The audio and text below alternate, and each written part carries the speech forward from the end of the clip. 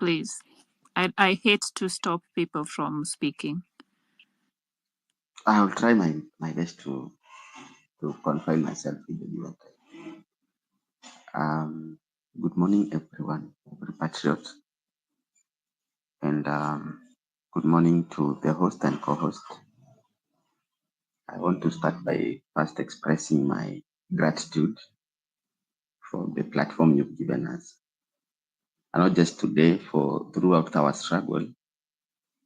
Your platform has given us a voice where we could front our change, to express our dreams and aspirations and even our frustration for the change we desire and the reforms that we want our country to have. This is the highest act of patriotism. In Islam, in my deen, we are told the highest form of jihad. Jihad is giving yourself to a struggle in a cause for truth, for justice.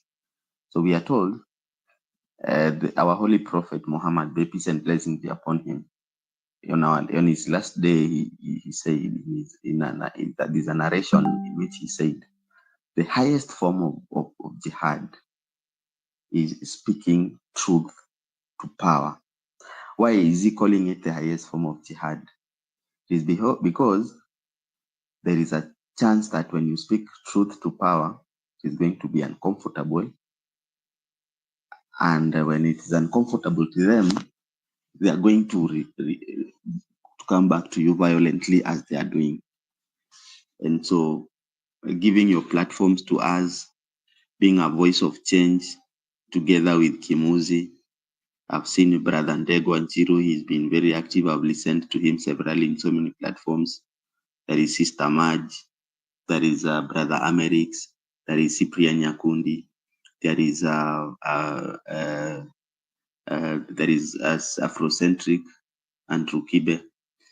You guys with massive following are doing a good and a patriotic act of giving citizens and Faith of the Yambo of Law Society of Kenya.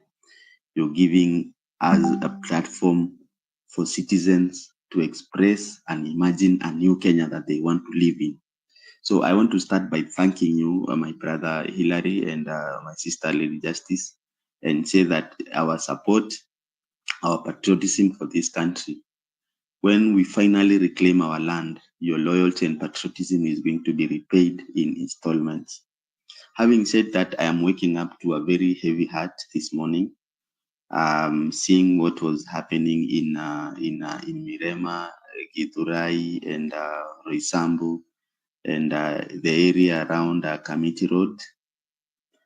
I feel the words of Francis Gaido the day before we went for demonstrations, that when you guys occupy a particular place, do not leave, because even if you leave, they're going to follow you back to your homes, to your estates, to your villages where you live.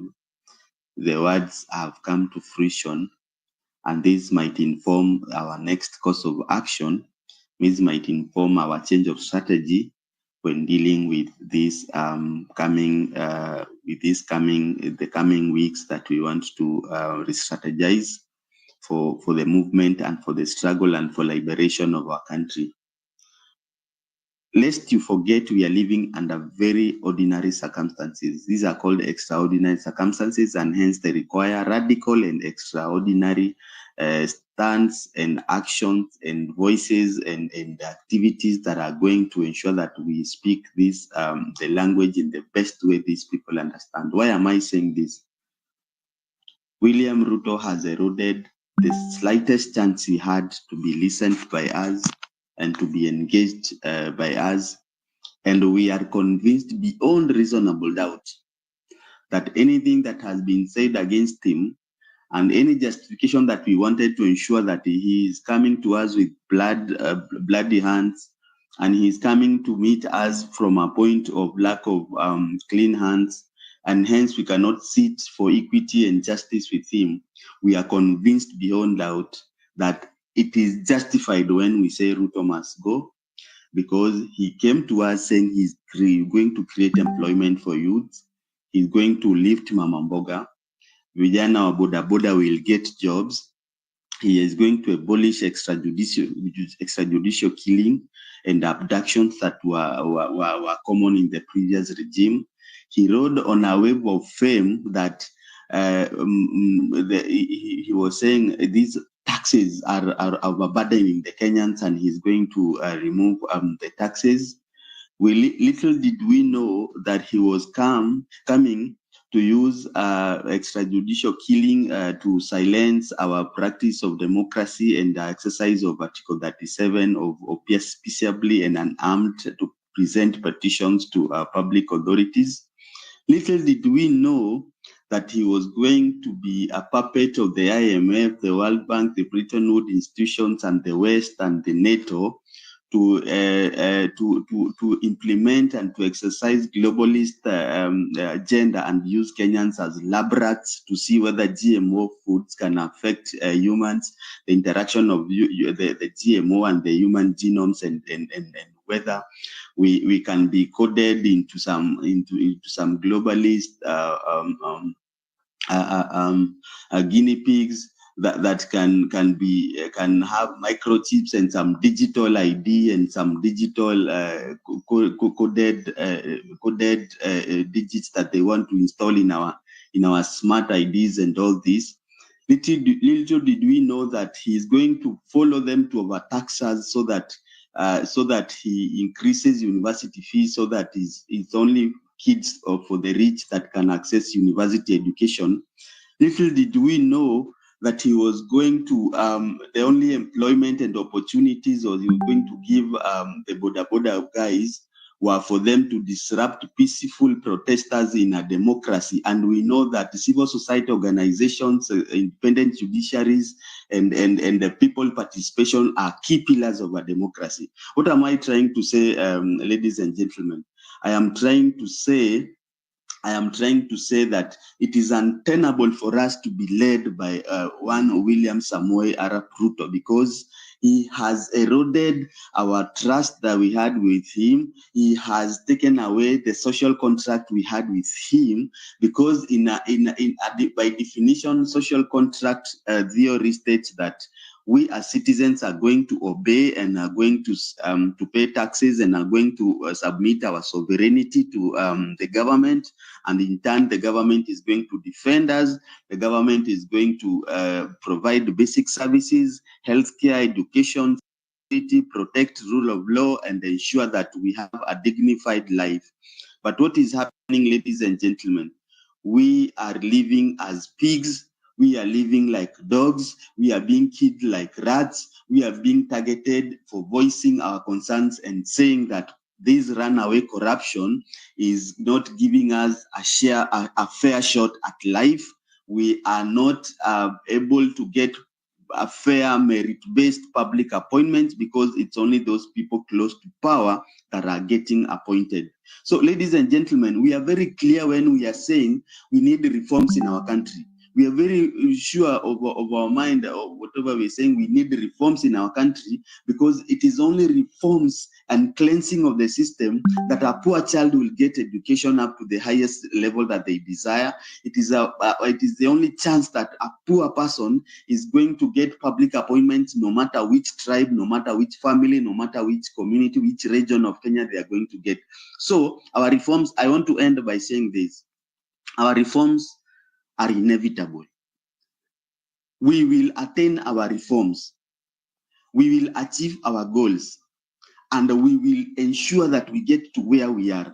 It's a matter of strategy. Number one, all the bigwigs need to come together. And Hillary, I am looking for you as one of the persons that has given us a platform. I am looking for you. The number you gave me is not going through on WhatsApp. Kindly reach out to me, because I would love all the people that have a platform to host one platform, one major space, one citizen assembly in which we all discuss and say the way forward is for us to be unified. The divisions and the fight that we are having, we need to end. all the differences that people have been having. Twitter A or Twitter B needs to end. All the jealousy that people have been having and all the hatred people have been having against each other, we need to set them aside for the sake of our country. That is the first thing. Once you unify, we are going now to exclude any other person who does not belong to us, because you are either for us or ministers. If you choose not to join the unified team that we want to form for our country and be in the citizens' assembly that we want, we are going to be treating you the same way as we are treating the enemy. That is the first point. Second point, we need to be organized in teams. We are leaderless, yes. We need to be organized in teams that continue protesting, in teams that draft reforms. That is why I'm so happy seeing Ndego and Zero here, and the LSK are very active in it. The reforms that we need, change of EACC code to give them prosecutorial powers, to give them the special jails, to give them backing of the law to ensure that they fight corruption to the end, or change the reforms of the constitution to change the size of government and all that. That is another branch that we need to have of experts that are okay in law, that are okay in governance, that are okay in economics of a country. We work on that. The other arm of our struggle, we need to have an arm of resource mobilization to ensure that whoever is abducted, whoever falls along the way, whoever is sick, whoever needs facilitation to arrive to the protest, they have the resources they need to the mobilization. The other arm of our struggle, comrades, needs to be the continuous political education. We need to continue educating our people and ourselves. We need to continue getting ourselves the best practices in governance, so that when we take power, so that when we are in places of influence, so that when we have political power that we so badly need, we're able to implement the resources that we need. So, ladies and gentlemen, our work is cut out. We have our full tray. We need to organize ourselves. Unity, number one. Number two, divide ourselves into teams. Number three, experts start engaging in reforms that we so badly need. And number four, resource mobilization I've mentioned. And number five, continuous political education. And even choose, we don't want capitalism and we don't want communism. Let us have a mongrel of an African communal way of living, in which production, both industrially and agriculturally, and we live communally. Whatever we get as a result of African capitalistic manner of production, it is given to support and to help and to grow the dreams and the aspirations of Kenyans. We have our future to. Abdul, please land. Please land. Thank you. It's powerful submission you have there, but please land. This is the last point. We don't need to follow communism of the West or the East. We don't want.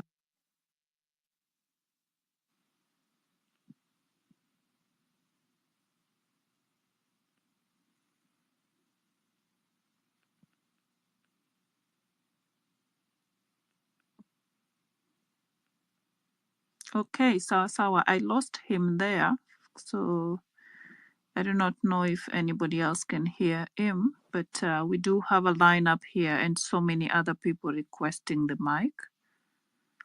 So Abdul, I'm sorry, I'm gonna end your conversation there. I'm sorry, but you've given us some excellent points that we are definitely going to consider. Thank you very much. And of course, hosting a space is not easy. We are in the part of the world, Hillary and I, in the part of the world where it's already very late at night, but we've been here for the past 8 hours, and we're still here for the country. So, Mr. Abaya, please, 3 minutes. If it goes beyond that, I'm gonna be that bad lady who's gonna be stopping people. Then from Mr. Abaya, I'll go directly to Joseph Mwali. Please go ahead. Thank you for this opportunity. First of all, it's a very sad morning in this country where families are mourning their loved ones. People have been killed by people who are supposed to protect them. The events of yesterday can confirm to us, to all of us, the citizens of this country, that there is no one who is safe. Whether you are a police, whether you are a lawyer, you are a doctor, you are a mamamboga, you are a border rider, there's no one who is safe. Maybe the police officers who are perpetrating brutality. To this end, I think I am convinced beyond doubt that the president is not serving the people of Kenya. If indeed he was serving the people of Kenya, he would have implemented all the demands that have been made out clear and loud to him by the Gen Zs. To this point, I think we should make it clear. The movement is no longer about the Gen Zs. We're asking all our friends, our mothers, everyone to join us in this cause, because yesterday it was Denzel's burial. Tomorrow you might never know who will be killed by the police. So it's high time our mothers and our fathers join us in this cause, because the police have proved to us that they don't even care. They're after our souls. And another thing that I've noted from yesterday's protest is that I don't know whether the media was paid or because every station was not covering the protest. I don't know what was happening. So what we will do is let us invest more in citizen journalism. Citizen journalism is whereby whenever you're in the protest, make sure your phone is rolling, your camera is rolling. Let us record all the atrocities that are being committed by this government. I don't know what it will take the president. I don't know what it will cost him implementing whatever he has been asked to implement. We have not asked him to call for dialogue with the opposition. We have not asked him to swap one incompetent person to another docket. That is not what we're asking for. We need new faces. We need competent Kenyans, people who have goodwill, people who mean well for this country. People who don't have graft cases, people who have not been accused of corruption, not murders. We want people who have a clean track record, people who've delivered. We have people, competent people here, not just recycling the same faces, same people who have failed him. The people whom he has brought to government are political failures. I'm wondering if someone couldn't lobby people, someone couldn't convince people to vote for him in the last election. How is he going to help him steer the nation forward? We don't need political failures. We need people who have track record, who can perform well, given people who have integrity, not corrupt people who have failed in politics are the people that he's bringing back to government. So I'm asking all Kenyans of goodwill, let us join hands, let us be united. This is not the time that we should be speaking. Of course, it is good to speak about gender issues, but let us not be divided in the lines of gender. We are fighting for a common cause. We want a transparent government. We want an accountable government. We want people that we can be able to trust with our resources. That is all I had for today. Thank you. Asante sana, Abaya. Thank you. We're calling upon everybody. The movement is no longer just the Gen Z. This is for all of Kenyans. So from every corner, if you can shikana mikono, bring one another into the movement. It's very important. One thing we do in this room is we follow one another. Back to Abaya's point, yesterday the media didn't cover anything, and this is because they were gagged. They had a gag order, so they could not do as much. So for our citizen journalism to prosper, it's important that we have numbers from one another. So follow one another in this room right now. Let's do that. That way, if somebody is on the field and something is happening, they can always record it, and people can see it and share it, and know that we are the media that we have right now. Citizen was attacked over the weekend. They did not share as much yesterday.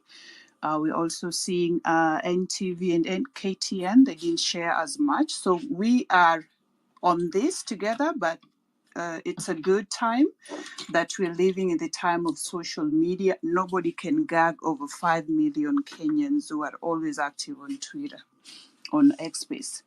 I'm going to go to Joseph Mwali and then Mumbi. Dakika tatu tafadhali.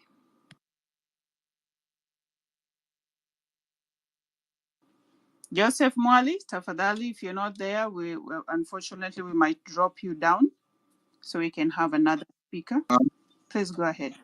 I'm here. Go ahead. Thank you. Thank you for this opportunity. What I would like to say is let's go to the verse of the Bible that love of money is the root of all evil. And I believe Kenya is being destroyed by people who love money. And their evil comes from actually loving money. So where we are is that they can do anything for money. They don't care about humanity. They don't care about its citizens. All they care about is being rich, having good houses, fancy cars, and everything. Now, I think even comparing Ruto to President Moi is doing Moi an injustice, because actually Ruto is worse than I think anybody have had as a president. He's evil, and all he wants to do is rule through killing and blood, carrying the Bible on one hand and killing on the other. Now, Josephine said that prayer is okay, but there's nowhere where we can get justice. Justice is only gotten through revolution. And revolution is what we are doing, because when our children go out on the streets, they are trying to revolutionize this country for change, so that we can have a better nation for our generations to come. We cannot sit back and watch someone destroy our country, and yet we are saying that it's the people who are on the street who are destroying. The people who are on the streets are just crying for justice, which is not being gotten. He's not listening. He will not listen. He doesn't have the bravery, because the people who he's putting in office already know his secrets. They have stolen together, so he cannot leave them out. And so he has to go. That's the only solution that Kenya has. And we cannot relent. We cannot go back on this. We have to move forward, fight, because this is what we need to do for us to get justice. It's not about being civil, because he can't listen to anything. He wants to rule. That was his purpose. That is why he lied, because what he wanted is to be president, that's all. He already stole back way back in 1992. He was already a billionaire. So now what he wants is to be king. Just as King Herod killed 2,000 children because he was looking for Jesus, who was named a king. It's that insanity that is in his head. Thank you very much. I don't have much to say. Asante sana, Joseph. Let's go to Mumbi tafadhali. Karibu Mumbi. Thank you so much, Lady Justice and Hillary. My name is Mumbi. And to start with, let me just say I'm a Gen Z. I might not have, because I see these are my majority of the people speaking here are my elder brothers and sisters who are vastly aware and have been living here older than me. So to start with, I might take what will sound like a different turn of ideas, but my aim is to bring into notice that we need to go back to the drawing board, because as for now, it seems it's not working. I'm saying this from a point that, having been to the ground, Gen Zs are the ones who, as this narrative was taken, we are the young people wenye tumeenda kwa ground, and we have the time to go to the ground. Ground means exercising our direct power, which is picketing. So when we go there, the case from here in the social media and on the ground, to be honest, are two different things. Hapa ndo unasikianga kwa ground ni different. One, how? Let me start with the case of yesterday. Yesterday, from the previous day, there was an agenda to occupy Jkia. Well, I'm still wondering from where that idea had migrated from, but the reason as to why we were going to occupy Jkia was because there are relevant information that says there's 30 years leasing and all that. But I felt the people who are trying to push the people to come out of the street are really giving bad messaging. In what sense? if we want the country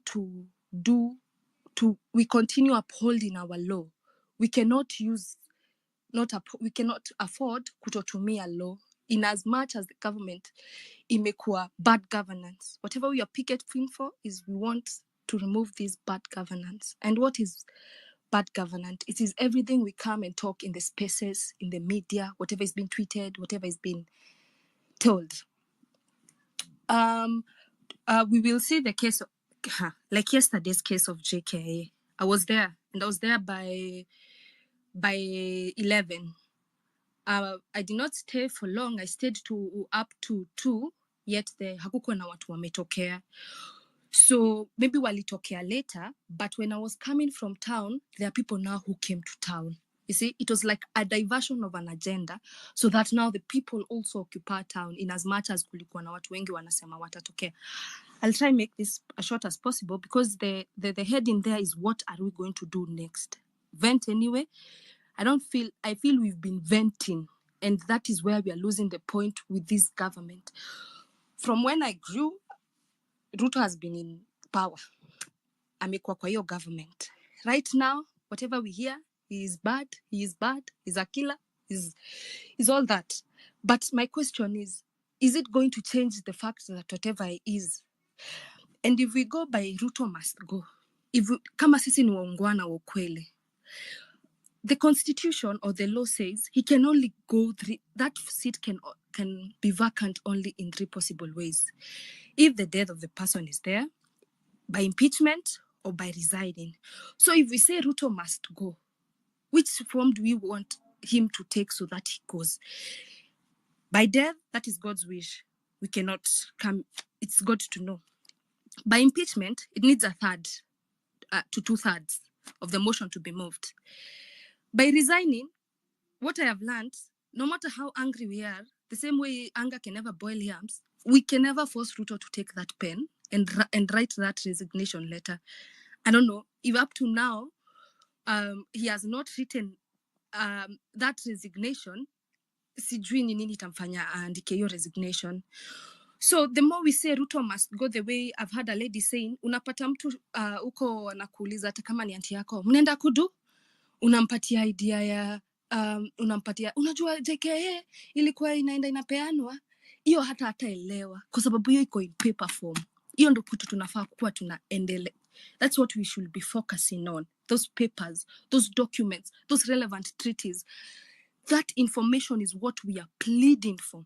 So when we go to the ground, the cause takes a different turn. And then we see, in as much as people will say revolution, they will be killing, people have to be sacrificed, and all that. Well, I will not change the course of that mind because it is okay. But there are those people who are willing to keep pushing this fight because we have what wanatutegemea. We have kids, we have parents. Yes, we want to be patriotics and come together in this cause and fight this battle. But I feel like there's a contradiction between the people in the media, which is in the spaces, and the people in the ground, which are now us, who are your young sisters and brothers, who are going there. What I think we should be telling the people is this. Those who are in the spaces and who have vocals and are holding. Instead of saying Ruto must go, yes, he must go. But if we go by law, is it wise to wait for 3 years amalize kosi yake? Ama tutumie hii 3 years kuchoma country yetu, and the way as Kenyans, sisi ndo we have triggered the whole world. So we have triggered, we show them that we are ready to ban our country. How are we going? How is that? Because anytime we want to ban our country, tukifika CBD, nakwambia jana, makazi zimefungwa, watu wanaibiwa. Those people who have jobs there, they are still our parents, they are still our brothers and sisters. How about we go with the law? The law says what? There is public lands in every constituency, in every place. Let's say in the case of Nairobi, because that's where I operate, Nairobi and Kiambu. Uhuru Park is our land, is our public land. In that, such matters like direct picketing inakamingi in hand. How do we do with Uhuru Park? We are going to Uhuru Park to do what? We're not going there to hold concerts because they're not helping us. At this time, what we are demanding for is civic education. How in this sense? That is one of the things. Agenda 1, because the reason tunaitwa formless na agendaless na nini ni juu wenyewe ukifika kwa ground kila mtu ako formless. Unauliza mtu wewe una chant nini? Ati hata mimi sijui, mimi nafuata tu umati. Unauliza mtu unafuata nini? Ruto must go. Anaenda kwa nini? Ni mwizi, ni nini, ni nini. So you're wondering, now what kind of society is that? How are we going to beat a person mwenye ako na all the ammunitions na sisi hatuna kitu? Don't you say we are killing us? That is killing us. So what we are supposed to do, we are supposed to, it is said, don't argue with a fool because you'll become a fool. Sometimes you need to go to the level of a fool. I'm concluding. Sometimes you need to go to the level of a fool. How? Tumejua how he thinks, how he's done. So, vile tulianza poa. Let's take in the gap from when finance bill started. Finance bill ilidropiwa. But it doesn't mean we don't have a bill. A bill has to run this country and to audit it. So what happens? Alichukua ya 2023-2024. With this 2023-2024, I had the appropriation budget chairperson Kioni saying what? I don't know if he was in Molo. This is what he said. Nyinyi watu, malizeni kusoma hiyo finance bill haraka, mlete hizo views zenyu, tupitisha hii appropriation. That is the first makosa that we should point out. I know Kwaredam came and it really shocked us, it really absorbed us, but as Kenyans, hakuna kitu natushtuanga. This is not new. Kwaredam reminded me of when I was young. There was somebody who emerged na alikuwa anaitwa Onyancha. It has a similar thing. You know, nothing is new under the sun. So there is a similarity with that. So since tumedrop, tunaenda tu na course. Tukitaka kushika hii kitu na turudi back to the drawing board. Let us go with the course. Tuende na vile tulianza. Hii 24-23, ulidrop. Ukachukua, sasa ni kurepeat, tumerepeat hadi shule. First of all, hiyo accountability tunaitisha ni ile finance bill na hizo taxes zilifanya revenue and expenditure. Can you account for us? Accounting for us doesn't mean you come and talk and say account. We have smart people who can even give us a way or a paper written something of how accountability should happen. We've been hearing it in the spaces. Accountability of what the young people will ask for. Yes, you've dropped. We've not had public participation till right now. How do you go and tell people to read something faster and submit it? Where is the civic education? The president utamwona hiyo Sunday ameenda church. Ameongea. Kile atasema ni elder naona hii church yenyu mnajenga nitaandika. You see, already whatever we've told him to stop doing, he's doing. How about he says, ninaona watu wako wengi hapa. Ninaona hii finance bill inawatatiza. How about tuweke kwa vikundi, kwa wale wanataka translation, waongelea mother tongue, wakuja wafanye public participation. In that, it will create, even though not permanent jobs, it will create temporary employment because the people who are going to teach these people are the same people within us.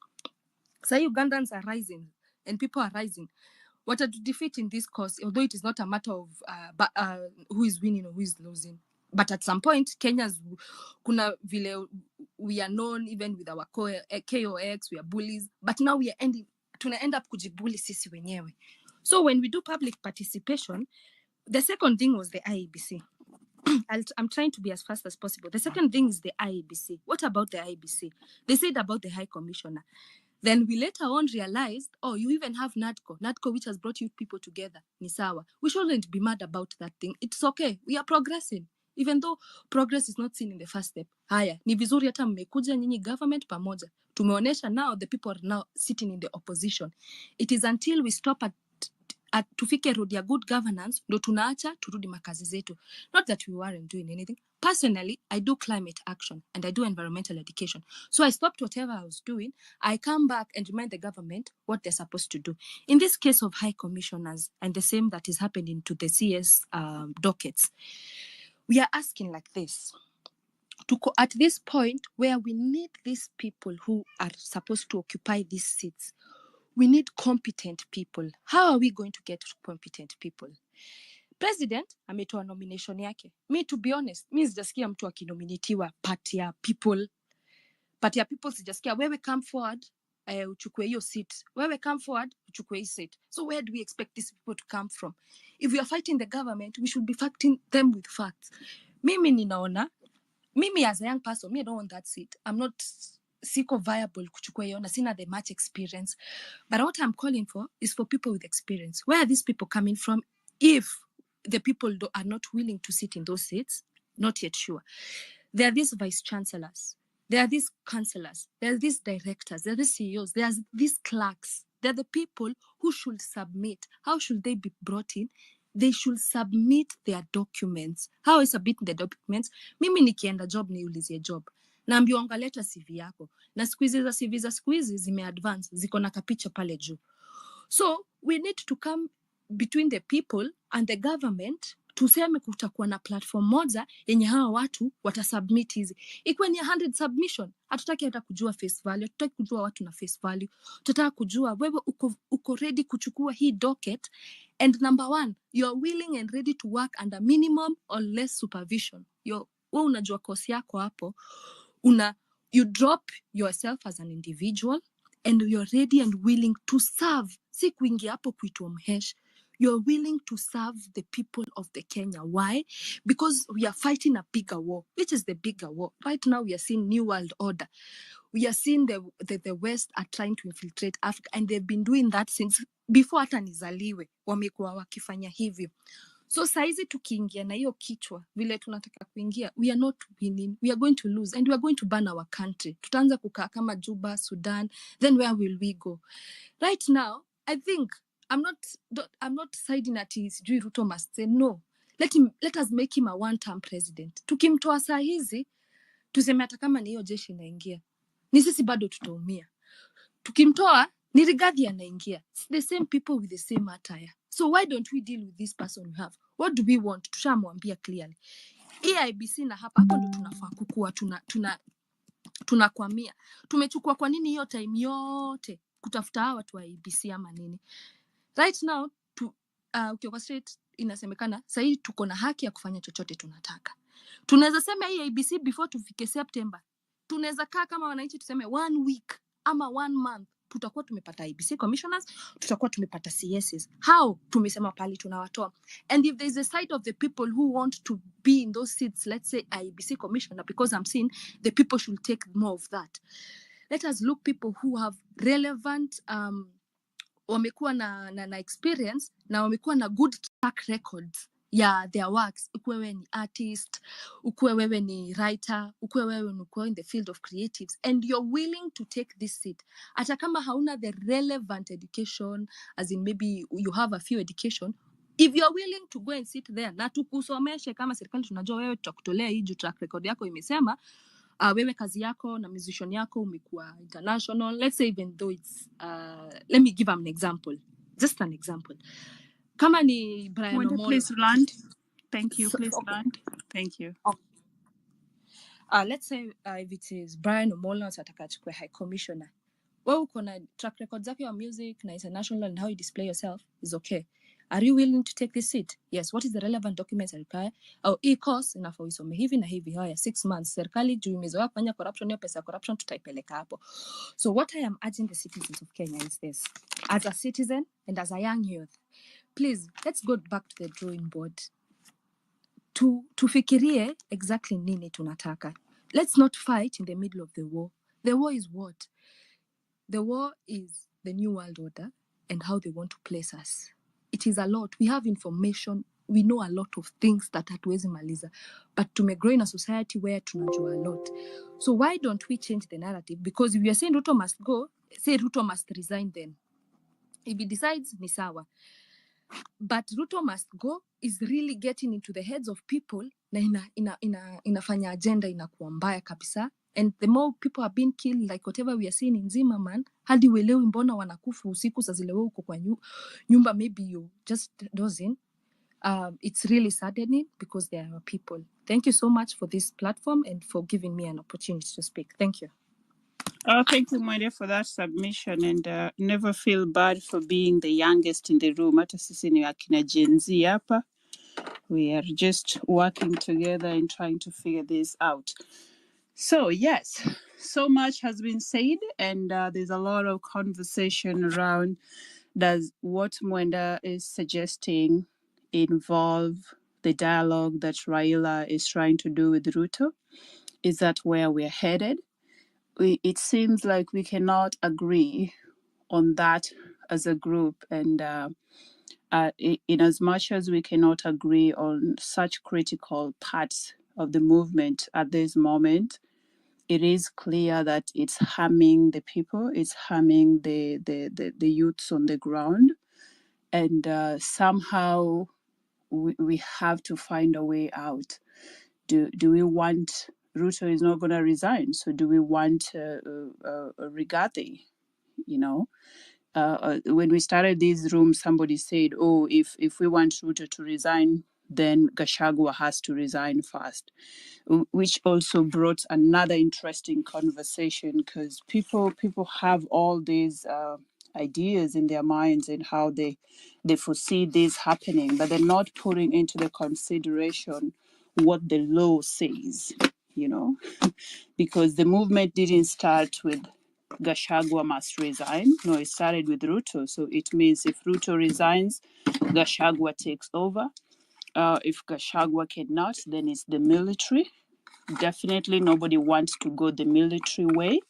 And Gachagua and Ruto, really, we don't have issues with Gachagua yet because we haven't really looked into him much. But do we really want to replace Gachagua and Ruto? There are a few things we know about him, but if we start digging into his past, we may not like it. So yeah, those are critical parts of the movement that are a little bit confusing, and we are doing something that's never been done in the world before. We the way we've run this movement, it's never been seen anywhere. So everybody's looking up to us and what just waiting to see how we're going to execute it. And the truth is, we do not have a blueprint. We are creating the blueprint for other countries, for other places to use in the future. And with that in mind, there's going to be so much that we do not know.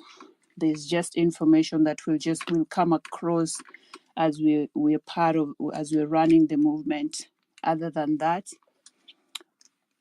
tuko na si ati hatuna mbele wala nyuma, tuko nayo, lakini tutaenda tu venye tutaenda, tukutane huko na mbele na nyuma huko.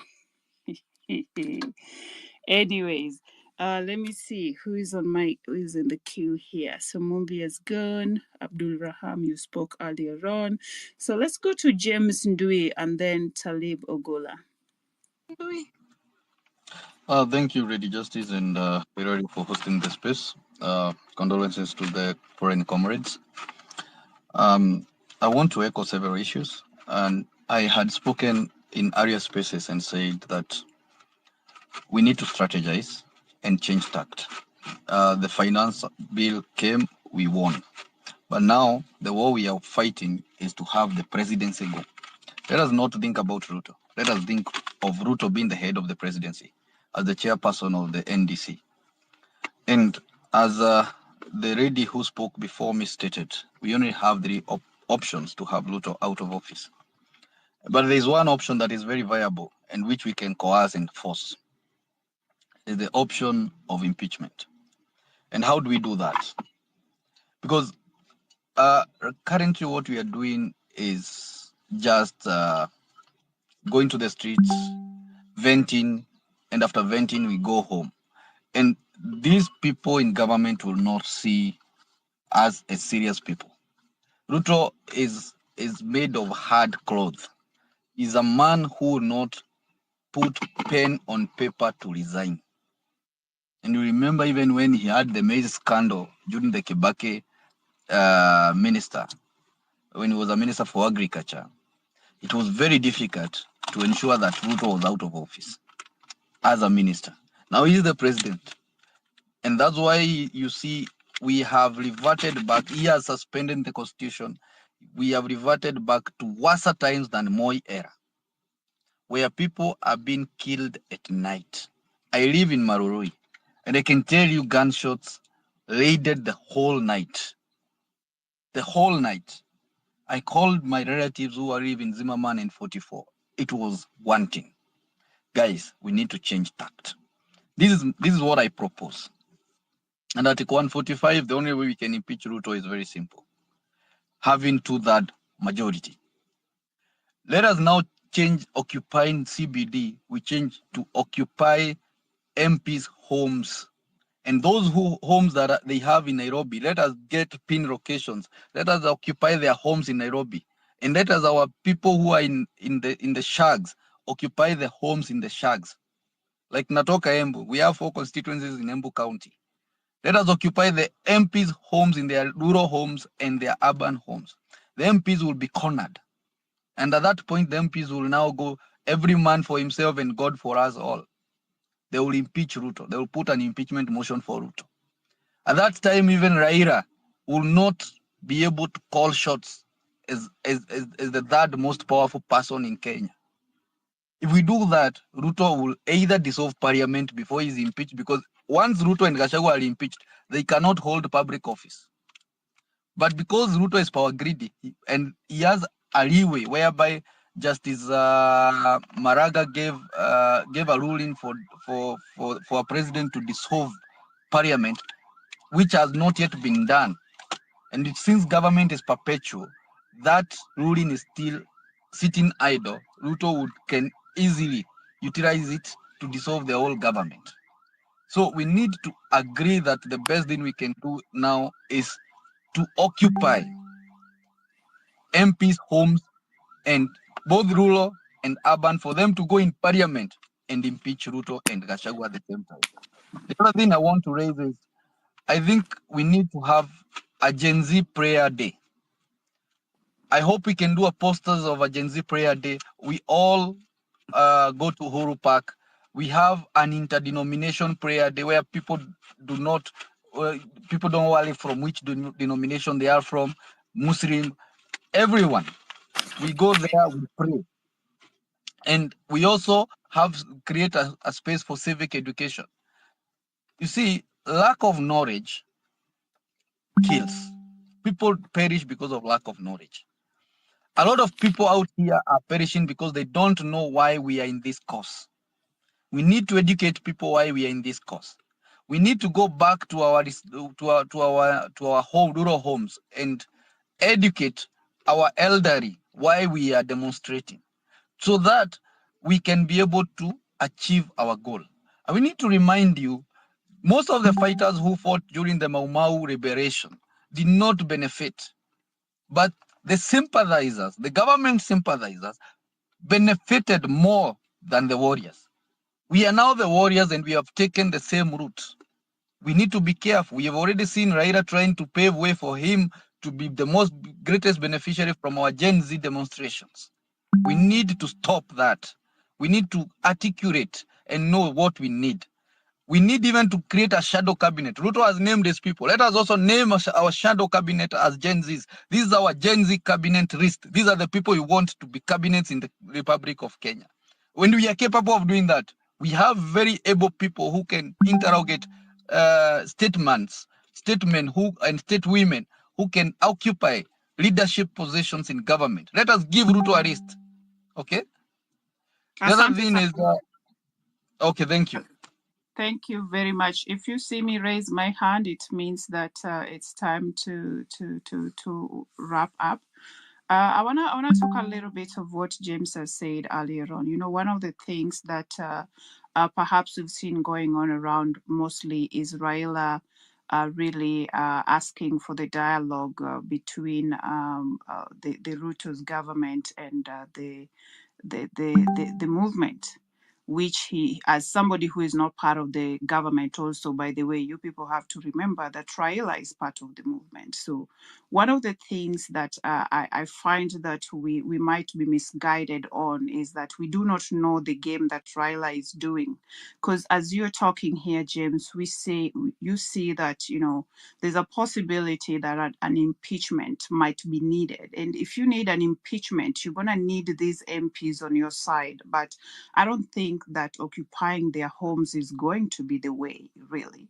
I think at this point, the Gen Z, one thing we've been doing on this platform that is not quite smart or wise is that we are making everybody our enemy, so much that we do not know who can be powerful allies that can move the can take the movement to the next level?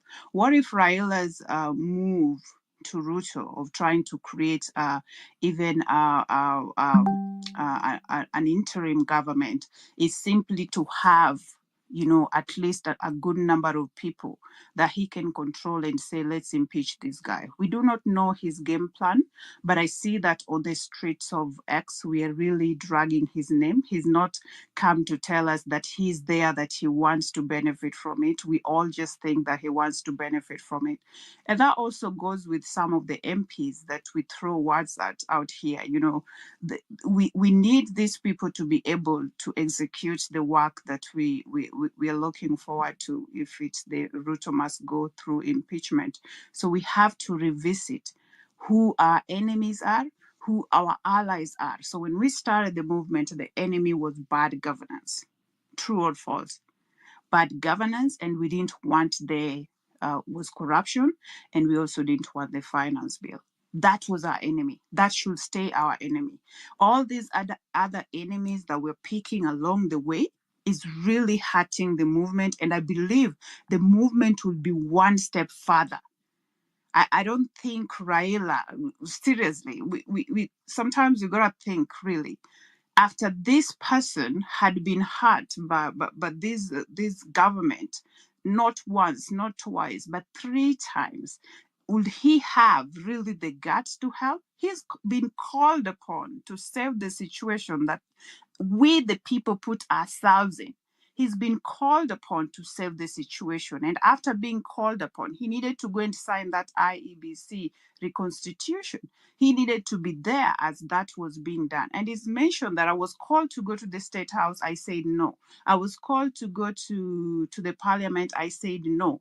And I said, let's meet at the Kenyatta International Conference Center, because that's a monumental building that represents the people of Kenya.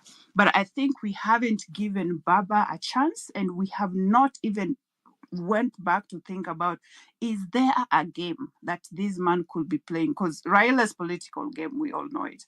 It's not. Let's not just say that, oh, kila siku he's lost. Raila never lost election. We've been in these rooms with people who have conducted elections reviews in Kenya, and they've said the only election that was fair and free in Kenya was the 2002 elections. The rest, they cannot say, which means they know that there was something wrong. Raila has never lost election. The election has always been taken away from him by the corrupt governments. So we really ought to think about what I'm pushing for. Who is our enemy? And who can be our allies that we can work with, who we know that have the passion for people. We know people like Raila have passion for people. We know that he's been fighting the constitution we have now, the devolution we have now, all this, even the ability to demonstrate right now and not be killed or even be sent to Nyayo chambers, is because people like Raila paved the way. So as we are looking for the way forward, what are we doing next? I think one of the things that we have failed in for the past 2 weeks was starting to pick up enemies that were not part of the agenda. Our enemy was bad governance. Our enemy was the finance bill.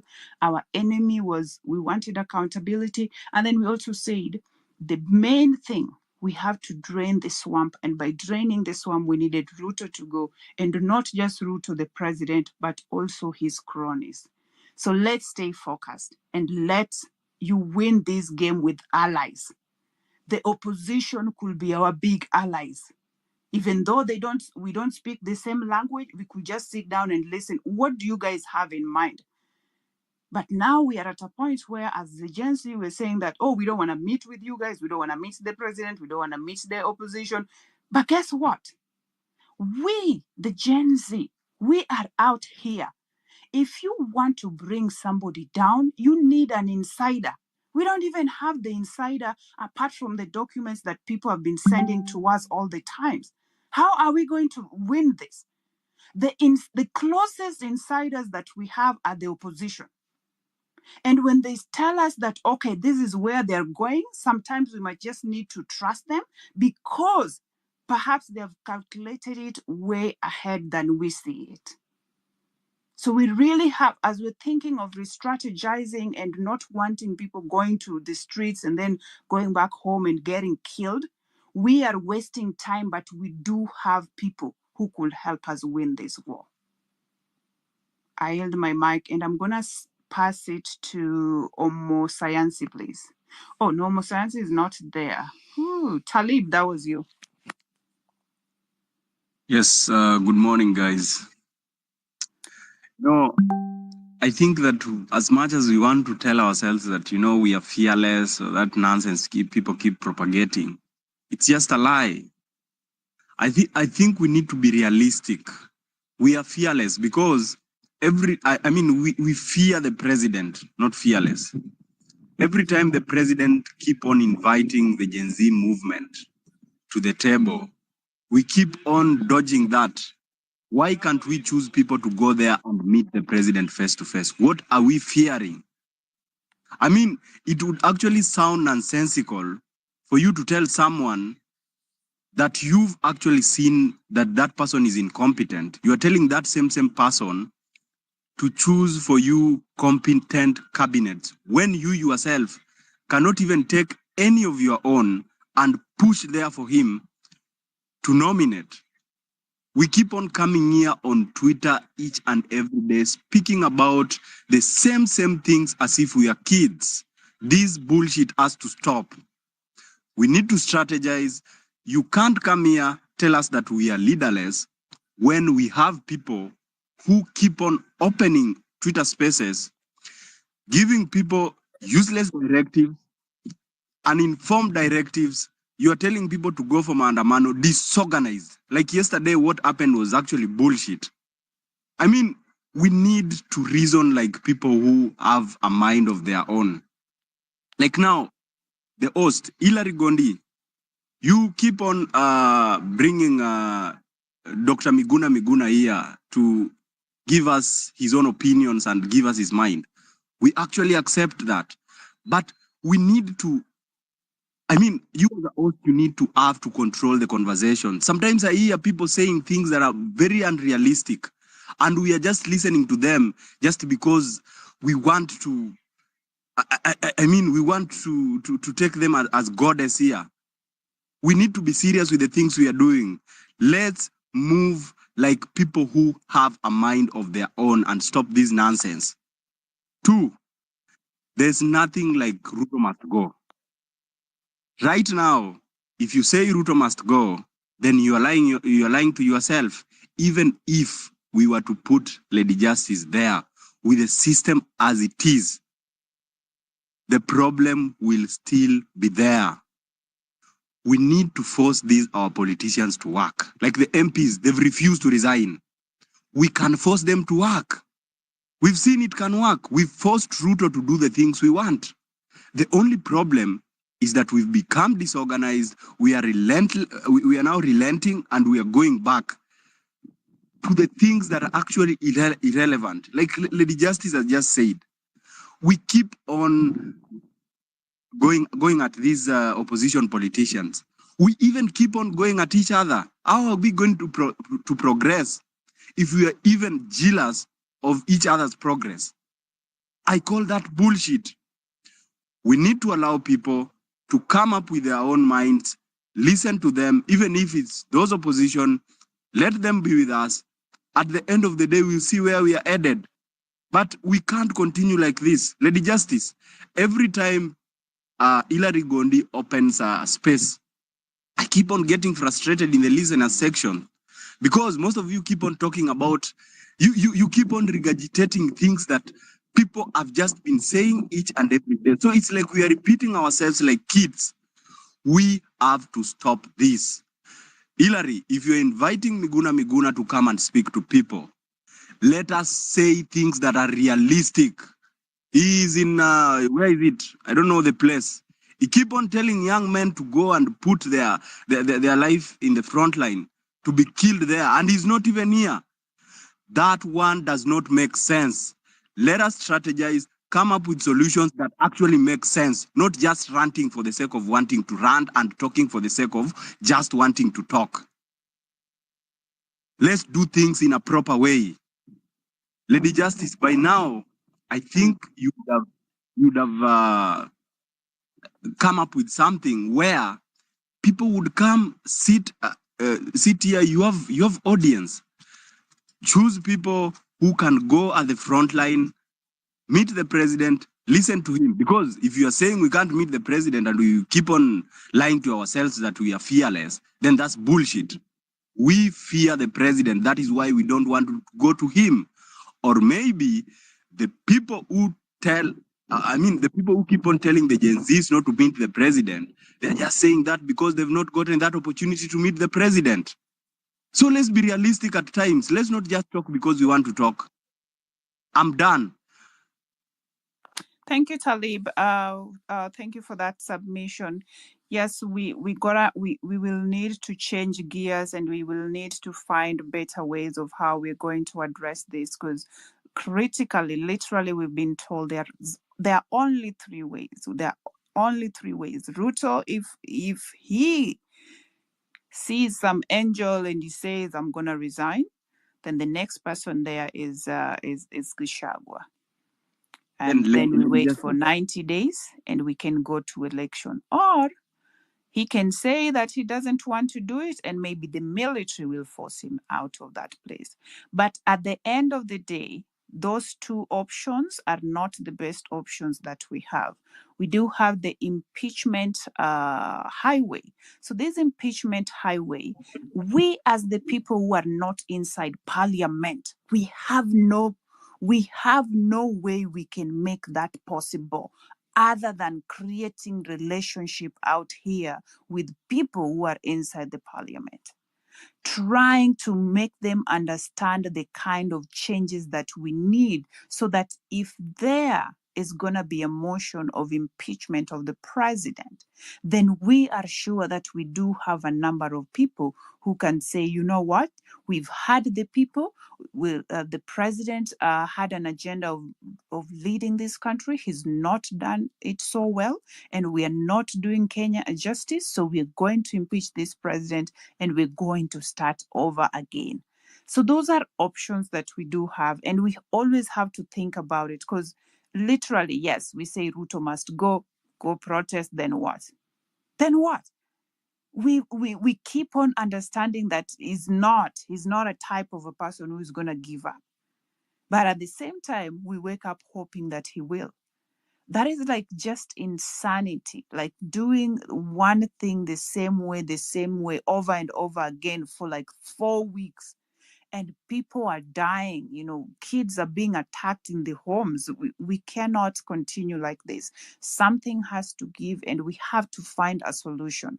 Right now, with the number of the people who are killed and the type of infiltration that we saw in the CBD yesterday, we cannot move like that. We cannot move like that unless we, the Gen Z, also here, we are putting ourselves in a situation where we're saying that, oh, we just want lives to be lost. That's not why we started this movement. And I support what Mumbi said earlier on. We have to find a way. We have to find a lasting solution, and we have to stop this madness. I'm going to give the mic to Just yes. 30 minutes, 30 seconds, kindly. You Please see, it's actually useless for the Gen Z's movement, which is ours, to think that you can handle the oppressor without, first of all, dealing with the accomplice. The person who is enabling the president is the accomplice. Who is the who is the MPs? Who are the MPs? The MPs are the accomplice of the president. If they were not doing the things they are doing right now, the president would not be bold enough to talk to us the way he feels and the way he deems right. We need, first of all, to deal with the issue at the grassroots. Our MPs, because they are the ones who are useless, they are being given money to actually push the things that the president wants. So we, first of all, need to work on that. We can't go for the top seat, but we still have a problem with our MPs. So we need to deal with them first before we even think of going to the president. If they were straight, the president would be very straight. Please take the mic, Omo Sayansi, then I'll go to Engineer Bundi. Omosayansi, are you there? Omosayansi never speaks. He asks for the mic, but he doesn't speak. I don't know. Okay, Engineer Bundi, please go ahead. Then I'll go to the north. I have so many people requesting. Thank you very much. I'll try and be very brief today. This is a good opportunity to actually look back and then look forward. The truth is we've come a long way. I'm a millennial myself, one of the last, and I've been involved in elections and politics since 2013. Putting up systems, working in the strategy teams and all that, both in the country and out. And I run a company that actually handles tech and leadership and governance issues. So one of the things I've noticed is the fact that we are actually shooting in the dark. Yeah, the general direction is good, but you can't achieve much if you keep shooting a moving target or shoot in the dark.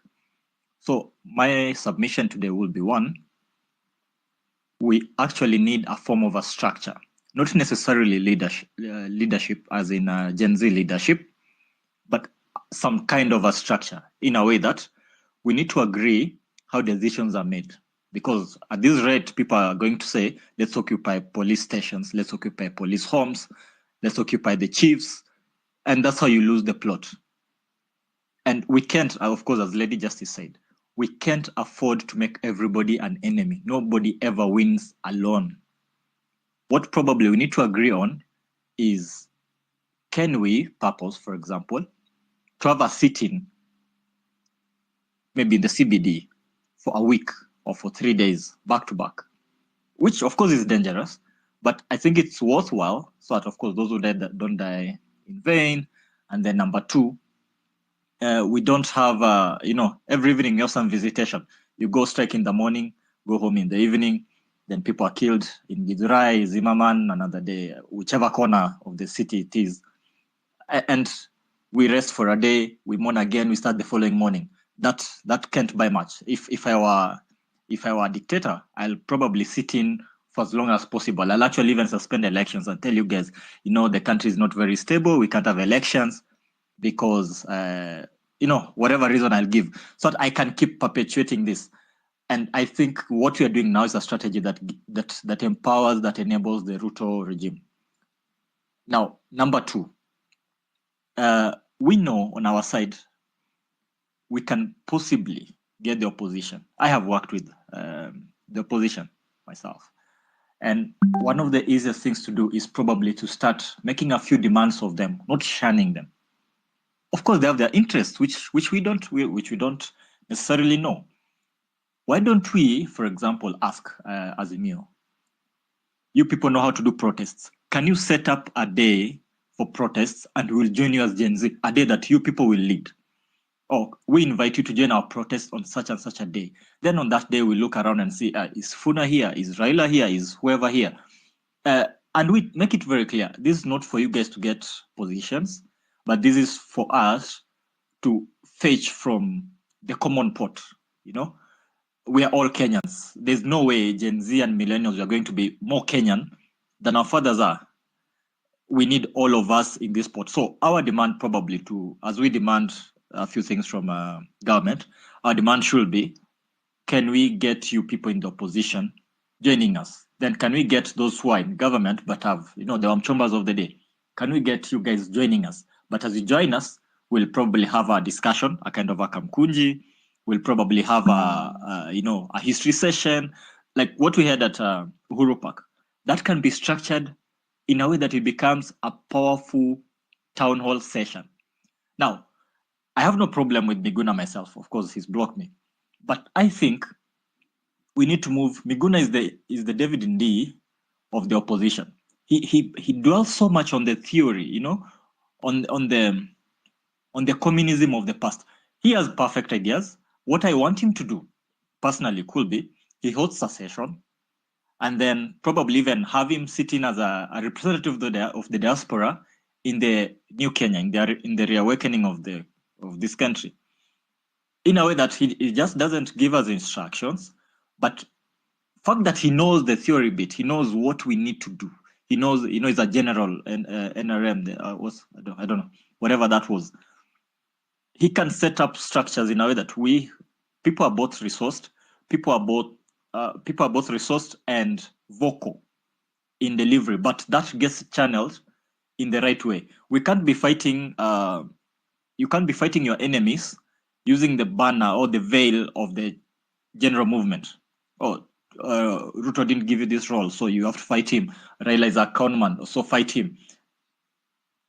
If we do that, of course, as you add value to us, we are losing the main plot. Finally, this is my take. I don't think we need to demand of Ruto, how do you call it, in piecemeal. He has the wherewithal, he can go all the way. Don't ask of him to give you competent CSs. Some of the guys there were my classmates, actually. People I've known for years. What we need of him, is it Lord somebody said, Talib or something? What we need is a reset. We can have those 6 months, probably extra constitutional. Again, the constitution is meant to control us in a way. The law generally controls the masses. So we may not expect much of a change, a systemic change in a constitution that was meant to create the same change. What we probably need to do is to make it so untenable for anybody of right mind, actually even laughable, to actually ask us to work within the same law that has been set by the same people that have been using it to muzzle us. We ask him, and not him alone, his entire structure as UDA or KK.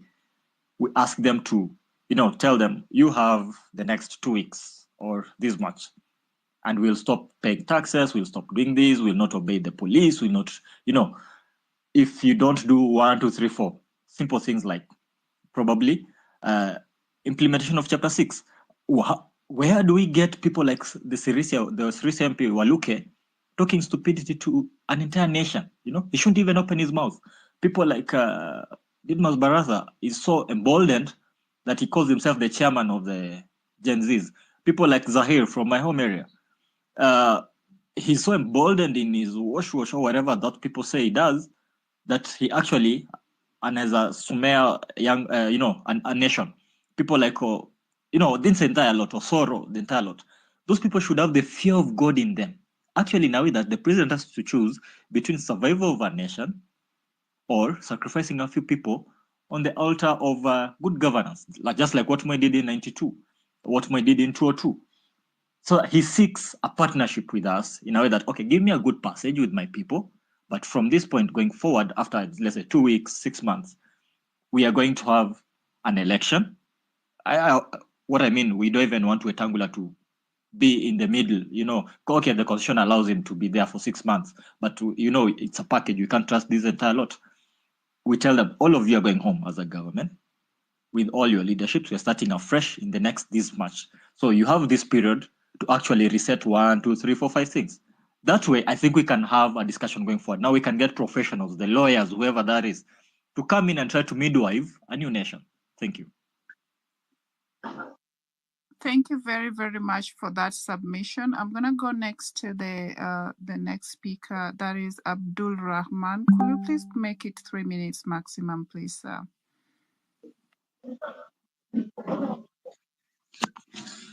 Thank you so much.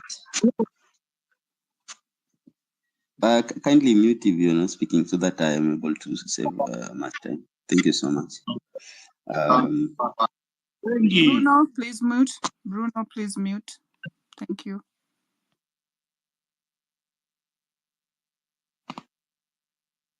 Lady Justice, I'm back and I'm listening. Yeah.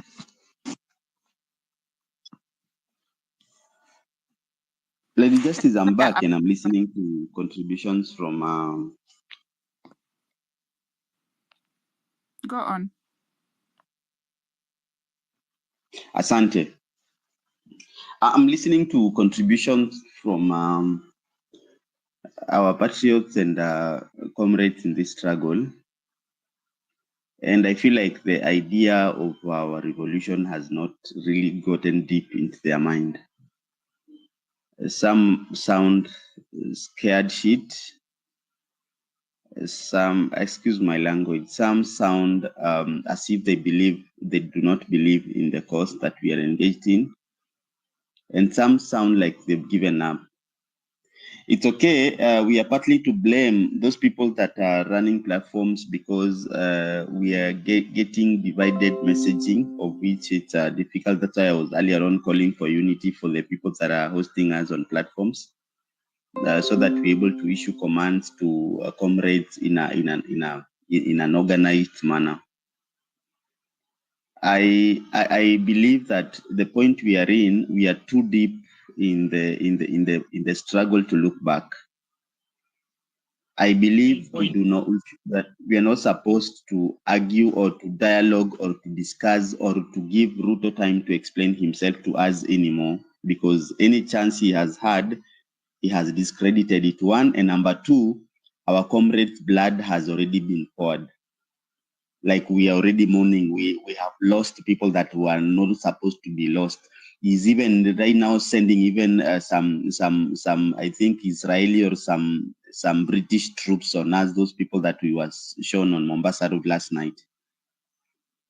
So what is the way forward from here, so that we don't cry and cry and cry and cry a lot? Number one, we organize ourselves. That is the first thing. Organize ourselves, that you 6,000, you Abdurrahman, you Jojo, you BC, you belong to the streets. And you people, the other ones, because you're experts in this, you belong to drafting the reforms that we want. What is the essence of the streets, so that we don't forget? Throughout the world, there has been always guerrilla warfare when it comes to liberating a country. Case in point, in Gaza, the occupied territories of Gaza and the Palestinian land in Gaza and West Bank, there is a warfare by Gaza, by Hamas, the military wing. But even then, we can see Mahmoud Abbas, the president of Palestine, is engaged in the UN, in the ICJ, in the case that South Africa has already launched at the ICJ, for the world and for the UN and for the conventions that are in place to ensure that Palestine and the others are gagged against Israeli attack. But we are having already a military wing on October 7th attacking and resisting and pushing reform agenda so that they get their land back. The essence of us going to the street is to exert pressure so that we are listened to. And this is not going to end until we have already gotten what we want. And my suggestion is, actually, we should not go back home because they are following us at home. We should stay there until the reforms we want, we get them. But on the other side, these people, the LSK, the Ndego and Jiros of this world, the governance experts, they are bringing out the reforms that we are then enumerated. EACC wanataka nini? The size of government, tunataka tukue na MP ngapi, governors wangapi? Mambo za land, zitakuwa ownership ya land itakuwa vipi na production itatumika vipi? Corruption itafightiwa vipi? Those are the reforms zenye tutakuwa tukitafuta this other side. On this other side, new mkom diaspora mnamwezi kuja, mnatuma resources in a centralized place kwa sababu ya kufacilitate watu wenye hawaendi. Kuna watu wengi wanataka kwenda streets but hawana fare. On this other side, tunaendeleza hizi political education kusaidiana ndo tuweze kunini. It is okay. I had the frustration ya the guy that spoke, that people are repeating the messaging so that it gets deep while we are here. Right now, hatuwezi sema at now we give up and now we start negotiating to tume representatives waende waongee na Ruto. Wanaenda kuongea na nini? The man has the blood in his hands already. Ametuonesha he cannot speak. So let me end by requesting, guys, please let us focus on the prize. The prize is reforms to ensure our country to gonna the bare minimum, a dignified life. Healthcare system is working. Hata kama inamaanisha turegeshe healthcare kwa the national government, ni sawa, we do the reforms. Hata kama inamaanisha education system tunarudi kwa 844 yenye ilikuwa ina work, ni sawa. But sasa lazima we be sure that we are not giving up. Lazima to push hizi reforms, lazima tuhakikishe that we sustain this in such a short time. But the more we are divided, sijui Gaitho ana attack Cairo ana attack Boniface Mwangi sijui ako na issue na maji naye sijui awasikizani na hii side. Saa hizi sasa nasikia tena Miguna tuko na shida naye kidogo tena. Andrew Kibe mademo wanasema wanamchukia kwa sababu sijui Andrew Kibe huwa anaongeanga shit kuhusu mademo. Sasa hii ni time to set differences zetu sote kwa sababu wao wote wako na platform. Amerix naye achane na mambo za mafeminist, wote tukue pamoja. Tuweke agenda zote yote, tuweke Kenya saindo agenda yote, to liberate Kenya sote pamoja. Asante sana Lady Justice na Hilary Gon. Asante sana Abdul Rahim for that submission. BC, and then I will go to 6,000 after BC is done. The lady here, her name is Chalo Kialo. Chalo Kialo, going 1. Chalo Kialo, going 2. It looks like Chalo Kialo Ayuko, 6,000. Work when you don't give direct space. Where's demanding people at the same time you don't give dialogue? How can it work? Can't suggest hiyo ni kumaanisha hatuna akili. Yes. Bruno Wekesa, what are you doing? Please, there's a lineup. Nimekuweka tu kwa space hizi. Good morning. Good morning. Tafadhali focus. Okay, my submission for today. Good morning. Itabidi na huyu Bruno. And then 6,000 you're next. Yes, Bruno, go ahead.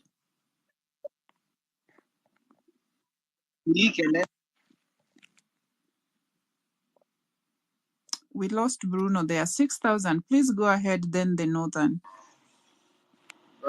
Lady Justice, just a minute, Nishuke, and then I submit. Kindly, just a minute. I'll submit okay. After the next speaker. No worries. Northern, please go ahead. The Northern. Greetings, everyone. Thank you for this opportunity. Mwanzo sitaki kujirudia juu kuna wale speakers wenye washaongea yale mambo na ningeyaongea. So, my concern is right now, and I'm praying that nikikosea nikoselewe. Right now, the movement is at a mess, I'm sorry to say, because the approach imekuwa rejected. Just like someone said, we've created more enemies. For example, this Occupy thing, it was really workable. Occupy Parliament workable, whatever the bill, nini, all that. But right now, it create a situation whereby unaona kama Occupy Jkia, people think that now everyone, the other population, watu wanasema these people are disrupting our businesses. So me, I'm thinking this Occupy things now it's not workable. Unaona kama hiyo kusema enda kwa MPs, it will lead to more deaths. Everyone, cause MPs, kwa MPs homes, people will just shoot at the other citizens kwa sababu watasema you are intruding into their privacy and it will be wrong. Watu wenye wakufungua biashara jana, they will be like, oh, this Occupy thing is not workable. So we need to get another approach. And the approach should be, why not calm down? Sometimes, si ati tumeshindwa or anything, una accept kwa something is not workable. You get another approach. There was a room for dialogue. By dialogue, haimanishi umeshindwa. The point is, do we really want Ruto to go? Should it be Ruto must go or Ruto must work? Because hata yana defend power. Unajua power is something else. For example, wale cronies wake mnasema MPs, hata opposition tukisema ati tuna approach or anything, it is all about power. The opposition people will not side with anybody because they will want that power. Supposing is a movement, not just Gen Z. Because Gen Z and like-minded people, because they are millennials and others. Ikue, now it is still viable. Calm down, Sema, you want to dialogue about this. What do you want? Hizo points zenye ziko. Employment, saizi kuna wave ya CS. Kwa kusema ukweli, hiyo group ya CS, it is a whole group of, I don't know, sitaki kutumia lugha yenye haifai. But this is the chance yenye this movement ingesema, for example, Ruto must work. By Ruto must work means kumweka on toss. Mnaambiwa mnataka kuawakaje, Our CS elect lazima wavetiwe not just by those panels when wanakuanga parliament, sijui senate, sijui whatever, involve public participation. Now we're not just throwing stones kwa glass buildings like that without points. Inakuwa mtu mwenye ako very conversant with mambo ya finance kwa the movement, ako kwa hiyo panel, amesha accept hata yeye kuwa we want dialogue, we want to participate, public participation, so that we choose good CSs. Bure, all these people run away with that CS thing. Na unajua being a CS, for example, Minister of Health is just, it rules the world because it's about our health. Whatever they have done, replace Nakumicha with another Nakumicha. Why don't they just, the movement sema sisi tunataka kuvet. We want people like those professors wenye washakuwa huku, Dr. Nyikal, someone who has been participate kwa policy making, you know, someone who has been in policy making, a mother-child mortality rate, people who know those things. But you see right now, we are busy occupying places. We are busy saying we're not going. We are busy saying that hatutaki kuonekana, like it looks like ati movement iko strong. Movement is strong, yes, but hata wale wako strong, they are moving things. We need to first of all see vile UCS before wavetiwe tumeshapeana mandate yetu kuwa public participation has to be there. That way we shall have watu wa public works, employment inatoka hapo. So we need to just calm down, re-strategize, tuchukue easy our MCS. Unaona already hata wanajisema wenyewe, why swap from sijui Duale to that other lady? It shows there is a mess, but that is the opportunity that the movement would have taken advantage of, kusema sisi tumekuja hapa as a movement. This is what we want. The hashtag change from Ruto must go, sisemi ati na bulldoze, just a suggestion, I stand to be corrected, to Ruto must work. By Ruto must work, ndio tunaingia kwa hao MP. Tunasema no, hatutaki hata hizo stories za governor or what, because we don't have money for it. So wanasema the government is poor, is broke, I don't know. Ikue wakiwa hapo wajue hii term ikiisha, we can even go to a referendum, hiyo constitution hata inaweza changewa whatever before we go to election, so that we hatutaki hata hizo governor, because right now people who kama uli manage to grow up during hizo times za provinces, it was easy to see a DC or a PC than to see your governor. So tuseme turudi hata back ku cut on costs. Hizi vitu za women rep, what is a women rep doing? Every woman can represent their community wherever they are. But we cannot say those things where we are busy occupying places, we are busy being shot at, we are busy being suspected. Kama Occupy Jkia, sorry to say, Occupy Jkia yesterday affected all of Kitengela. Right now, people of Kitengela are like, hii group hatutaki, ukiongea tu you are an enemy. So unaona nini yenye ilianza vizuri, imekuja kuwa kitu yenye aina watu wanaiona kama it is not workable. And believe you me, money is the root of all evil. The masses when walilala njaa Kitengela jana, ukiwaambia anything about nini, people have deadlines, it's month end. Let us reason, let us calm down, let's take advantage of this CS thing. Kwanza hiyo CS me inanibo, because like Ministry of Health, back to it again, it is the same, they are protecting the COVID millionaires, they are protecting the KEMSA thing, na tuta lose forever. And the NHIF, ikafika point hata NHIF ilikuwa inachukuliwa, inaibiwa, alafu inashiftiwa. Why don't we talk on such points? Because hizo ndio vitu mamako ushagoa mashosho wako haizi pata matibabu. Unaambiwa ati hiyo NHIF ukipeleka hiyo, mamako akipeleka kadi private hospital niko nyumbani, anaambiwa sisi tuna serve tu hapa, ni wa civil servants ndio tuna accept. Why? Those things have to be brought into book. As I wind up, I stand to be corrected. I love corrections. Let the movement move na hiyo momentum yake. Bring everybody on board, like Gen Z and like-minded people, Gen X, Gen Millennium, and hata wengine, sijui ni baby boomers or whatever, whether they're still alive, wa wengine wote. As I wind up, let's be focused. Let's just breathe in, breathe out, tone down, think deeply, think about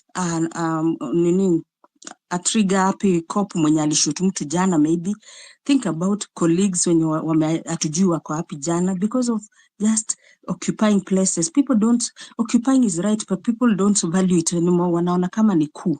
Na unajua sheria za coup, anything termed as a coup, imechinjiwa saizi, si hata rowdy youth, si hata Gen Z, si hata nini, they taking it as a coup, an attempt to overthrow the government. So we have to rethink in order to be viable and in order to be also in leadership and in also to be in control. I rest my case. Have a good day. Asante sana for your submission, the Northern. Can I get a rejoinder, please? 30 seconds.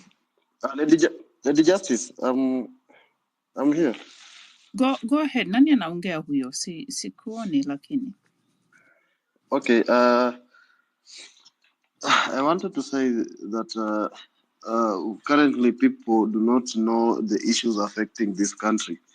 I heard somebody say about allies like Raila Odinga. You people don't understand what is affecting this country. And this problem has been there since independence, which is the recycling of leaders, the political class. They have been there. They have made themselves rich using those positions, and it has affected us up to now. Garbage out. So these are the same people that we still want to front to go and fight for us. We want all of them gone so that we have a system that works. There's the person who spoke earlier on. We are just justifying dictatorship when we say Ruto can't leave power. We are justifying dictatorship. The Article 1 of the Constitution says all sovereign power belong to the people, and the people shall, which is mandatory. So, guys, it has reached a point we are justifying dictatorship because we believe this man cannot get out of power. Thirdly, we the people have failed because what is that hell I hear people say that Gen Z and endeleeni kufinya sisi millennials tunawasupport. That is bullshit. Gen Z and endeleeni sisi Gen X tunawasupport. This is a whole nation problem. And the earlier we wake up, all of us as the citizens of this republic, the better. That is how we will solve all the problems in this country. If Gen Z woke up today and went out to protest, we should get out as Gen Z, Gen X, and say we are supporting our children. Let's go out and fight. Because they have already identified the problems. Corruption, recycling, bad governance, tribalism, nepotism. They have already identified those issues. And those issues have been affecting us as a people. The other point is we kind of tend to listen to people a lot that we forget as an individual you also have to make a decision. Let me give an example of the likes of Caliph Cairo. Caliph Cairo went out to protest because there was that motor vehicle tax. As a car imports person, he went there to protest because of that. And when the finance bill was dropped, he changed his mind. Let's go to TikTokers, content creators. Why did they go out to protest? Because there was that tax that was going to affect them as digital creators. And after that has been done, we haven't seen majority of them coming out, except for the few people that we see out here shouting this and this and that, and others are not even in the country. So we tend to listen to people that much. We forget that as a people, we've already made a decision and we have to stand by it. The other problem that is affecting Kenya is there is that aspect of wanataka kutoka kwa block mapema. Hiyo kitu imetu affect until we think Ruto must go is just a slogan that we should wake up today, go to the streets and he leaves office. Revolution does not take a month, does not take 2 months. It will take time. And we have to keep pressing on as a people. Because if we expected this to be a one-day thing, we will still come back here and continue talking. I have a question, 6,000. So, in terms of the approach we've taken so far as the Gen Zs, and we've had supporters within, the community, the non-political Kenyans, what else do you think it can be done that does not bring bloodshed, and it also doesn't create more enemies, even if we leave the political class. So, now thinking about the ordinary mwananchi who has a business in town, and they really want to make money, they really want to pay their rent. Kids are going to be closing down school, they need to go back to school.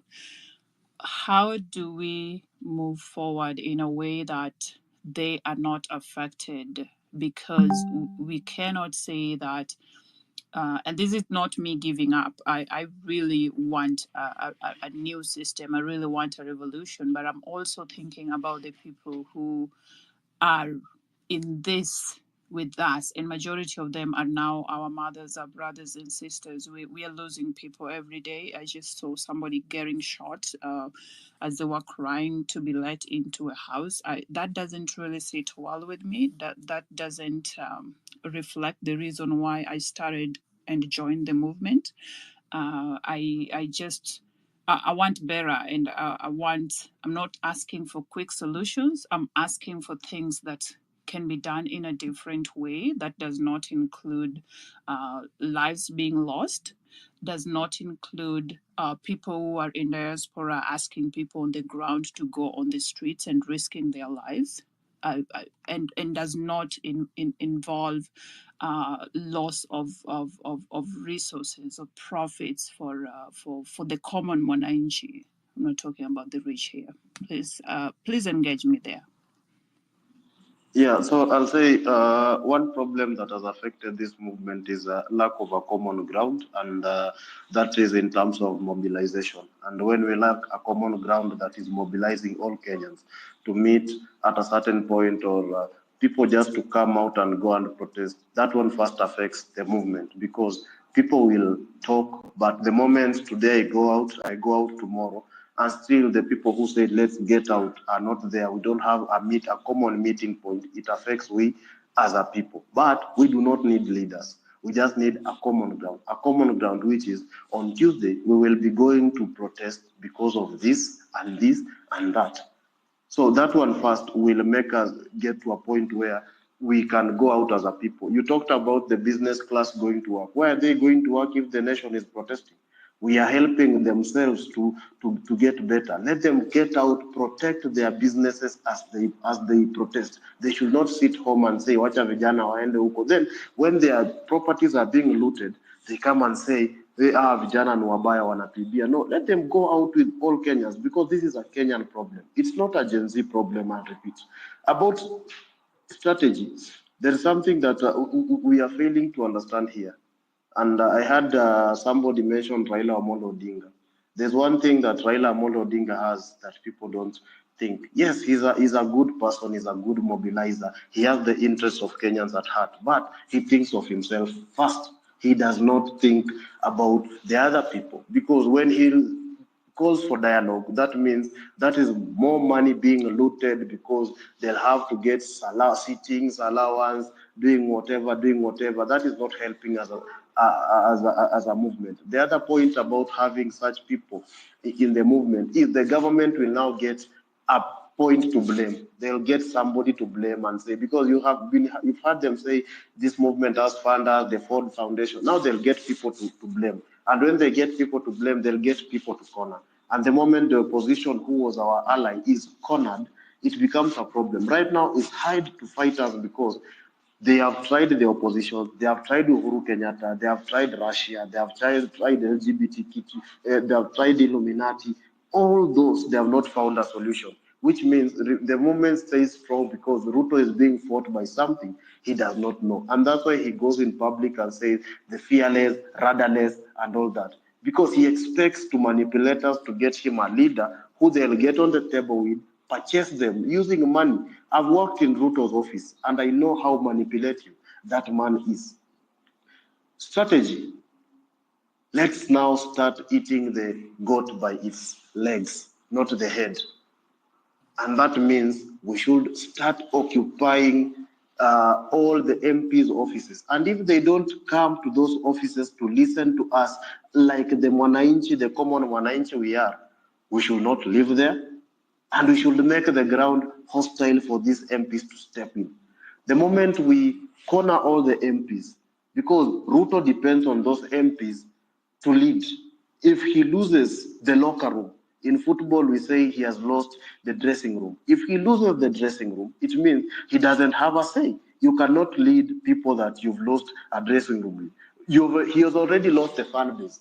I'm putting it in football terms. You know, in football we have the structure, we have fans, then we have the players, then we come have the management, then the directors. So I have he a has question. already lost. 6,000. Just before you go very fast, in terms of engaging the MPs, must we really engage them in a matter where we have to go and storm the offices? Is there a possibility that we can create a conversation? Because there are a few facts of life about, even how humans relate. Lady Abdul. Please nyamaza kwanza. Abdul, are you around? Oh, Hillary ni wewe. Hebu nyamaza kidogo. So what's happening is... Lady Justice. Yeah? Hillary? Abdul, can you hear the Lady Justice? Yeah, I can hear you, Hillary. Can anybody else hear Hillary? Loud and clear. Yeah, Yes, he I seems can like hear he you. doesn't hear me. Just somebody tell him you guys can hear me. I can't hear Lady Justice. Wewe toroka Tell bwana. her to drop and come back. Okay, sounds good. So 6,000, I'll be back in a second. Okay, I was saying, just to answer your question, you can't, I usually say, huwezi peleka kisu kwa vita ya bunduki. And that means you cannot go to the MP, you cannot try and engage these MPs by doing other things. What the language they hear is violent. It's fear. You saw people in Trans-Nzoia get an MCA out of his car to walk in a muddy road. That is the road we should take these people so that they know we are their employers. And when it comes to our employers, we demand for them to give us certain things. And that is what we should do. Go to those offices, storm those offices. And once a leader, a coach loses the dressing room, now the board of management tells him you've lost the dressing room, which is the board of management, which we can term as the Kenya military. It comes to a point where it says you've lost MPs, you've lost the ground as a president, so you don't have a say. The people you are ruling can no longer listen to you. You have to step down. We have to reach a point whereby it's now the military that comes to make a decision. And that's why we are pushing.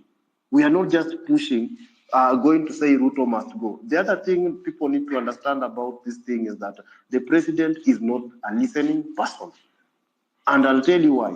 He came on X Spaces as an escape route. If you want to get it as an escape route, as a cheap way to come and say, I came to X Spaces. And he justified it when he went to Bomet and said, nilienda huko kwa X, wakatoroka. Why am I saying that?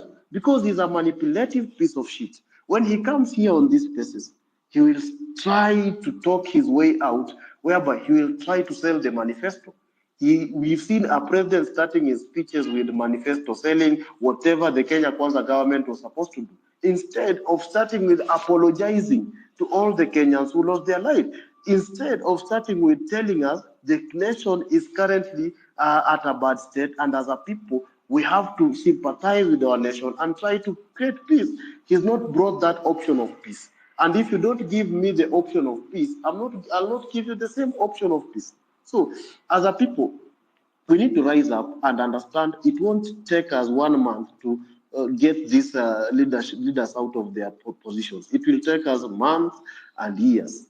And if we have to fight, we have to keep fighting every day, from Monday to Friday.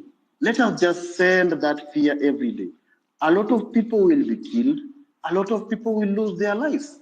But we want a good government where systems work. We should not say that William Ruto will atakatalia power. No, we should not justify dictatorship at any point. We should understand we as the people hold the supreme power of this nation. Even if he deploys army, Kenya army does not kill its own citizens. Yesterday we saw it along Outer Ring Road, where I went for the protest, and I was personally attacked by goons who are paid by this politician to disrupt. I even lost my spectacles yesterday, which a good Samaritan today decided they are going to purchase me new spectacles. We have reached to a point where politicians are doing this to enrich themselves. I want to urge all Kenyans, this war won't take a single day. It won't take a month. Don't listen to other people because they are social media influencers. Sit down as yourself and ask yourself, me as 6,000, why am I fighting? Why am I getting out of my house? Why do I want my voice to be heard? Personally, I have a parent who has cancer and they cannot be treated in my local area of Busia because there are no drugs there. Where the member of parliament, the governor has employed his friends from Karen to go and lead, yet they don't even come from that region. Where the senator has employed his personal friend to become his PA, a corrupt man. That is where I come from. And that's why I move out to fight daily. And that day when my senator came on this space, I had to corner him and ask him whatever is happening in my county as Busia. The people of Kenya, it has come to a point we have to wake up and talk. 6 sounds, if you can land a little better, we have more than 100 people requesting. Yeah, just a minute, I land. People of Kenya, no, it has 1 come minute, to... and I believe, one minute. Yeah. Guys, wake up. Don't listen to these politicians at this point. I've told you the solution is to eat the goat by its legs. And we start by the constituencies where we force these MPs to do things by whatever we say because they went there to represent us. So they should take there our demands. The president won't listen to us. For the cabinet, you've seen what is done, and he will keep doing that every now and then because he wants to reward loyalty and reward his friends. No Asante allies. sana. If we bring allies, we will end this movement. Thank you. Asante sana 6,000. I have some people who had already spoken. Engineer Bundi, you spoke, so I'm going to give you 30 seconds, and then after that, the Northern 30 seconds. Then from there, we will go to Jojo Showcase. 30 seconds each, please. Thank Go you. ahead, Engineer So Bundi. just a quick rejoinder. I think we all agree we have the direction right. The difference will be the speed and the execution. So the idea of changing from somebody that said Ruto must go to Ruto must work, I don't think we're going to have that. We need a reset and we need it soon. We just need to have the timeline set right and then get our allies right. Thank you. Thank you very much. The Northern, please. Okay, I think you got me wrong about the hashtag Ruto must work. By that I mean, kama nia yetu ni kuwa tupate service delivery. Kama huyo mwenye amesema ako na mgonjwa wa cancer, you know, there is a way we can have that done by going to the table and demanding for that. Those MPs who are earning salaries without working, they have to deliver. By Ruto must work, sio yeye kuwork. Hizo vitu tunataka accountability. Wale ma-CS walitoka wakwe audited. We can only do that by going to the table and demanding that for rest and peace to come, we want a Kenya that works. So that tufanye tu for this time, hiyo term yake ishe 2027, mambo ichenjiwe because the moment we agitate these MPs, the same MPs, hata kuimpeach huyu president, ujue our MPs, they are protecting him because they are all thieves. So our wezi wasipewe time, the remaining time, they will defend. Hata the opposition, vile wamekuja hapo, they want to eat something. They are protecting their loot also. Si wamekuwa kwa government. So the thing is to have them come and be accountable. We want services for now. And then after 2027, referendum and all that, to end with the new rules, IBC itakuwa set and all that. So Ruto must work means kuatia pressure, si kumweka comfort. I rest my case. Asante sana, the Northern. We have it's a little bit late where Hillary and I are, but I don't have a problem sticking here for a few more hours. It must be very late where Hillary is because it's 2 hours away from me. But anyways, we cannot stop the conversation from going. So I'm going to go in this order again. Please, 3 minutes. If you take 3 minutes, it gives us easy time. We always love that in our spaces, everybody speaks. So just 3 minutes. And also another important part of the conversation here, please follow one another. Like yesterday, we didn't have media on the ground. We are the media who can cover it, what's happening. So follow one another, support one another. Retweet what your friends are posting and all that, so that we can get the news to the world when the media is gagged. So I'll go with the Cheres Ronald, and then Rogers, and then Dida. Thank you. Oh, no, sorry, I thought it was Jojo. my chance. Lady Jojo, I Justice. know. It was your turn. So it's Jojo, Cheres, and then Rogers. Please. So thank you. And I really appreciate giving me this opportunity to speak. I'm Jojo Shokali, startup comedian. After doing 5 degrees, I decided to become a startup comedian because I saw a joke. How did we get here? We got here because of seeing not just Luto, like the member of county Isiolo. They are talking about, $54 million added to the expenditure. People are seeing this. We know what's up. And you want me to come here and give you evidence?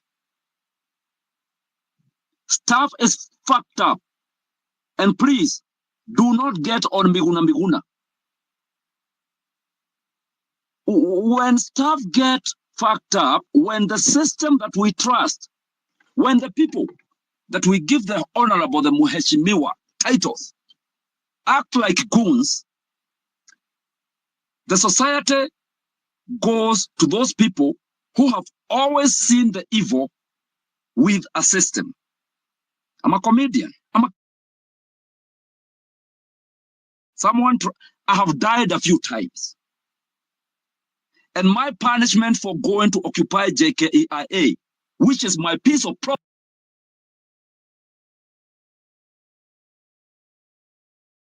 of the system, because you've taken everything away from my child and from my future generation, is death.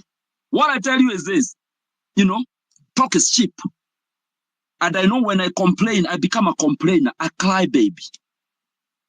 I'm not going to be talking from this position of weakness. I'm powerful. I'm Kenyan. And I know being a Kenyan in the world is gold. I'm in America.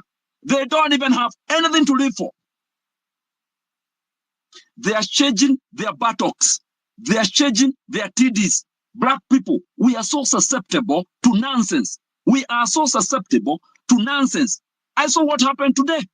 Yes, we occupied JKIA and we shut it down the whole day. You came to Githurai. You came to 44. You threw tear gas everywhere, even in my houses. I understand you're powerful with the gunpowder. But I'm not going to back. So, Kali, give me a concrete evidence. Hell no. There is news each and everywhere. You know what's paining us. You know you are playing with the hope of our future. You know you are shooting children on the streets. So, my asking for my light, my punishment is death. Do you know what I'm thinking right now? I know how to make missiles. I'm a man, and my mom and my kids want me to fight for them. My grandmother, who is weak, they want me to fight for them. They want me to change the colonization entirely. And if I have to change the entire world, then that is what I have to do. Keep coming with a gunpowder. The colonization entirely. And if I have to change I'm going to give you a pass. Not even a single pass. When you are fucking up the system. Airport in Isiolo, you spent 54 million. It's just Malam and few houses over there. You want to lie to my face. You want me to look at a mirror and lie to myself. It's not gonna happen. You want me to go the way of Museveni, the way of Mobutu Sese Seko. I've seen these dictators. Mobutu Sese Seko house right now, the palace is full of rats. I'm not gonna back up. Jojo, you have 1 minute. Yeah, let me summarize. Thank you. We are very powerful. We make missiles. Let's not go back to those times of Mama when you used to ask me, what are you going to do when the Musugu is gone? I know IMF is in this. I know there is big five companies that want to make me a slave for the rest of my life. KPMG, Accenture, they are in Kenya. What are these big consulting companies doing in Westlands? Karen, Lavington, why is Githurai being killed when you are there? We're gonna occupy everywhere. You wanna play with death? I'm gonna play with death. And I'm gonna tell you, I'm powerful. We are powerful. And I love the Kenyan Gen Z. Thank you for what you started. And it's not gonna stop. No matter how much pressure you bring with this gunpowder, it's not stopping. I love you all. Be strong. And you're not gonna lie to us. The system gonna change. Thank you. Asante Jojo. Cheres, please go ahead. Thank you. Yes, thank you, Lady Justice, for this opportunity. My name is Ronald. I think yesterday's maandamano ile ya jana Occupy Jkia, it was not meant for good for this group, because even the maandamano itself, we did not reach the Jkia. So I think in future, as youth for this country, that maandamano should have been occupied by power, in my own opinion. It should have shown our solidarity with our comrades who have fallen, and even police who have been injured during the protest. I want to agree with Taleb and the North on their submissions. Ile wamesema, we should be pro-government. We should have the government in check. We should have the government to do the work. We should say Ruto must work for us. Ruto must work so that we can keep them in check. We can keep them in check. We might have so many opinion about how the government works, but by the end of the day, yes. Cheres, I know the speakers have left the podium, but I just want to say that they did not mean that we should be pro-government. They meant that, if we're saying, if Ruto wants to be here by force, then we're going to force him to work. We're going to force him to deliver. They were not saying that we have to be pro-government. So I just want to... Okay, the Justice, I stand corrected. Yes, we have the speakers who have left. They have given us three ways to impeach the president. But I think the three ways, that one for the impeachment, it is possible. But is that really the way we want to go about it? Because I think right now the country is not ready for transition.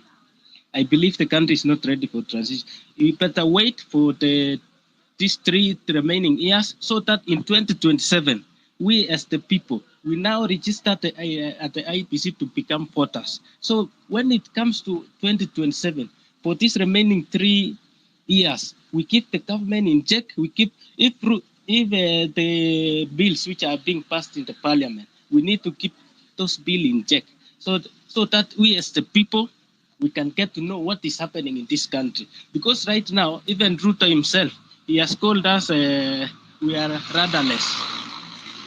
True, because this group... 1 minute. Okay, let me wind up by saying we are not ready for the transition right now. Let us be pro-government. I think right now, that is, in my own opinion, let's keep the government in check. And then I think everything will fall in place. I've seen a poster today, in the morning of tomorrow, we shall be taking flowers to... I did not get it well, that poster. But Lady Justice, you can, if you can read that poster. Sawa, it looks like nature has disappeared with Cheres, because Jaden was laughing too much and Sir Henry was saying no. So we lost Cheres there. And could you please go to Rogers, then Miriam, please. 3 minutes, please. Thank you. Thank you very much, Lady Justice. Good morning, everyone, and thanks for hosting us. First, I want to say I still stick by Ruto must go, because Ruto ni kichwa ngumu sana. That guy doesn't listen. You all remember even the interviews he had with our media group when he came to the Express. So I don't think he's someone who we can have a conversation with. And then, even right now, I actually believe somehow that Raila is the one who advised him to sack all the CSS so that they have a deal of 50-50. Take 11, I take these other ones, you know. So, Ruto, we can't have dialogue with him. Now, when it comes to impeachment, Rogers, I'm just gonna interject a little bit. So I don't think impeaching the CSS or the cabinet was Raila's idea. That was one of our mandates as the Gen Z movement, that we wanted the government to let go of those people. So that wasn't really a Raila situation. Maybe what you could say is that he pleaded with him that he has to bow down to do that, but it wasn't really Raila's idea. It was our idea. Just wanted to say that. Thank you. Go ahead. oh, it's fine, it's okay. So now, I was moving to impeachment. When it comes to impeachment, I know it will take time, but it will take time. I don't think that's an option right now. Okay, it's an option, but it will take time.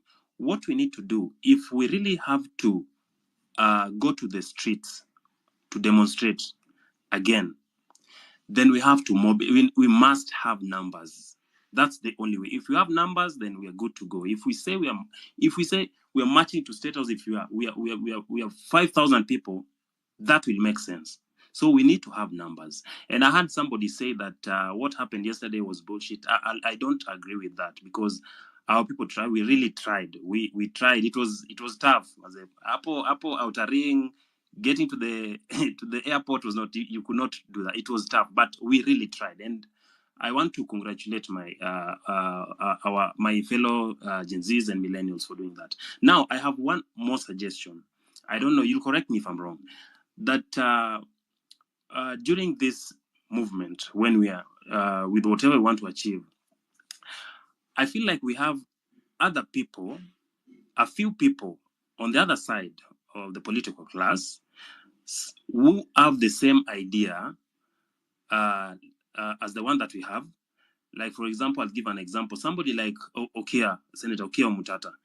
If we can have such people, just pick a few. Like Okia Mutata has always fought for this country. And I think if we can bring people like him, they can help us at least achieve what we want to achieve.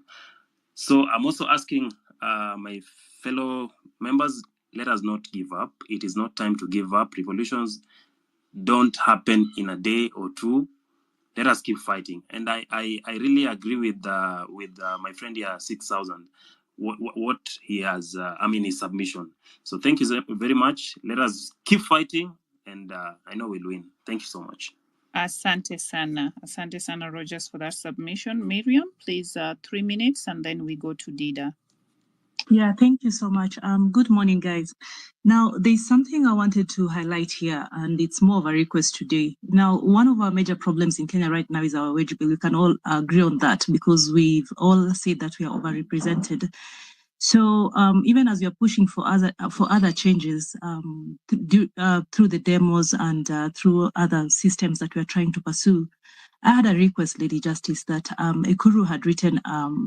He had drafted an amendment of the Constitution, which reduces our representatives. I think you can find it as a document named Punguza Mzigo. It's on Google if you just check on it. Please, guys, is it possible to check on it and just go through it? Because he had said that his challenge right now is that the government thinks that it's his own agenda, but he wanted us to own the agenda. We were having a conversation with him the other day. He wants us to own this amendment so that we can be able to push it, so that we can be able to punguza the mzigo of the wage bill in Kenya. So if possible, guys, is it possible to just have a look at it?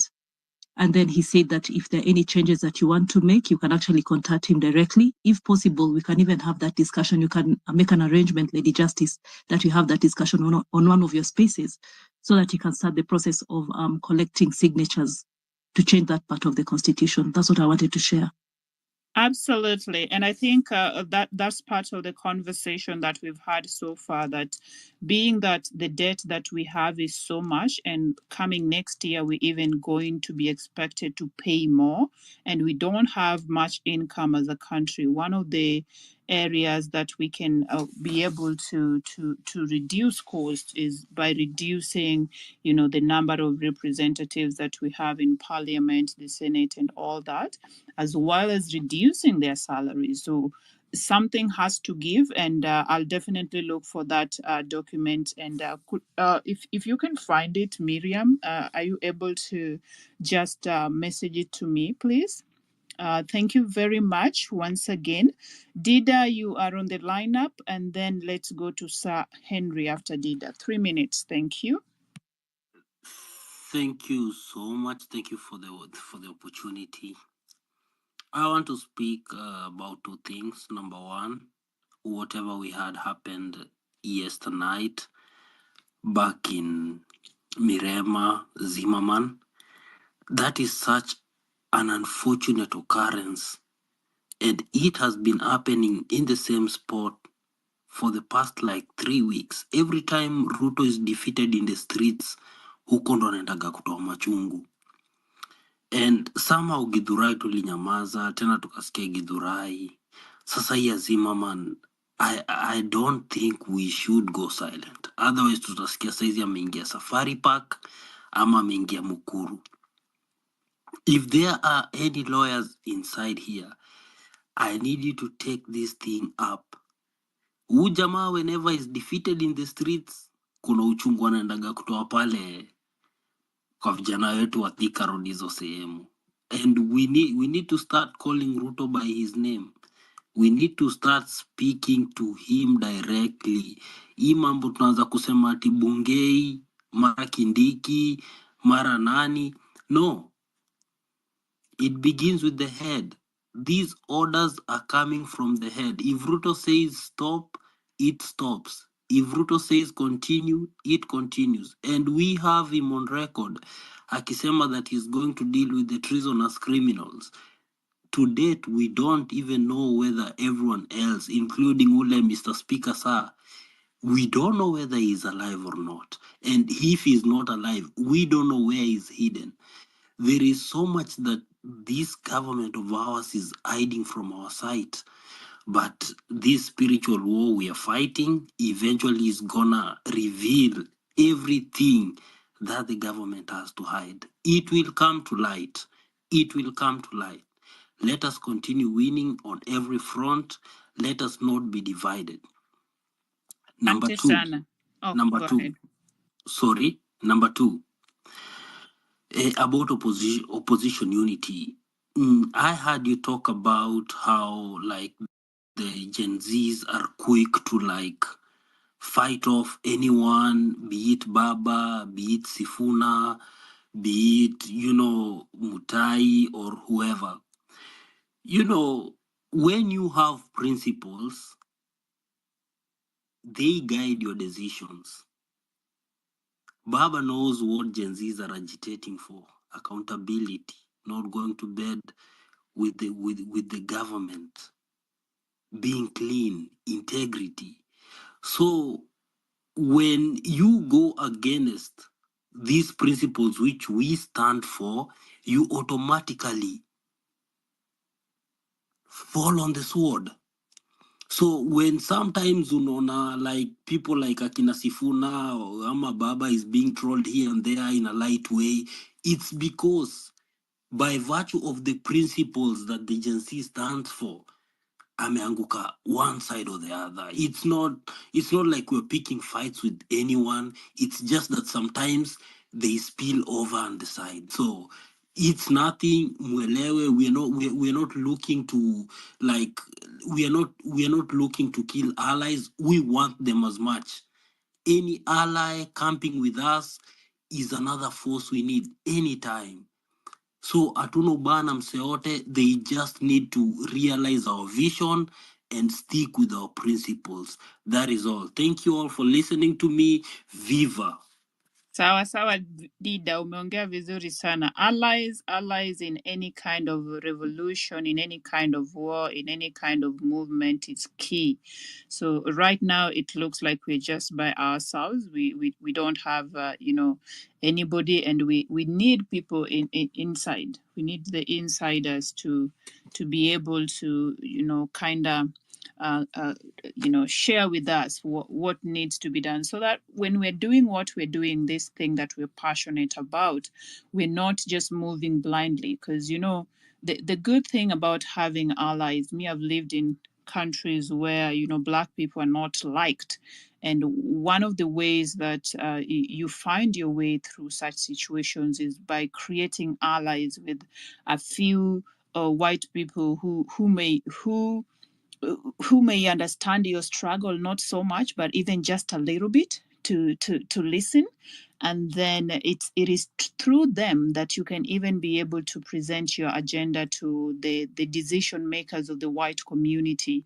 And then thereafter you find that whatever you're working on happens. So when we're talking about allies, these are some of the things that we've experienced, and we've seen that they do work in places where there is especially where you're working in different economic dynamics and social dynamics.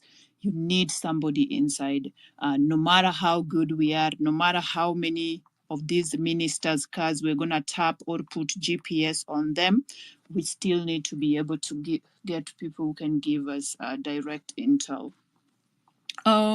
Sir Henry, and then we can go to Steve Oji, and then be real in that order. 3 minutes, please. Thank you so much, Lady Justice. First of all, thank you so much. And Hillary, at least let me be honest, you've cooled my tempers. I was really much agitated before, but now at least I'm kind of better. When we started this movement, the same MPs criticized us. Hawa ni majenzi, hawa ni watu wa KFC, hawa ni watu wa Uber. But when the things got into reality and when the parliament was attacked, they now felt the heat. They felt what the Gen Zs are demanding. It's because of these reasons that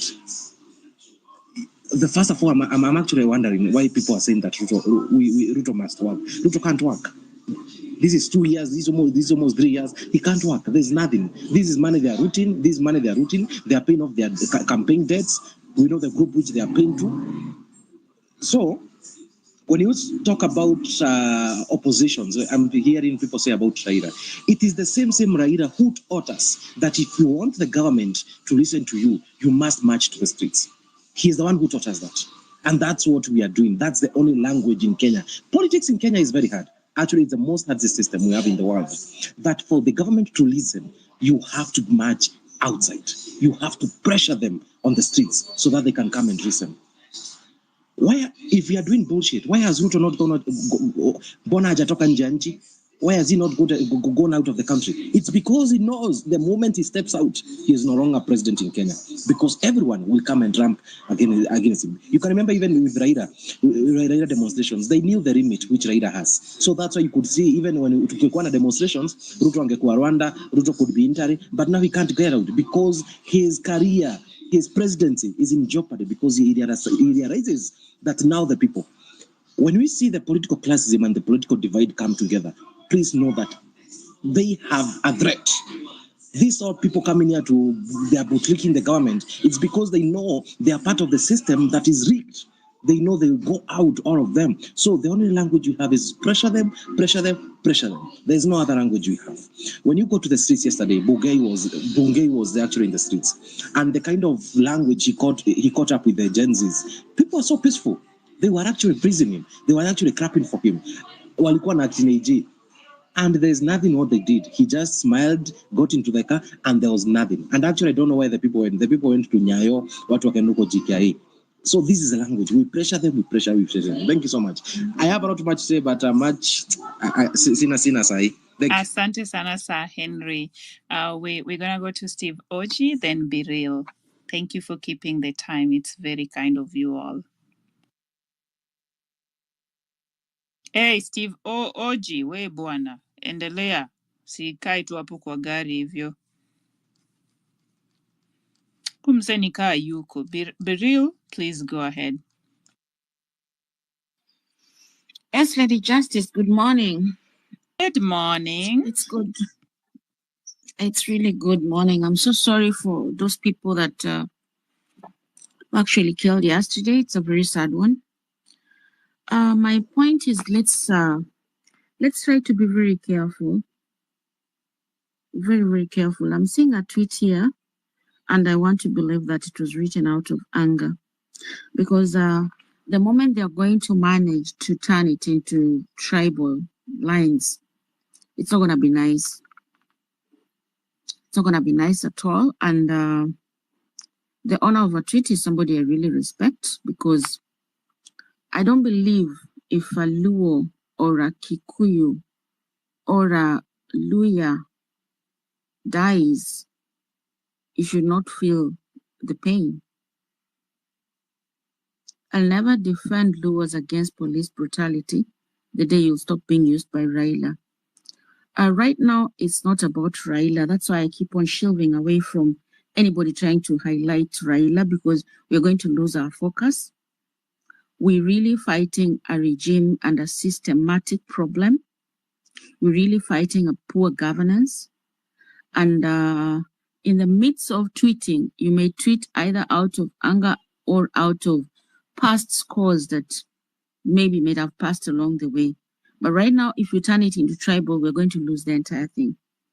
People are united by one voice for the first time, and we are voting for one cause.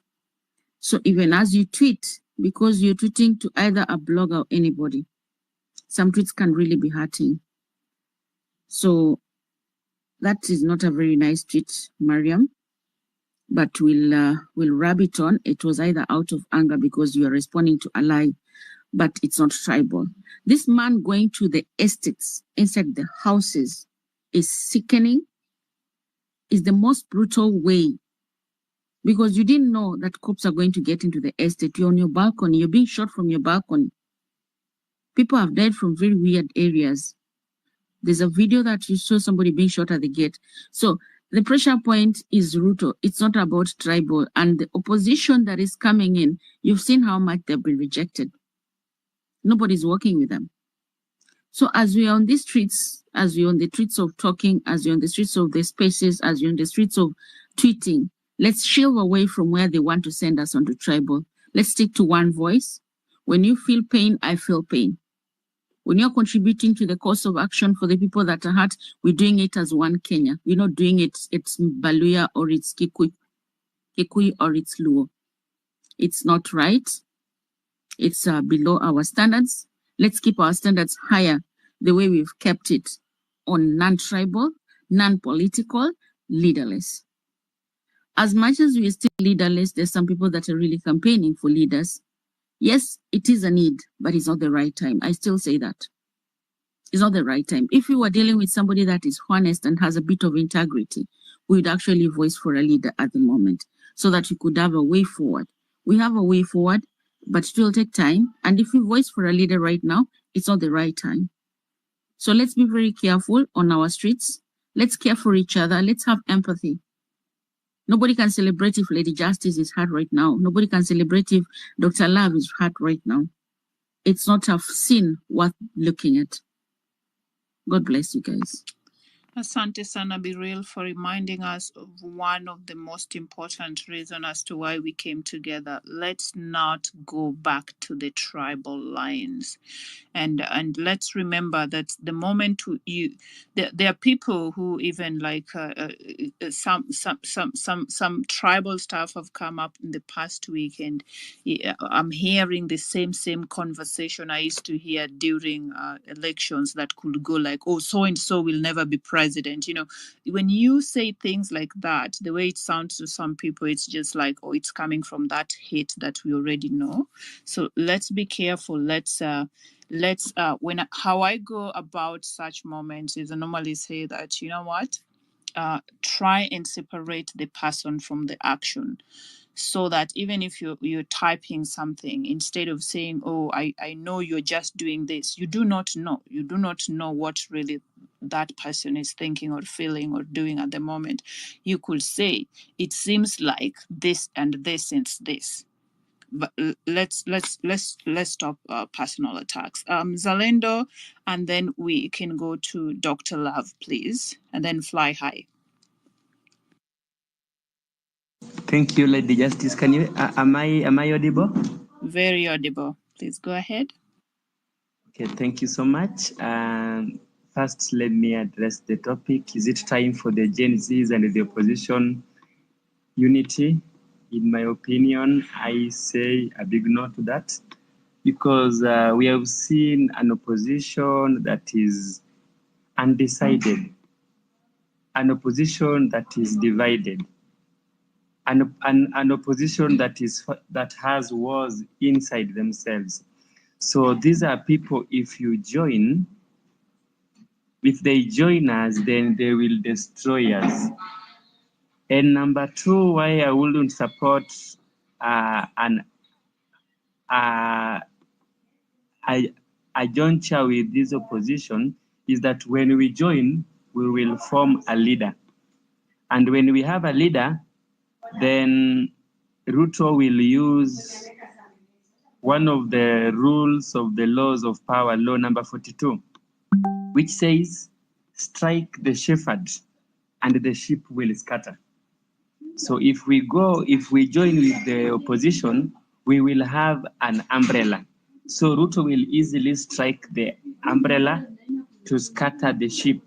Who here the sheep will be the Gen Zs. Then I would also like to insert this, that we have seen the several deployments that Mr. Ruto has used to fight us, like hiring militia. So I would like to encourage the Gen Zs to do this.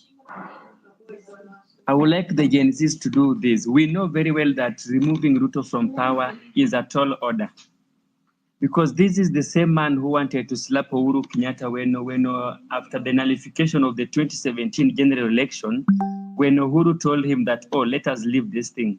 He said himself that he wanted to slap Uhuru. So removing this guy from power could be a tall order.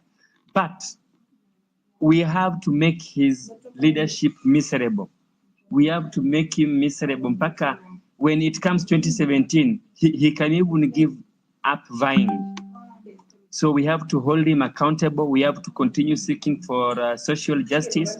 We have to continue seeking for good governance with every means of possible, with every drop of our blood.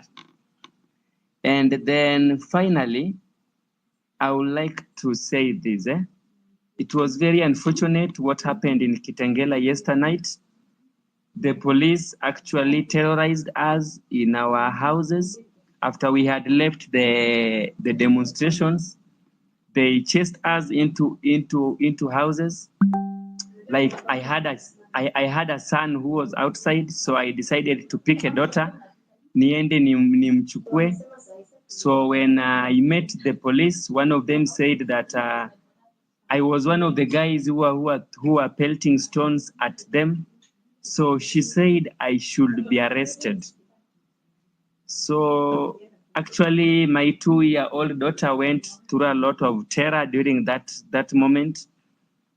So she cried the whole night because of what she went through when those police were mishandling us. But I would like to encourage us. Mahali tumefika, if we leave it now, then we would have lost a lot of life, and we would have fought this fight for nothing. So let us not give up. Let us keep pressing on. In the journey for democracy, journey for liberation is not easy. In liberation, the journey is slippery, and we cannot give up now. Let us continue pushing on. Thank you. Asante sana Mzalendo. Thank you very much for that submission. Please let's remember to follow one another on this platform. that gives us an opportunity to share our stories. As we can see, the media is now gagged, but anything somebody gets from the field, we want it to be known to the world that something is happening in Kenya, whether the media is sharing it or not. We are going to be the media until the media have their gag order pulled out. We had Dr. Love, then Fly High. Please go ahead. 3 minutes.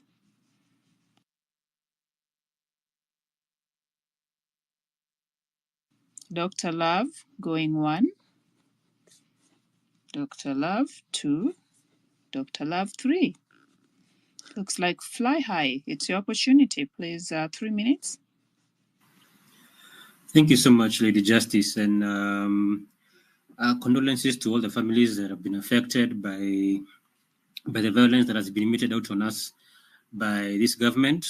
I don't see why people are being chased into the estates. The moment you start afflicting our children, you make more enemies of even people who have no enemies or who have no quarrel with the government, so to speak.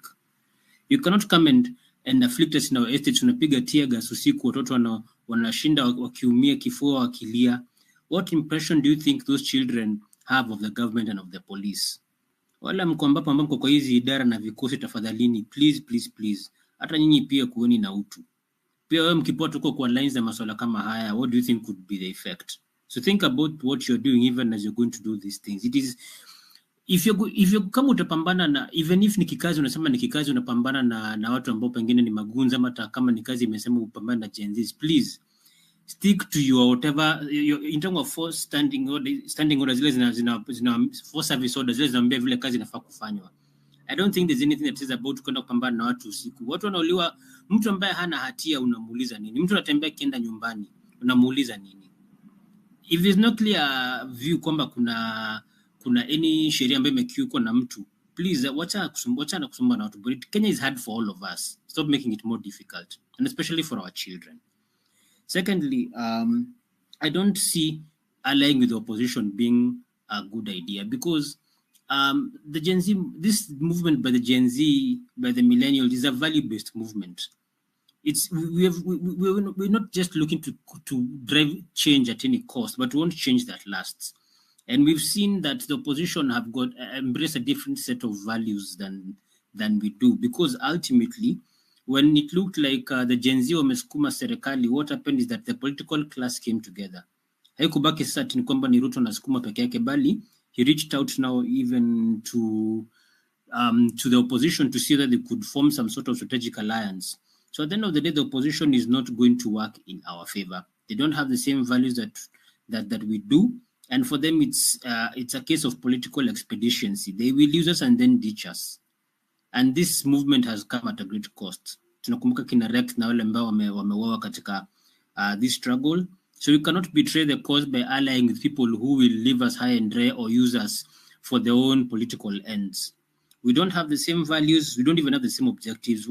You could see what Kaluma was saying yesterday when it was said kwamba there's a possibility that the ODM, when Sifuna gave out the statement about ODM not having not wanting a seat at the government table in terms of ministerial positions, Kaluma was saying something different. Is that the person we want to ally with?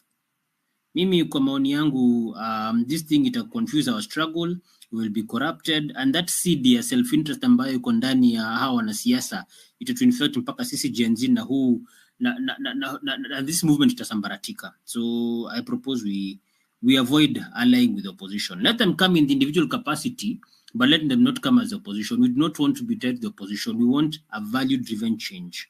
Thank you. Asante sana, Fly High, for some contribution there. Next, we have Easter Adrian, and then Jaden. Hello, how are you? Good. How are you, Easter? Fine, thank you. I'm so saddened this morning. My heart goes out to our heroes at Mirema, Githurai, and Zimmerman. I'm so heartbroken, but I heard when the she's called Northern when she was talking, and I could try and grasp some of the points that she was making, but she was also contradicting herself a bit. And personally, I've always made my voice known that I'm for the government, no matter what. I'm not going to waver, and I just want to encourage comrades to keep strong. Whatever we are doing is working. Little by little, we are chipping off the stone slowly, and this is evident. As much as what we did yesterday is the two CSs, I don't want to go into details, but that shows he's feeling the pressure. So we shouldn't give up. But I would want everyone else to comment on some of the things I've been seeing on the timeline, which I don't understand. Like there was there was a white person that I saw on the TL who I don't know who this person was, and he was masked. Maybe someone can comment on that.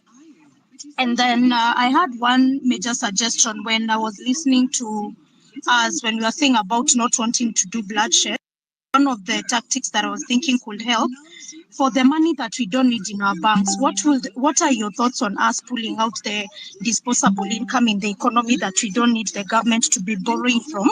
Because I heard the bonds they are taking, most of them are going to buying firearms that they are killing us. They are using our own money to weaponize it against us.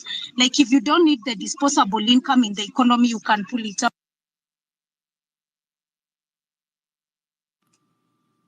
Oh, I think we're losing you there, Easter. Can you hear me Yes, now? that's better.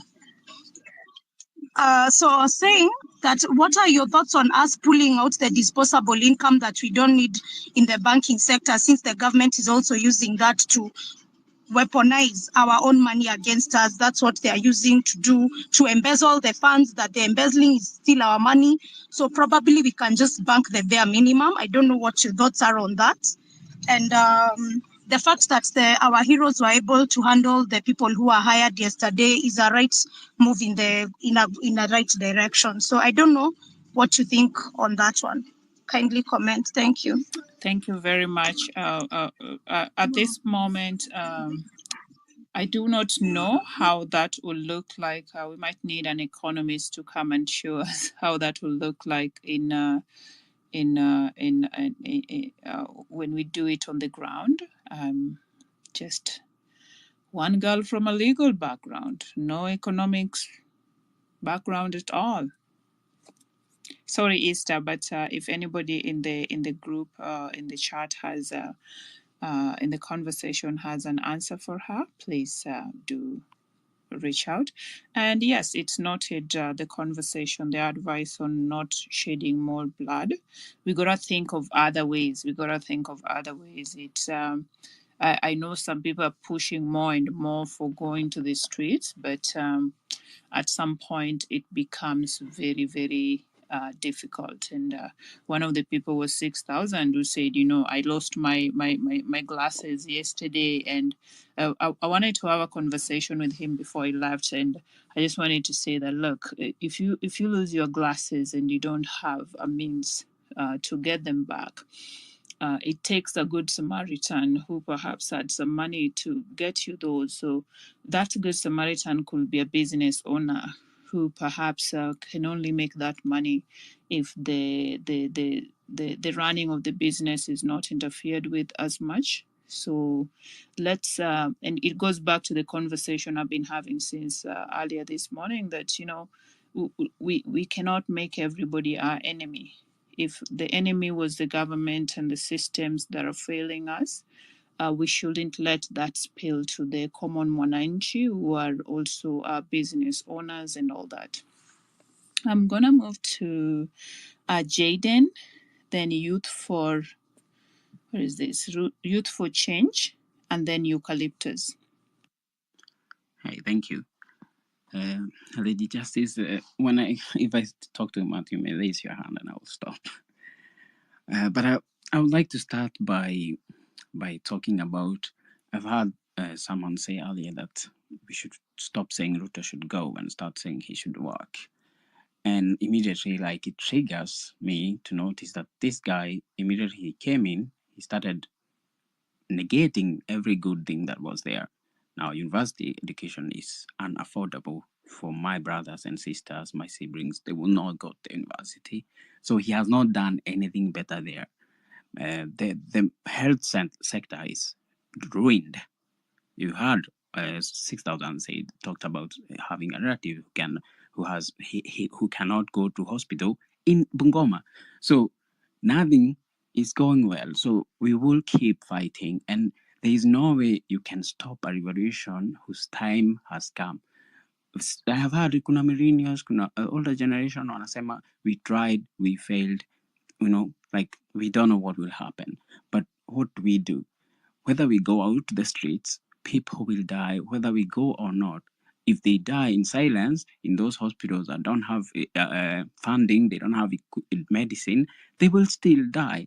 And what we want for Kenya is not to continue the same way. We don't want it to be this way 30 years later when I have my own kids. 10 years from now, when someone else gets kids, they have the same problems. Education is being fucked up. Now, what next? And we have a person, first and foremost, you promised to do many things.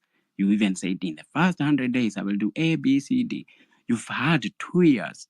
There is no single thing that you've done that has gone right. Fake fertilizer, that is like you killing farmers. That's like, it's not a great thing to be happy about, because we should be moving from agriculture being the backbone of our economy to becoming manufacturers and assemblers. But you kill the source of food of our parents, of the poor people that you rode on to get to power. Your intentions were never good from the beginning. His intentions, the president, were not good. Even when he was to become a vice president, his intentions were not good. When he became a minister under the coalition government, his intentions were not good. He rejected a Katiba in 2010 that now he serves under, which he is not respecting. Not even one bit of this Katiba he has respected. The most basic. Why you can have police out to scare us, but do you really have to kill us? What kind of a coward are you that you have to kill them? Go kill them at night. A thief, a coward who does. There's a website, the Global Intelligence, which leaked that Ruto, the e-citizen money, everything that we've been doing, all these things, do what e-citizen, we have to go in digital. It's only for him to steal every single penny. Mpaka ile ya housing levy. How much money does this man want? He has everything. Leo chopa yake ilikuwa nazurura kwa anga za Nairobi. This is a crazy human being. And having that, we have learned that he's a student of Moi. You can imagine how he adored that man. So he cannot believe that we are trying to stop him from being the guy he grew up under, who he wants to, he was his God. So this is the only problem we have. We have a money thirsty, a very hungry, greedy person. And he has surrounded himself with equally greedy con men. That's why he can fire corrupt people, then fanya changa, put back, because he is not ready to change. He doesn't want, there is no goodwill, there is no even any, he won't give us an inch. At least hata tudanganye na technocrats. Tuone ameleta watu wapya. Unasikia huyu amefutwa, akareta assistant wake, PA, sijui ex-girlfriend wake. This guy is mad. Na nasikia watu wakisema maybe huyu msea ni mwenda wazimu na hatujui. We are dealing with a mwenda wazimu. Exactly. So we have to keep going. Anga yetu hawezi kuizima. Kama tumekasirika, revolution movement imefika, tutaendelea. Akitua hatumalize sawa, but people will still go. Hata kama watu watakuja hapa to discourage. At times, I hear someone talking, go to their profile and look. I check what they've been talking about. Ni mtu ako kwa government, sijui kama ni mtoto wa Ruto, ama ni wenye waliitwa State House wakapewa 500 per day, sijui what. So una mtu atatuuzia uoga, wenye wanataka kwenda wataenda, wenye wata give up ni sawa, but hii kitu itaendelea. Allies tuko nao already. Si lazima wakue ati mrengo fulani. We want individuals who have proven that they are on the side of the people. Hata wacha wale walivote no. Si wote wako on the side of the people. They did not vote no because they even knew what the finance bill was about. Because we want individuals. Like nimesikia mtu ametaja Okiya Mtata. I have seen that guy. He can walk in the streets with people. He's not afraid. He doesn't even need bodyguards because he's safe. because he knows I haven't done anything. Sijaiba hata shilingi ya mtu. You know, those are the people we want. Those will be our allies. He's not the leader of this movement, but if I was asked in future when we have achieved our goal, Ruto has gone, I would consider, oh yeah, he's going there, yeah, no problem. But if I see a con man trying to come in, and I'm not saying con man referring to Honorable Raila Odinga ni sawa, amefanya yake ama nani.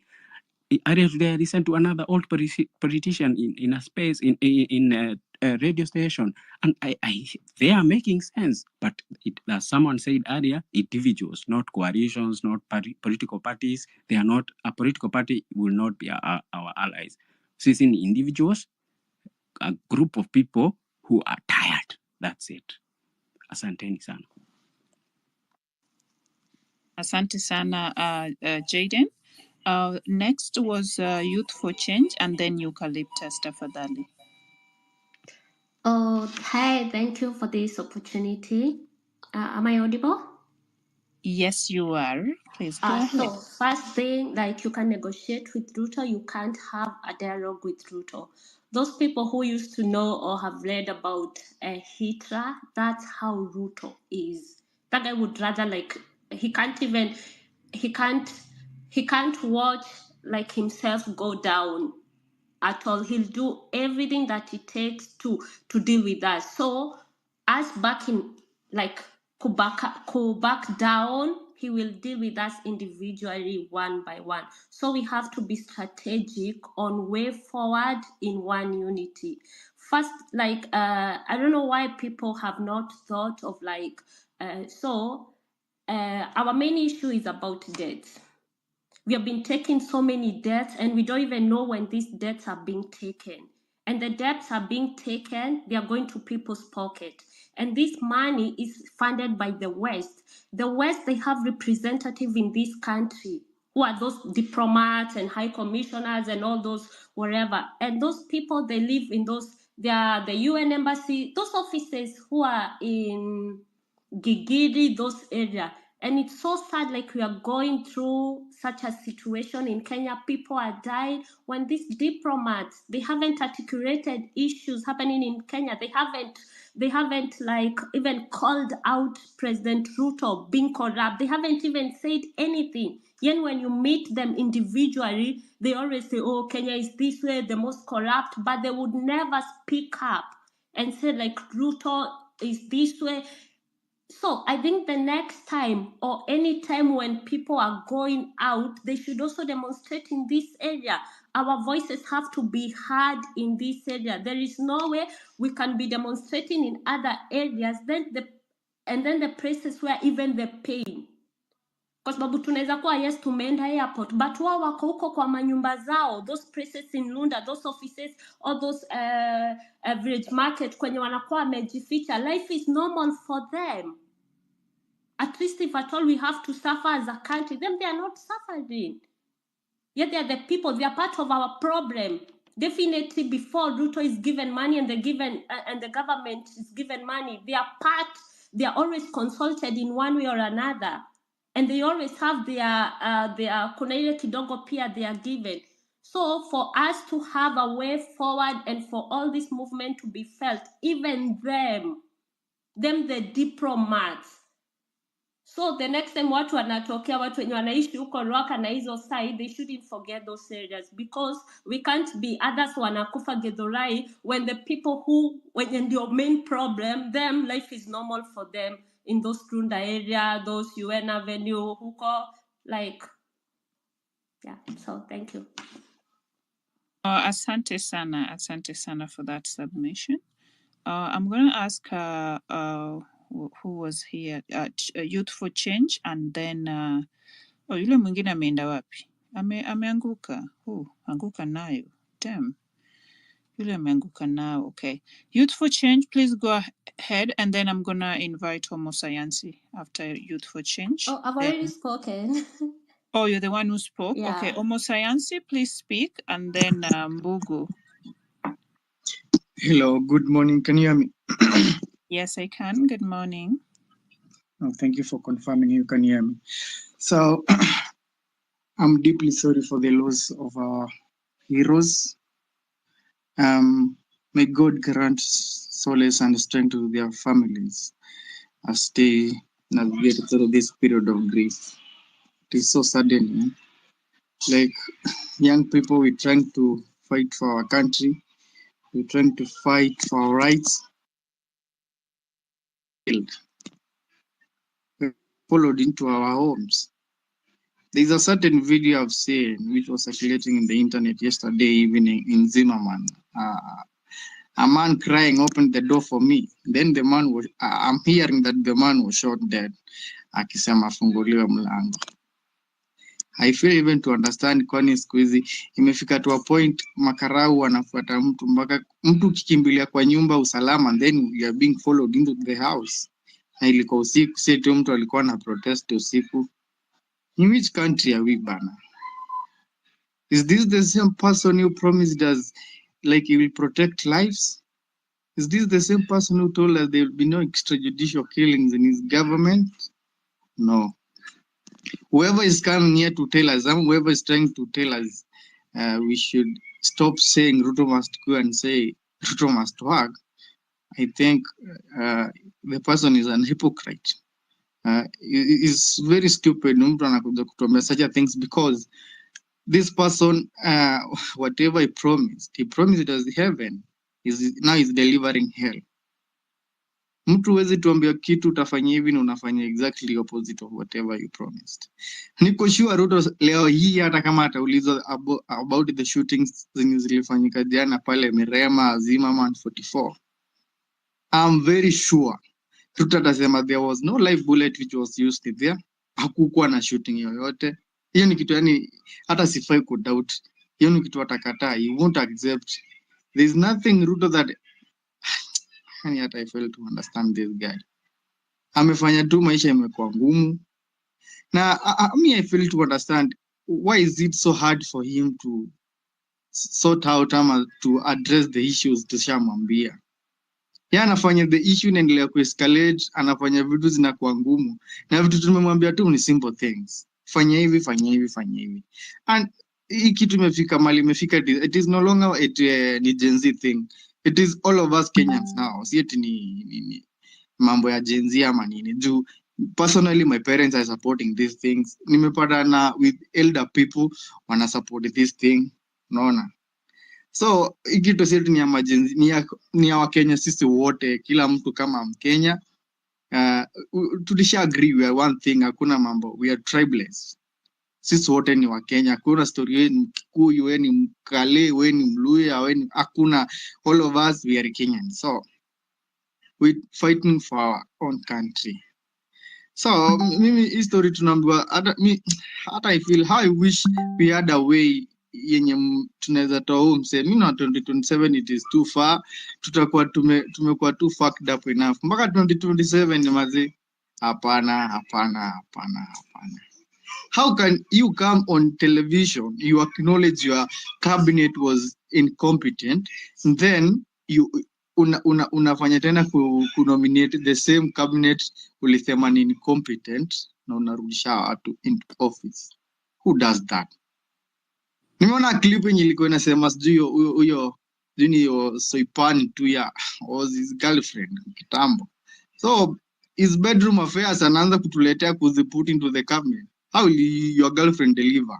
Hata akiwa na mistake, how are you going to rectify? Hapana. This is not the Kenya we want. Since we want competent leaders. Asante Sorry? Omusayansi. Asante. 1 minute, please. Oh, okay. I think let me just land. Thank you for the opportunity. I appreciate it. Karibu sana. Omusayansi, I would like you to withdraw something when you call somebody stupid in the platform. No. Okay. Yeah. Okay. Okay. Sorry if I went astray and used some words which are not good. I withdraw that. Asante sana. Okay. So we're gonna go to Mbugu and then we will go to Tynet in that order. Lady Justice, sorry, let me interrupt. Go ahead. As so much is going on, And guys, I would like you to have keep your mental sanity. What is happening? Sometimes you need a walk. You need to do something that keeps your head very clear, because you hear Musa. Okay, that name is so hard. Omusayansi. Omusayansi. When such kind of words they come out and unleashed easily like that, it's based on what we're feeling. So once in a while, get offline, have a walk, have a conversation with somebody so that it can get off your chest, and try to keep your mental sane, because whatever you're seeing on the screens, they're really perturbing, they're really disturbing. So you need also to protect yourself as a person, as much as we are facing all this. Thank you, guys. Thank you for that reminder, Be Real. Wako wapi huyu Mbugu? Please go ahead and then Tynet. Mbugu dadi, utakuwa umevaa hapo suti na uniski. Hey, everyone, Lady Justice. Yes. I'm sure you can hear me now. Yes, you're audible. I will really want to be extremely brief. Perfect. You'll make me a happy woman. Wonderful. Now, and good morning to everyone. Good morning.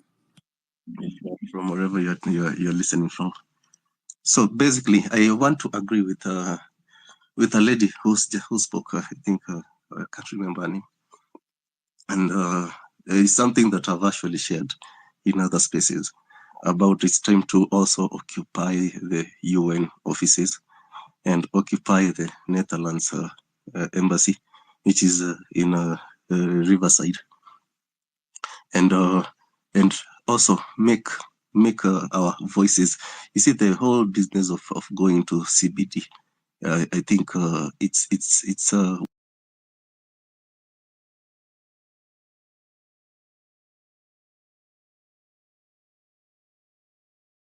at the end of the day, the agenda of the Mandamano is still achieved, which is a disruption. Because Mandamano, without it being disruptive, then it's not really protest. Any protest that the government will come shake hands with us and tell us we've heard what you said, and we will see what we can do. Basically, that's bullshit. So it's time to engage, and shift gears and now head to those other institutions. Secondly, I don't think we should be really be afraid of the goons. Reason being, anytime these guys are sending the goons, basically they're just like admitting that the police cannot protect the people. It's typically what they did by passing a motion very fast to allow the military to be on the streets. They were basically admitting a state of emergency without really acknowledging that we have a crisis in the country. So whenever they send goons, basically they're just sending a wrong image out there. And for me, the more they send goons, the better, because what you're just admitting that you cannot even protect people's businesses, investments in this country, or rather tomorrow, instead of if maybe something happened, you can easily send goons to my business to take it down. So I think the more they send the goons, even better. They're just wanajikaranga wenyewe. Then lastly, if there's a way also we can identify some of these border guys, especially like I know the group that was there yesterday came from, a big chunk of them came from Kibra. We should also look for a way to deal with them, either boycott using them or something. Let them also see whatever they're doing. They're betraying a cause that everyone will enjoy once it's all done. So with those few remarks, I pass on the mic to the next person, please. Asante Thank sana. you. All right, and then And then again, Lady Justice, my name is Mbugu. My name is Mbogwa. Bugua. Okay, sawa sawa. Pole kwa Yes. Sorry for murdering your name. I don't like that when people murder my name either. So we had Tynet. Please go ahead. Okay, thank you. Karibu. I think, can you hear me? Yes, I can hear you. Please go ahead. Okay, mine is very simple. Me, first of all, I'm against the idea that we merge with the opposition. The only thing we should pick individuals, like maybe, for example, youthful leaders like Babu Owino, no, who is good at mobilizing people. Because right now we need numbers and we cannot merge with Ruto. Because if you do that, we will come for individual people. Because I'm very sure Ruto has people in this world now that after the meeting, these people will give him all the information and the individuals who host these kind of spaces. I think that is all I can say now. All that has been said, I'm only against the idea of merging with the opposition. But we can pick individuals who are bright and good mobilizers like Babu Owino. Thank you. Perfect. I love that we all see the importance of having allies. So it doesn't matter whether where the ally is coming from, but as far as the allies mandate or even vision is in alignment with our vision, I believe that is good. Because for me, I think that is one of the big things that we're missing in the movement. And so having the right allies is key. We'll take it to Eli Soja and then Munyiri tafadhali. Eli or Eli? Yes, I can hear you, Lady Oh, Justice. please go ahead. Thank you so much for the opportunity. First of all, I would like to send my sincere condolences to the families of the comrades who we have lost so far, and I wish our comrades who are in hospitals a faster recovery. The idea of merging with the opposition, I think we should not do that. As our side of the struggle, we should not do that. From my point of view is that even the opposition chief Raila Odinga, I think he's trying to associate himself with the Gen Zs earlier. Was a strategy for him to be as the leader of the struggle, and then strike a deal with William Ruto. Later on, he was to say that now the protests were over. And we have scared him away, and now he's unbalanced and he is kind of confused. The other guys, the Kalonzo, I understand that Kalonzo is not against going to the government, but he is against the number of posts that Wiper Party, or rather, what ODM is leaving for the other opposition parties to share. So even him, if he is given a better deal, he can easily merge with the government. So if we start going to merging with the opposition parties and opposition individuals, we are going to lose it when they at the top speak the same language with the government. Okay, Eli, right now, I have a question though. Maybe you joined a little bit later, but the conversation earlier on was that we only have three options to Ruto must go, which one is either he resigns, and if he resigns, Gachagua takes over for a few months, then we go into election, or a military takeover. So, but the people are not keen on having Gachagua taking over, nor even the military taking over. So which gives us the next option, which is an impeachment. So the reason why the conversation of having allies within the parliament comes in is that we can sway them to our side. We know very well right now that the government side has more numbers, but if we can sway as many people on our side, it can help with the impeachment process. What do you think?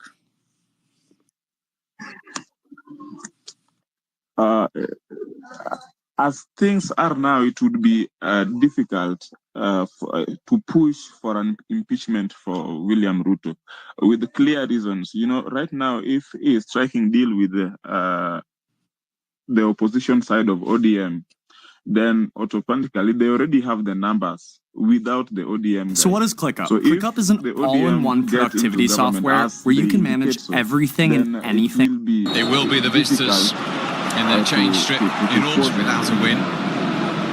Through the parliament. No way. So Gachagua, the question of Gachagua being president after William Ruto resigned, it's just the same thing. Gachagua and Ruto are just return the favour. Forward from left back, Broomer again. Oh, and then Lucas Vasquez has conceded a penalty. Inside 4 minutes. Again, the issue, I just want to reiterate on the issue that happened yesterday where the government hired goons to come and tackle us. I think that one clearly shows that the government has panicked and they are standing really low to an extent of using money against, using the taxpayers' money to bribe people to go to the street and tackle demonstrations. I think we are achieving a lot and we should just proceed on the same pace and we should not relent. At some point, we may not succeed on removing Ruto immediately out of power now, but what we are achieving is beyond that. First of all, we have achieved a great measure of tarnishing his name, and everybody in Kenya right now knows that William Ruto is not the man for the job. So that one is our first achievement. So coming 2027, even William Ruto himself already knows that it will be difficult for him and most likely not possible for him to get a re-election. So we should not relent on that. We may not succeed on removing him immediately right now, but if we continue pushing the way we are doing so, we are going to achieve it in one way or another. Thank you so much. Asante sana, Eli. I'm going to go to Munyiri, please, and then Tevin. Munyiri, 3 minutes. Thank you for the mic. The biggest problem I think we have is the political class. We don't have any other problem. Ruto is the same as Uhuru, who is the same as Kibaki, as far as their mindsets go, and as far as politics go. So that's our biggest problem right now. The only difference is that Ruto is more brutal and he is more... The difference is on personality. The difference here is a personality thing. Some of them aren't cruel, mild people, but in terms of mentality, they're all the same. So our biggest problem right now is the system, and we need to burn down this system because it's not working for us. By burning it down, I mean we need to get rid of it, come up with new systems that are going to work for us. This thing was inevitable. Across African countries, this will be the norm for the next decades. It's not a special case in Kenya. This thing is inevitable. It will happen in many other African countries because of the youth bulge and the fact that the current systems that were created by people who are right now in their 60s and 70s are not working for us. Nothing seems to be working for us. So this thing was inevitable. The systems will change. I understand that people right now, the most important question is how to deal with our current president. I support the streets approach. The streets approach so far is working. I think we should attack on multiple avenues. The other avenues being the policy approach. We all agree here right now that we usually spend a lot of money on the public, on senators, MPs. We usually spend a lot of money for people who don't even align with our needs. So the referendum approach, the Okoa Kenya approach is also an approach. And since we have some strengths, our strengths right now is the fact that we have the numbers, we as the youth have the numbers, and we as the youth have the ability to mobilize. So based on those two factors, I think we should also use this approach of Okoa Kenya. We stop paying so much, we stop putting these people on a pedestal. One of the problems we have is that we put our leaders on a pedestal. So we think that they are some kind of demigods. So I really want us, as much as we go to the streets, as I finish up, as much as we are going to the streets, we also go the policy way, the referendum way. We need to stop these people from earning all this money, and they just represent a class which doesn't align with the common monarchy. Thank you. Asante sana Munyiri. Tevin, please, 3 minutes. Thank you. Tevin? Yes, asante sana. Thank you for the mic, Lady Justice. You're welcome. You're welcome. Yeah. So what I want to talk about, guys, we need to be serious. We need to be serious because the way Ruto is doing things is not right. Because if I can recall back the bodies that were found at Kware, this is how government work. A government can hire a serial killer from outside the country, give them permit to come here, kill our innocent people, then deport them back, then dispose the bodies at near a dam site or whatever. Because that dam site was near to the police station, if you can see. So the thing that we should do, we should be going outside daily. Kama ni maandamano kuwe kila siku. Tukiweka maandamano kila siku, wenye watatoa Ruto ni watu wa biashara. Sisi sasa. The business people. Because if you can go outside there daily for even a week, because Kenya, our revenue tuna collect to come 4 billion per day. If Kenya loses 4 billion in 7 days, that's how much. Almost our business, niseme the business imeharibika tu hapa Kenya tu kabisa. Hakuna shit itaendelea. Na wanabiashara ndio watamtoa. Si eti sisi sasa. The business people watamtoa tu kwa kiti.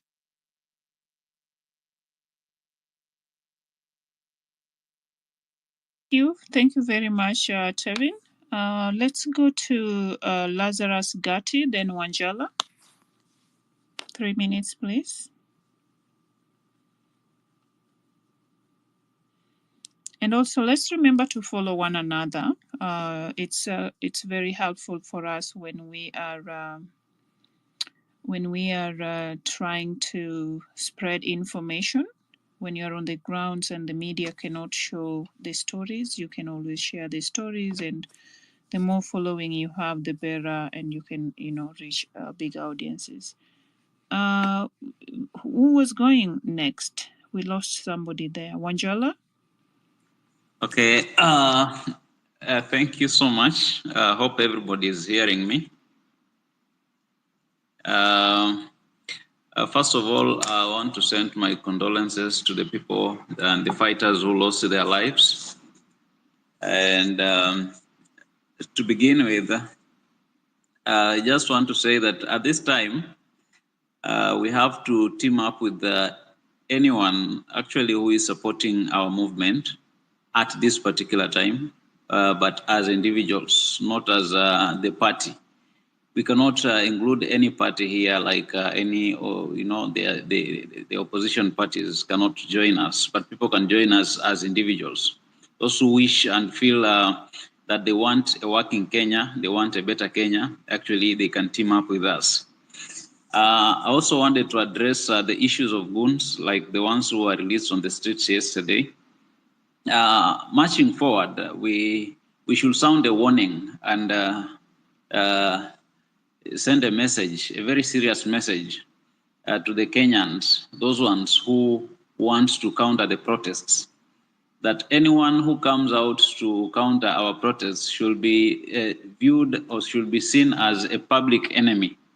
And anything that befalls you, because at the end of the day, the government is killing us, the police have shot our people, so many people have lost their lives, people are still angry, people are annoyed, and you're sending goons to come on the streets to counter the protests, to destroy people's properties, to disrupt the peaceful protesters, to maim and injure some peaceful protesters. So such a person, I think we have got nothing else but to lynch and do a demo to such a person, so that it sends a wave to the rest of the people who feels that they can be paid a few coins to come and disrupt a peaceful protesters. Then something else, I just wanted to probably maybe talk about the president. I think he's, at one hand, I feel he's the most privileged president to have ever found any conducive environment where he can now act upon those ones who have stolen the money, those who have looted, to fight corruption, because now he'll be acting holistically in the name of responding to the Kenyans and the young generation who wants a better working nation for this country. But now, to my disappointment, I think the president looks like he has gone back to his olden ways or olden tricks of promising and doing things contrary to what we expect. From the time he fired even the CIS, the CS and the CISS, we didn't expect that he's going to reappoint people like Kindiki in the same positions when we still have, cases still going on, the Kware, there's so many other, murder cases, massacre cases in our country, and still reappointing them in the same positions. That is like, and in fact, addressing us on top of vehicles. That shows that he's not serious, he's not ready. He can actually work today and go down to the history as one of the best presidents we have ever had. Because this is the time, now he has the advantage. Now he has actually the guts to go ahead and fight corruption without fear or favor, because he'll be responding to our call. But he has completely refused to work. So today, we just want to, like someone has suggested, we have to paralyze most of these, public institutions, like now the airport and all those.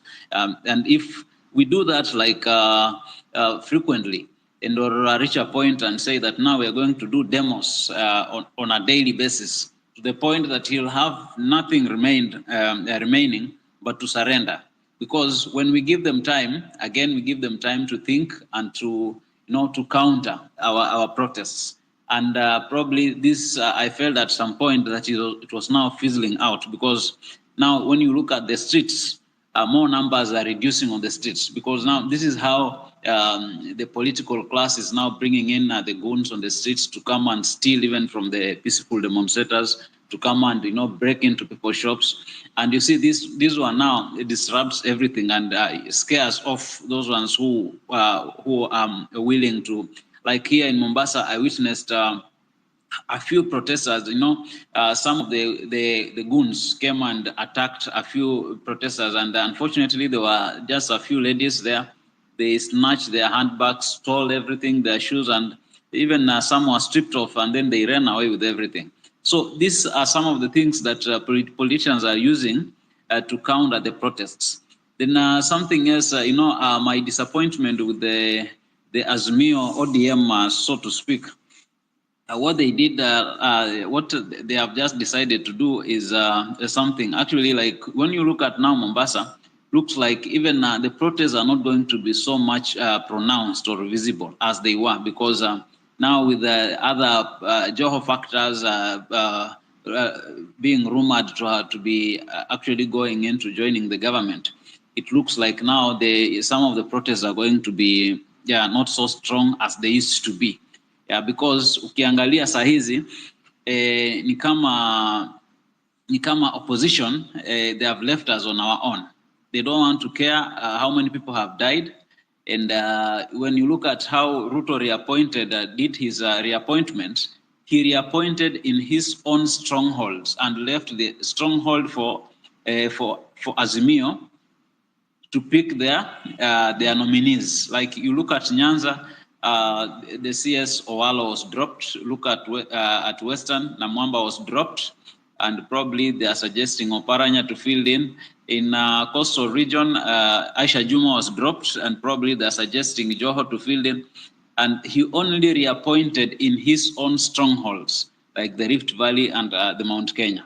So this means that even the politicians you are talking about that they are going to support us, there is no any political party that is remaining with us, the protesters, the young generation, who feels that this country must work and move forward. So what's next? That is the other question. If somebody has probably any projection of what we should take to spearhead our protests to a meaningful a place, then should actually factor in. This is the only time we can work. Just to conclude, this is the only time we can work. If we cannot succeed this time to finish these corrupt leaders, then probably it might take another 50 years and we shall be old and we shall be, probably we shall not be here at that time, or we shall be very old to make any meaningful change. It will take another 50 years for such a change to recur. So this is the only time that we can actually fight, because it's not the time to give up. Thank you so much for the time for airtime you've given me to air my views and make my submissions. Thank you so much. Asante sana Wanjala. Thank you for those wonderful submission. Emalio and then Masharia, please. 3 minutes. Emalio Duke. Looks like Emalio is not there. So Masharia, please.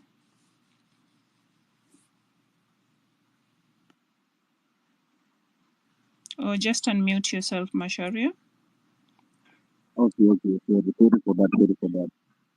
Can Wanjala mute your mic? I can make some,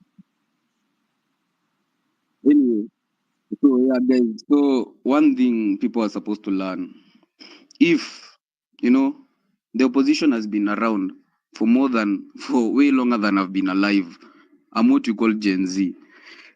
And if the opposition would have wanted a better Kenya for the people that were alive during that time and up until now, they would have already done it. So I don't see what will happen when the opposition is involved in all this. They have not made any change over the past 20 years that I've been alive. Even before those years, they have not made any change. So the opposition can go fuck themselves and leave this movement to Gen Z. Because we are people who are goal-oriented. We don't care about money. We just want a prosperous country. Moving on. People who are still relying on... Yes? Masharia, I have a request. Could you please withdraw the word F off? Okay. There's no problem. You have to, excuse me. Yeah, so moving on. We are presenting ourselves as leaders who can lead this country. So it has to start with our presentation and how we all that. So thank you for understanding. Yeah. Okay. So moving on, it's about people still. I don't want to be a bearer of bad news, but stop. People are still relying on God to save us. God could have already saved us from Ruto, from getting into power back in 2022 if he wanted to. So right now, we need to be realistic people. We need to be factual people. If you want to make change will start from us. So people wenye wanauliza mambo sijui Mungu ataituokoa lini, hii mambo ni yako. God does not live in Kenya. You are the one who lives in Kenya. So kazi ni kwako. You see? Yeah. And also, guys, there's just one thing I want to say. This thing about corruption and you're not leaders are not the only corrupt people. You know, citizens also influence corruption because let's, and also, you know, election of bad leaders. For example, mtu akitaka, let me just, you know, let me criticize the older generations. So mtu, if any person anataka kuwa a leader of today or tomorrow, ashajua akikuja apatie tu hawa tu hapa chini 200, 100, 500 watamvotia. Ask yourself, hiyo 200 nitaikula mara ngapi kwa siku? Ama kwa hiyo miaka 5 watakuwa in power. Ask yourself that. Huyo mtu akiingia hapo amepatia amepatiana, let's say akipatiwa tu kama 200, hiyo pesa ni mfuko yake. Hiyo pesa tutataka kuirudisha. Trust me, when that guy gets into office, kitu ya kwanza atafanya si maendeleo, si kuwasaidia. Kitu ya kwanza atafanya ni kurudisha pesa yake. So guys, when we are electing leaders, try to use your mind. Usi-elect leaders based on wealth, because any incompetent fool, you know, any wealthy fool can be a leader just to say because they have money. So yeah, when we are choosing our leaders, take time to listen to the person talking, regardless of their age, gender, tribe, you know, background, all of it. A person's mind is the most wealthiest thing a human being can have. When you have bright ideas, ukiletea watu ideas nzuri, you know, you are looking out for their future. So people, when you are listening, guys, when you're listening to somebody who wants you to put them somewhere in government to, you know, to represent them, sikiza ideas zake. Hii mambo ya mtu kuambia tion tutatenga, tutawapatia 200, sijui tutafanya nini. No, somebody should have realistic plans, you know, things that make sense to the common mwananchi, kitu itasaidia kila mtu in the eventuality, you know. Sai, for example, let's say I've been seeing cases of, you know, dams that were been commissioned, sijui ni wapi. I've been seeing posts about that in the timeline. Sijui dams were commissioned in 2018, sijui and what. So hiyo pesa ilienda wapi? You know, this thing of kuchagua leaders because akona pesa ama anawapatia 200, watu wanafaa tu kuacha. It's embarrassing, it's a disgrace kwanza to the older generations.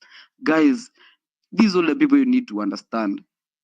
As the young people, we are fighting for our future. The future that you are not able to fight for when you are our age. Because Moi hakuruhusu mpigania haki zetu. Information that there is a better, better days. They don't have any information of better days. For example, the police. The police are, I think, among the poorest paid people in Kenya. But saa hao ndio watunasumbua nao kwa streets. Mimi niko hapa tu kupigania a better living. And huko hapa kunipinga.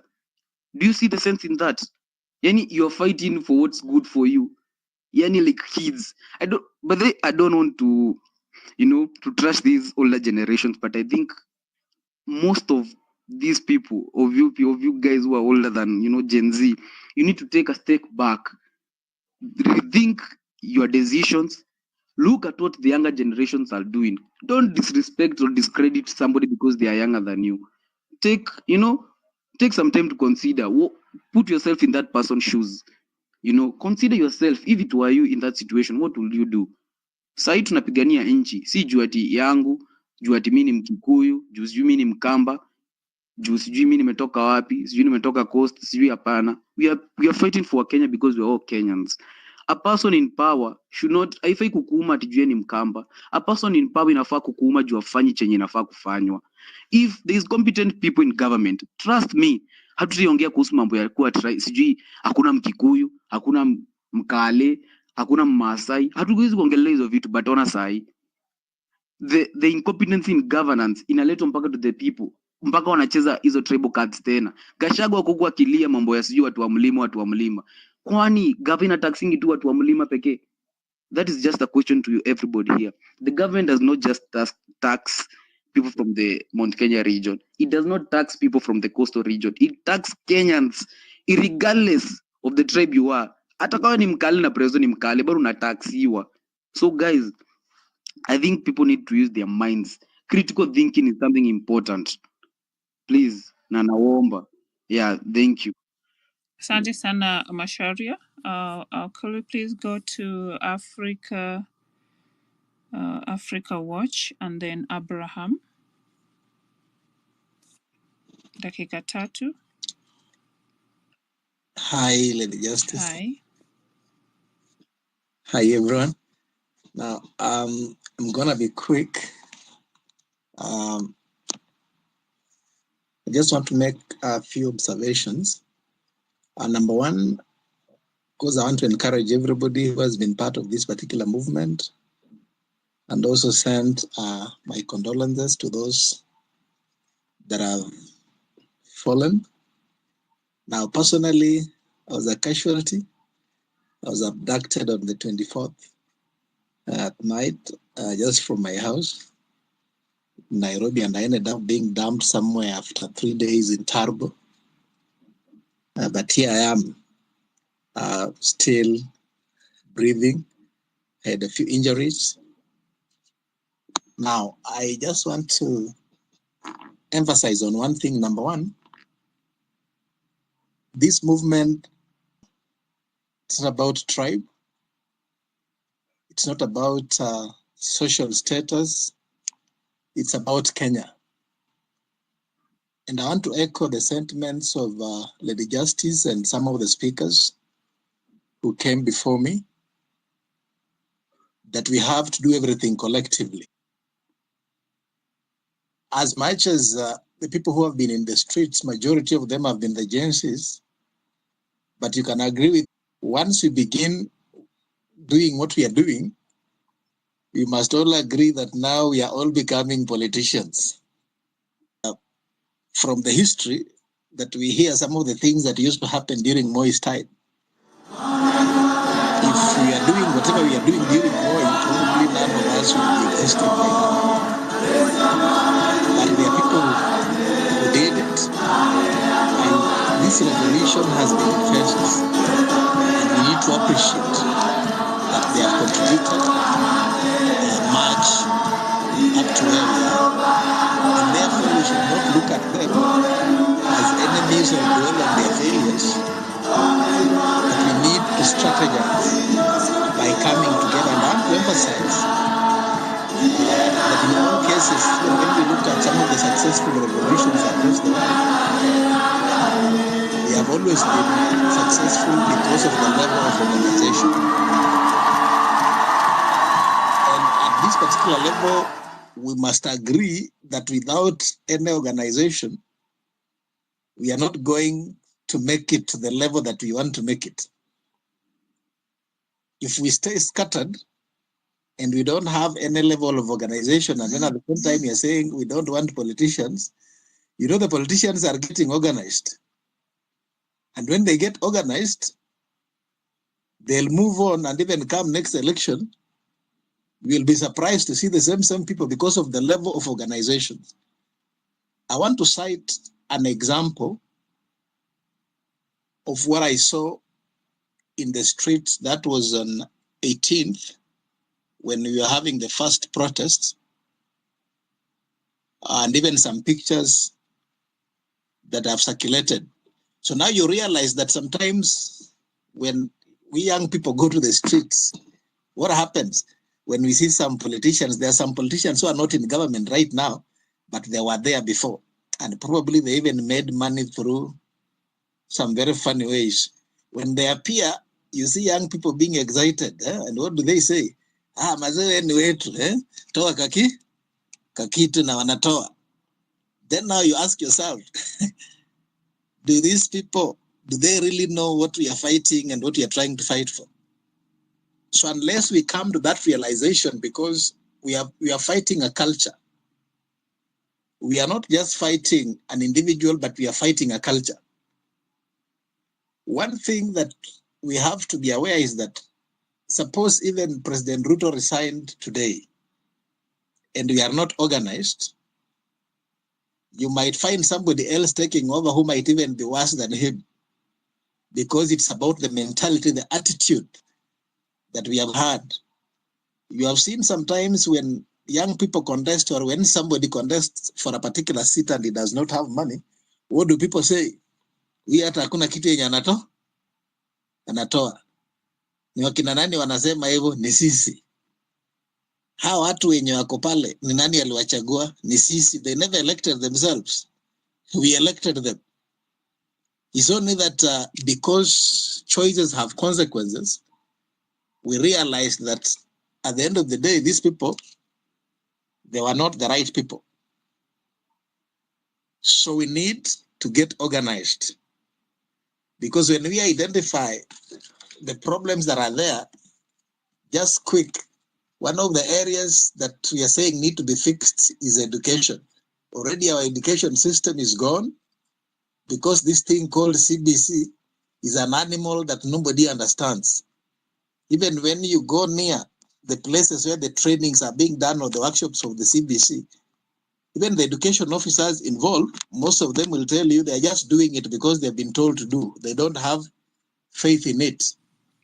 We did not need CBC. What we needed is to work on our curricula in terms of aligning it to the current needs, just improving on it, but not changing the structures or the name. Please land Africa Watch. Yes. Thank you. Just finish in a minute. Hello? Finish in a minute. Yeah. Just in a minute. So education is one area that we need to get back. Now, the issue of debt, we know that we have got an abnormal debt because most of these monies ended up in the pockets of people. Some of them never even got to Kenya, like, for example, the Eurobond. We are looking at our tax regime to have a friendly tax regime that promotes investments. We are looking at the issue of health, the rule of law. Why do we have many members in government than the opposition in parliament? It is because of the fact that the Political Parties Act was not followed. There are MPs that came in the name of opposition, and all of a sudden they shifted to the side of government. And that's why government has numbers. They can pass anything they want to pass without even the other people contributing. So, in general, let us get organized. How do we get organized?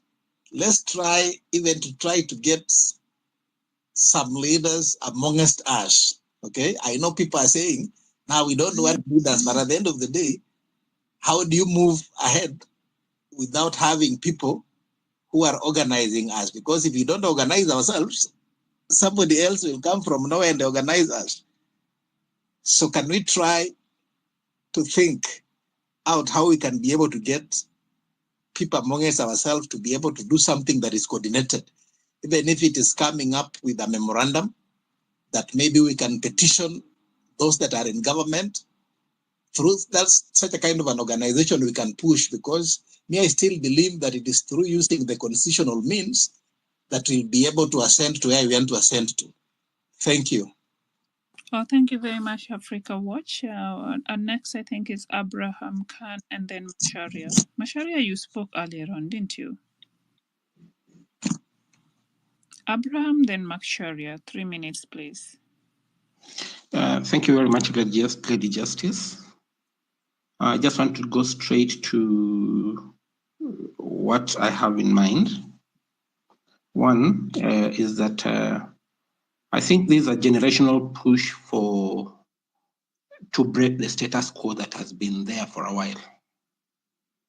And I think the reason why there's rejection for even the old school politicians is because people want, and especially the Gen Zs, want things done differently. Right now, if someone can't tell you exactly what they're looking to see about this country in the next 10 years, I think that's what Gen Zs are actually resisting this time round. Number two, I think there's need for us to critically look at some of the things that are happening just to ensure that there's more accountability and justice, and especially in terms of the police executing their duties, and in terms of also us exercising our role as a citizenry, because there's some things that are a bit disheartening when you see that we have goons infiltrating demonstrations and the police are doing nothing. And when we have police brutality and the government is doing nothing, I think that points to a rogue government. And for the hello? Yes, we can hear you. Go ahead. Yeah, that points to a critical situation about governance. It means that we have a rogue government in place. And there's need to push that there's more accountability on the side of the police, because I think we need to look at the Police Act, because the Police Act also at some point, it says that, you know, the police are not supposed to subject citizens to abuse, and none is calling them to account on this. The IPOA has been categorical that they are finding it very difficult to investigate police because they're not getting any information from them. And in case a police abuses or abuses their powers, actually they're liable to conviction for, you know, for felony. So I think we really need to see how we can bring this to police officers to accountability and to help also heal the nation from police brutality.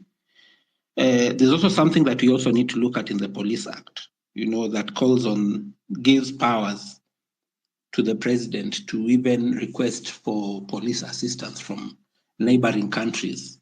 And I think we've heard of, you know, people whom we don't even know whether they are our police officers, you know, being so brutal. I think we really need to come to look into this and even push for such for amendments that can take away that power from the powers, from that authority, from the powers that be at any point, so that in case we are pushing for justice in any way, then no one will be telling us that we don't know these people. They are not there. You know, we really need to look into that.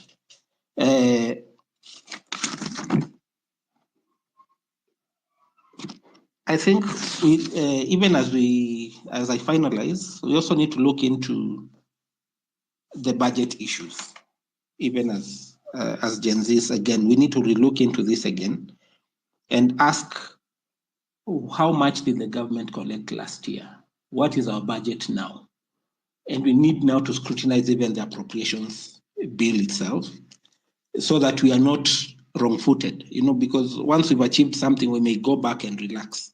And before we realize what's happening, we can be wrong-footed. So some of those who are lawyers in our midst, those who are economists in our midst, accountants, you know, those in different professional spheres, I think it's time that for those who are lawyers, you look through the law, see what law is being abused, what remedy should we have, and do we also need to activate and make sure that we have county assembly, you know, citizen assemblies legalized in the grassroots, you know, whereby people can come together, voice their issues, even now start petitions, you know, like to IBC, without someone saying that it's not a lawful way of pushing for, say, the president to be impeached, because if Parliament is not playing its role, then how can citizens go ahead and still play their role in pushing for a rogue government to exit, rogue leadership to exit, and therefore get people who are more accountable in those offices? For now, I think that's it for now, and thank you very much for the time. Asante sana, Abraham. Let's go to Masharia, please. Thank you. Mine was just a few. So I think it's, you know, just appointed for Citizen TV. There's this guy called Polo Kemani who has been investigating about, you know, the mining industry, which apparently has been making, you know, a few people in Kenya billionaires. So kindly, Citizen TV, skiza tena kuambia, do an investigation or do a report or something, you know, something small about that, or something you can, so that watu wajue. Me juzi ndio nilikam kujua, sijaitambua Tharaka Nithi, but apparently Tharaka Nithi has minerals amounting even to 240 million per day.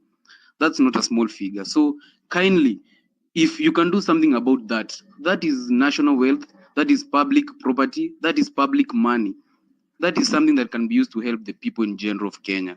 So if you can do something about that, Citizen TV, please, because we are fighting for integrity, accountability, and professionalism. Those are the three major things that are lacking in the Kenyan system. So yeah, thank you. Asante sana Macharia. Oh, we're doing so well with timing. So today we're talking about the pressure point. Is it time for Gen Z and the opposition to unite? Is it time to start looking for allies to help us in the fight for Ruto must go, whichever form Ruto must go is gonna take.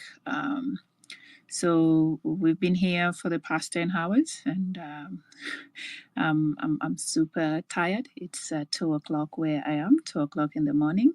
But I love doing this for my people. So let's keep the conversation going, 3 minutes each. And everybody, don't worry, you'll get a chance to speak. In our spaces, we make sure everybody has spoken. And most importantly, let's remember to follow one another so that we can be able to play that critical role of citizen journalism. Asanteni sana. Next is Reject Finance. And then we will go to Power to the People, I believe. That's the name.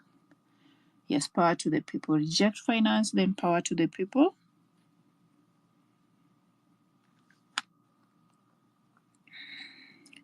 Reject Finance Bill 2024. Mogo Owira. Owira, are you there? Looks like Owira isn't there. Power to the People, please go ahead.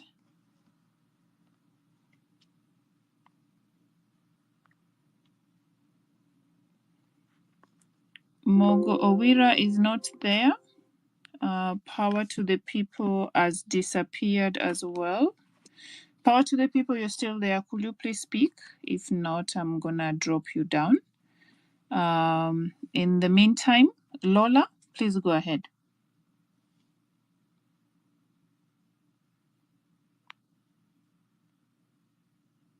Lola and Angela? Yes, I can hear you. Go ahead.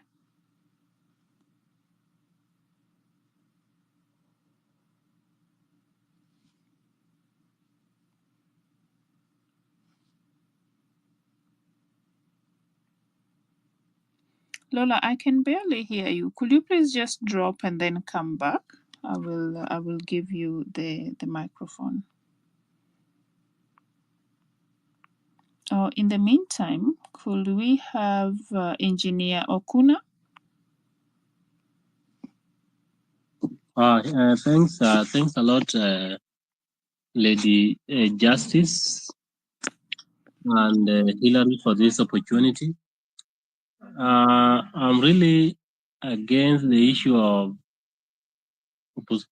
opposition and Gen Z unity. Actually, opposition has never had any ideology to transform this country. The opposition's ideology has been to take power. And even if you look at the policies that they have, is no much difference than what these guys have. And I can assure you that oppositions, once they get power through backdoor or any other means, they will glorify such oppressive government. And we can see that one, what happened in 2018 when finance bill was actually, the problem that started in this country, we've had many problems, but 2018 handshake is where the oppressive government was glorified, where the finance bill was passed ceremoniously without even knowing that this finance bill, what will be the effect.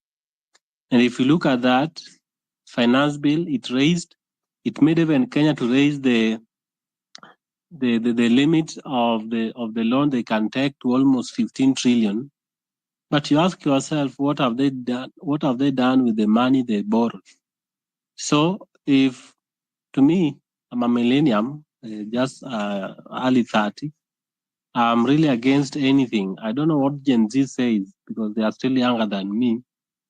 But me, born in 1990s, I can categorically say that there's nothing that Gen Zs will share with the opposition. And even today, if you look at the opposition, they don't know where they are going. They are at crossroads. They don't know whether they go through the AUK. They don't know whether they join Ruto and get some CS. They don't know whether they support President Uhuru Kenyatta and what he's doing. I don't know. Or they are not. They don't know whether they go through Gen Z. But to me, there is nothing that we will achieve with Gen Z uniting with opposition. There is nothing absolutely. Going forward, I think we should not elect people based on the amount of handouts him or she can give out. That is the biggest challenge that we've had. We find out that during elections, and it is us, Gen Zs and millennials, no one else.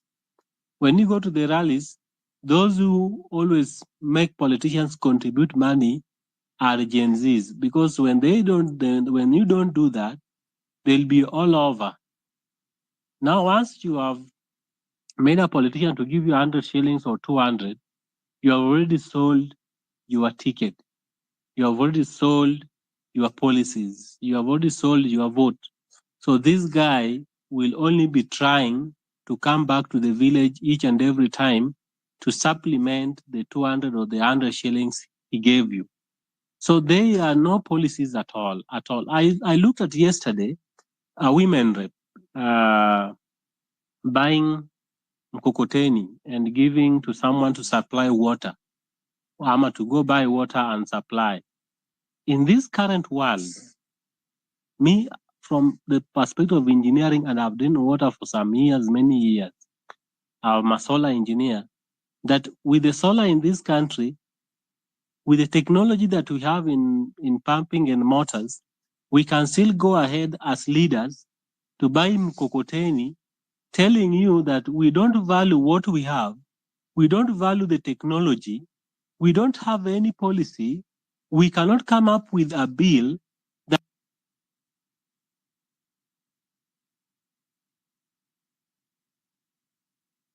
It looks like we lost you there. Go ahead. leaders. Yeah. What we can do as leaders is simply buying cocotenis and supplying.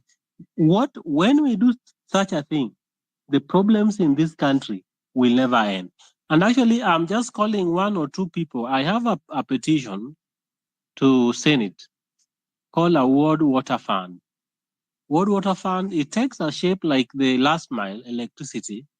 We want to go and amend the water section, the Water Act we have of 2016, so that we have very many agencies for water, very many doing absolutely nothing, but they are consuming millions and billions of Kenya shillings. We need to have all these agencies merged together so that we have just one body called the World Water Fund. And this World Water Fund should have all the offices in the 290 constituencies, so that their work is to ensure that we have a last mile water connection to our people, not giving cocotenis to go and fetch water and sell, but to ensure that water can be drilled, or we can have water dams or water pumps. Then we can have pumps that install in those water pumps, and then we have our last mile connections to each and individual person in his home, so that in the next 10 or 15 years, every Kenyan should have water in his home as a result of this petition. So I'm really against the opposition. Opposition is made up of very old people who have no idea, who have no basic knowledge of what is happening today. Even a simple technology that is required to assist you and me, they don't know. So therefore means you as a young person who should now come up with policies and even solutions, you want to seek the support of someone who doesn't know anything to do with solution, then you will always end up nowhere at all. So to me, as Gen Z said, we are moving on. Let us move on and ensure that both Gachagua and Ruto, both of them, go home. There's no one to be spared. There's no one to be spared. Gachagua has a lot of graft cases. Ruto now is the mastermind of all the graft cases around. The CS he appointed have a number of graft cases around. Even though, if you look at the Constitution, I've really been in the courts as one of the guys who drafted the presidential petitions in 2022. If we look at the Ruto's appointments of CS, that one, actually, there's no case to be answered. I even saw some lawyers, they are going to the court. There's no case. The Constitution of Kenya says that you can be dismissed after you've been given a fair hearing. So what Ruto said in the State House are those political statements that can never be used in any court of law. So the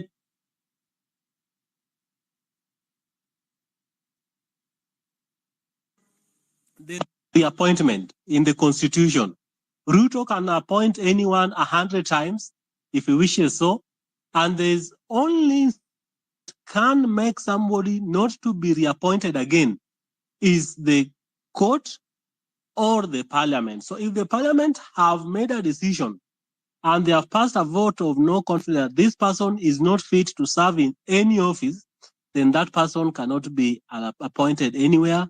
But what Ruto did the other time is within the legal framework.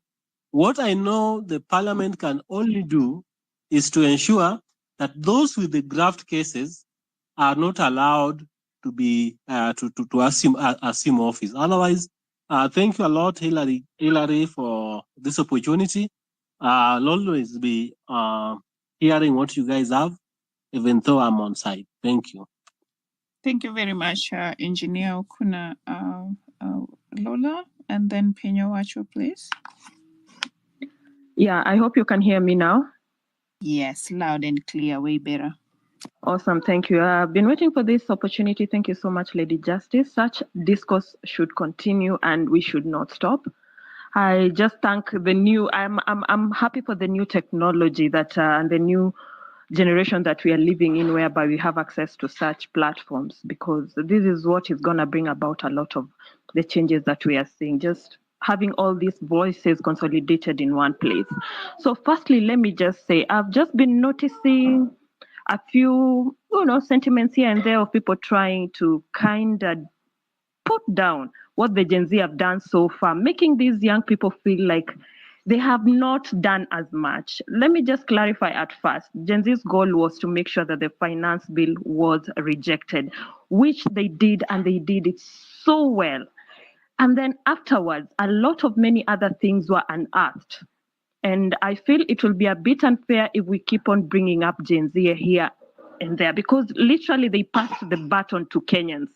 They were like, yes, we started this, we've done it, we've showed you we can do it. It's now that this baton should be passed to Kenyans and we should stop relying on Gen Z. These are our young people dying every day on the streets. And it's no longer Gen Z, it's now Kenyans. Even the way the media is branding this latest protest should not all be about Gen Z. They started it and we loved it. And the last 1 month has been exhilarating. I've participated in some of those demonstrations. And I can tell you, for the first time I slept and I was like, my God, I'm on the right side of history. Like my Gen Z brother always tells me, I'm a millennial. He literally dragged me out of the house and was like, you are on the wrong side of history. What are you doing in the house? Because as a millennial, I grew up during the Moi era. We were scared out of our pants to ever even speak his name in our household. And now I'm here in a space whereby, I have a brother, a Gen Z brother, who looks at me in the eye and tells me, look here, you have to be on the right side of history. These are the issues and this is what we are going after. And they are very clear. They are very clear, unlike the demonstrations we've been seeing all these other times, being branded opposition demonstrations, which would usually end in handshakes and other agreements that we were unsure of, but we were just going with it so that, we can have peace. I don't know what peace we were looking for at that time, but we were like, oh, finally, no demonstrations. But for the first time, we have agenda-based demonstrations and protests. So it's no longer a Gen Z thing. They are part of us. They're our children, they're our brothers, they're all that. So I want to commend Gen Z. I want to say the last 1 month, let nobody make you feel like you have done nothing. You guys have done something that even the the so-called opposition that has been running for a very long time, led by one very prominent Raila Odinga, has not done this. They were shocked. They were shook. They are still shook. And the main point of some of these protests necessarily is never really to achieve a particular goal, like the way we are driving agendas towards, oh, so-and-so has to be out of this, so-and-so has to be. No, because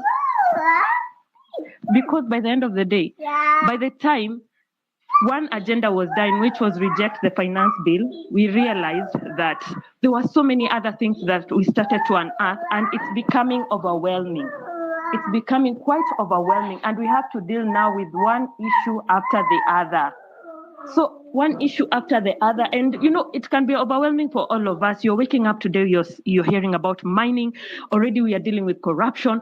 Our schools are the system is disintegrating. We don't know even whether the kind of education our children are having is any quality. We used to have very standard education in Kenya. It was recognized internationally. Right now, we even don't know where we are headed. Our healthcare system is in a mess. Like, it is a lot. So we don't have to put all these onto this one group of people. And we also have to agree that it doesn't have to happen today.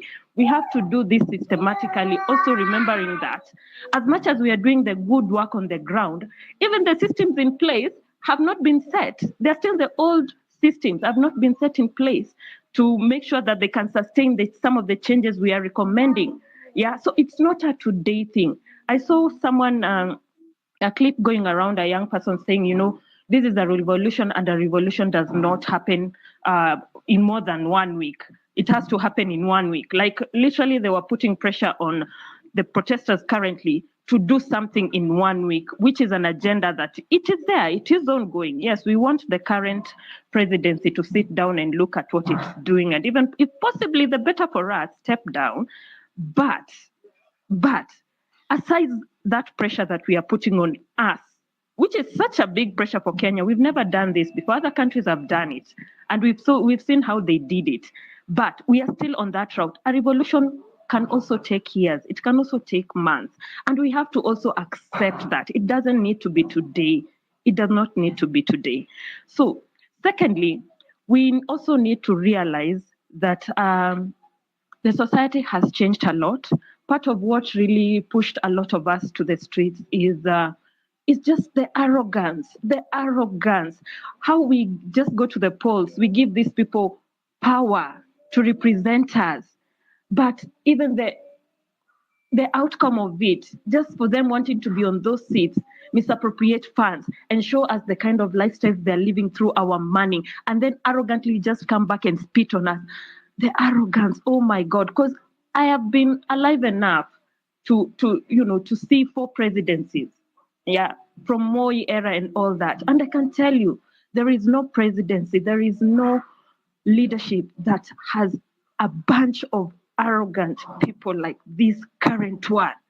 You can eat. Please just eat. Eat silently.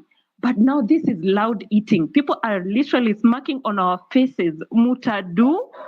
And the kind of anger that is in us, it is boiling. And I really commend this kind of organization that is going on, the protests that are going on, because that kind of anger can drive us to do things that we do not want to do. But the kind of self-control that we've had so far is something that I need to also applaud. People have really controlled themselves, because that anger can burn a country down. And we are not only angry down here, even up there, the leadership is angry, because in Kenya, any transition, any leadership transition, after elections, it's always they've already organized themselves. This is how we're gonna eat. This is our section. This is our time.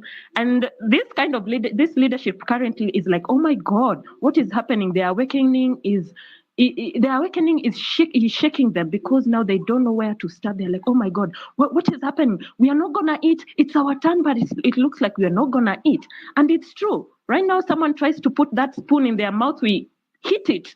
Let that food spill, but you're not continuing to eat our food. We're not letting you continue to do that.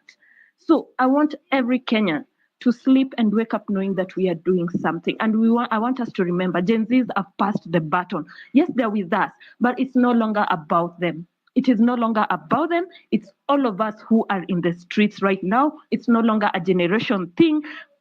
It is all of us in the streets. let me also mention a few other things that I'm noting here and there in this protesting, movement. There is no humanity in our leadership. There is no humanity in our leadership.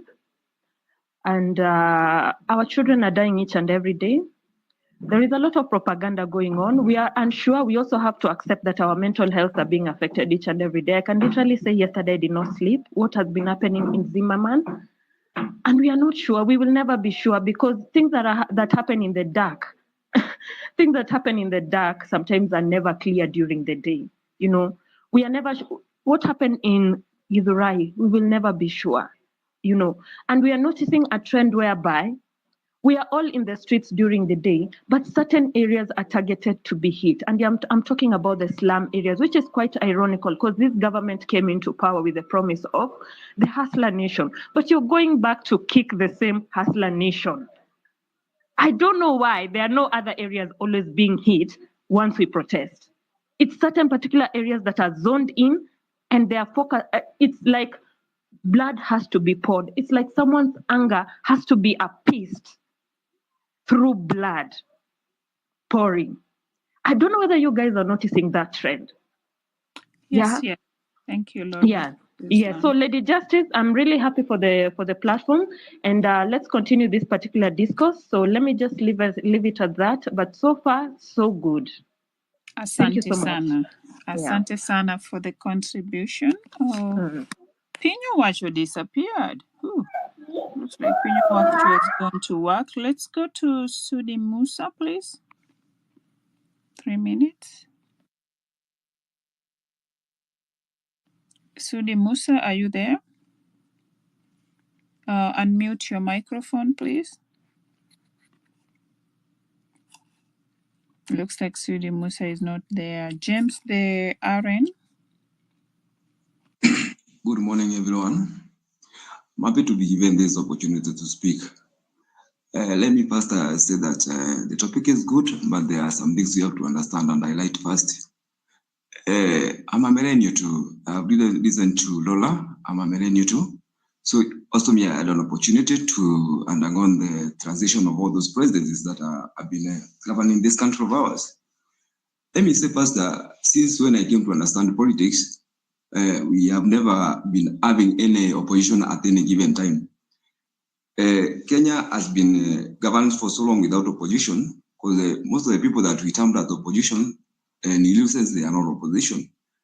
They are people who really take advantage of the position that we put them, and they always work in conniving with the government of the day to loot from us and to sustain their political agenda and their political class. But having said that, I do not discourage or despise anyone who would like to join Gen Zs and the millennium, as long as you are a Kenyan who is fighting bad governance, who is fighting corruption, and all sort of things, bad things that have been happening in this country of ours.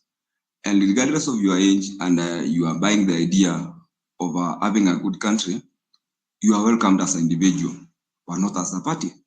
Because right now, as Gen Z started, right now we don't want to have to be associated with any political party or any political affiliation, because we have seen after the first gains that we have already gained, we have seen the opposition trying to go in bed with the government to negotiate some positions, of which I'm sure even I think is next week, if I'm not wrong. Some of the ministers are going to be announced by the president, and those ministers are coming from the side of opposition. And that's why you find that even opposition has now started to split itself. It's like it's now fighting among themselves. Because yesterday I found a whatever party giving its own statement that is contrary to ODM. So it means that they are fighting among themselves because of maybe the slots that have been awarded by the president.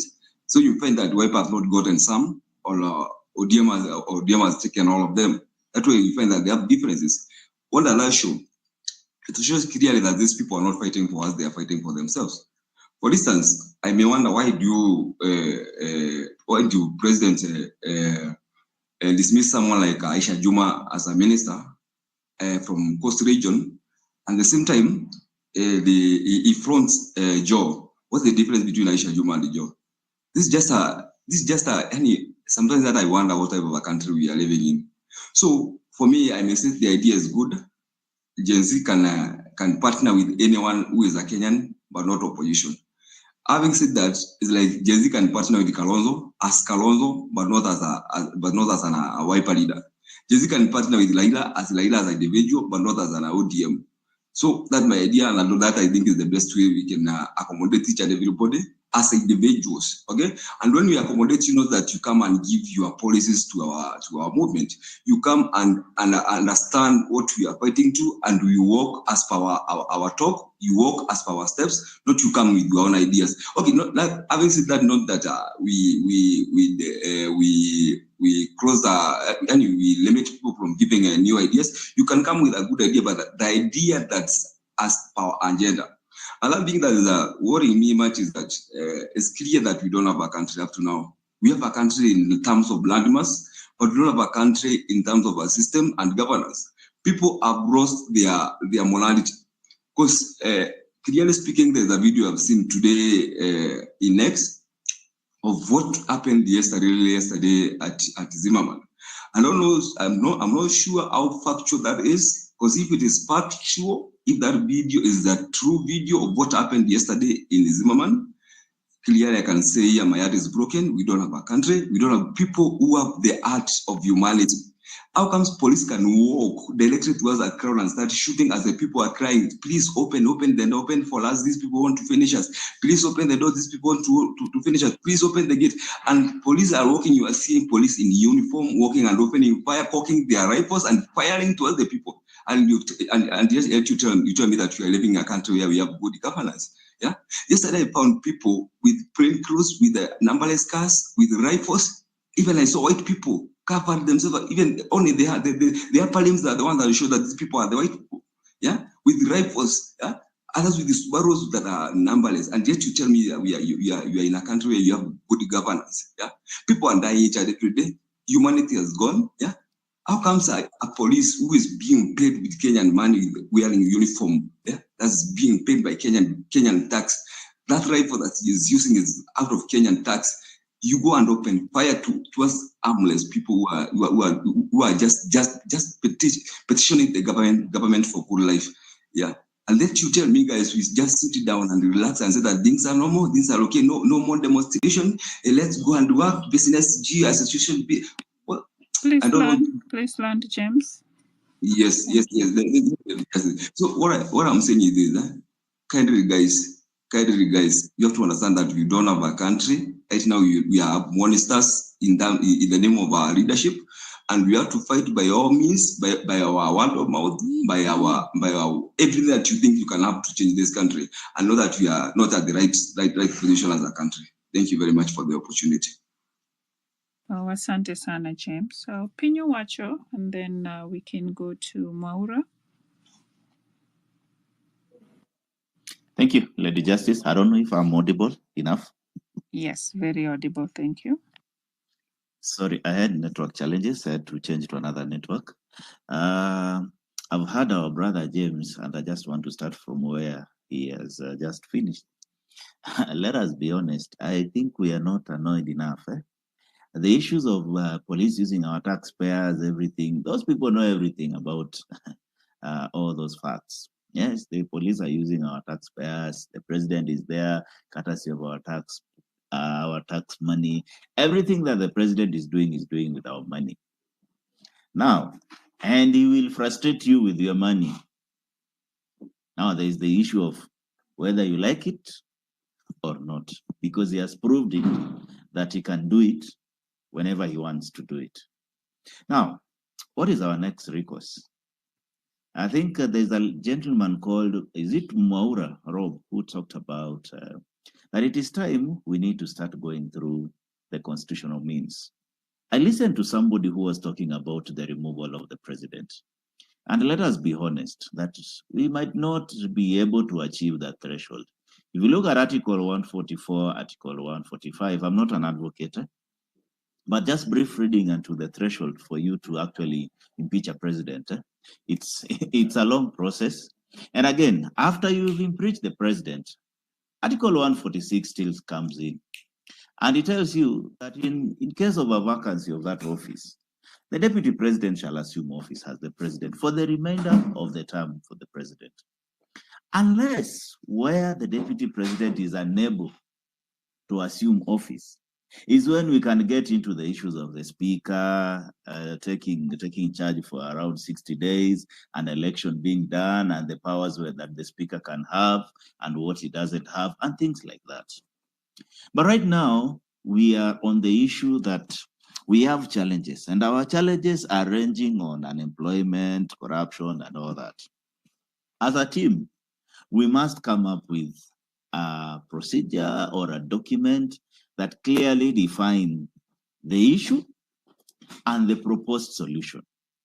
And that is what the president has actually thrown back to us. He is saying that you people, you are not giving an alternative idea. Yeah, you are saying that the system is not working. He is telling you, you are not giving me an alternative. Number one, we have the alternatives that we are giving. Let's bring the issue of, let's bring up the issue of, let's talk about the issue of cost of living.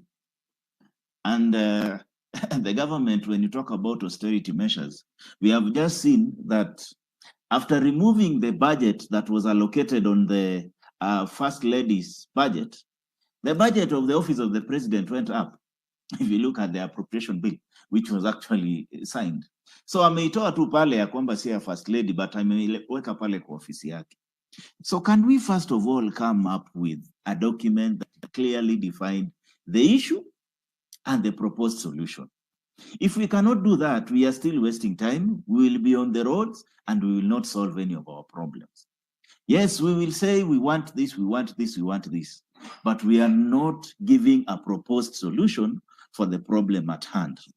Number two, when you're talking about the issue of corruption, this one is a story, but are we giving tangible proposed solutions that can be worked on?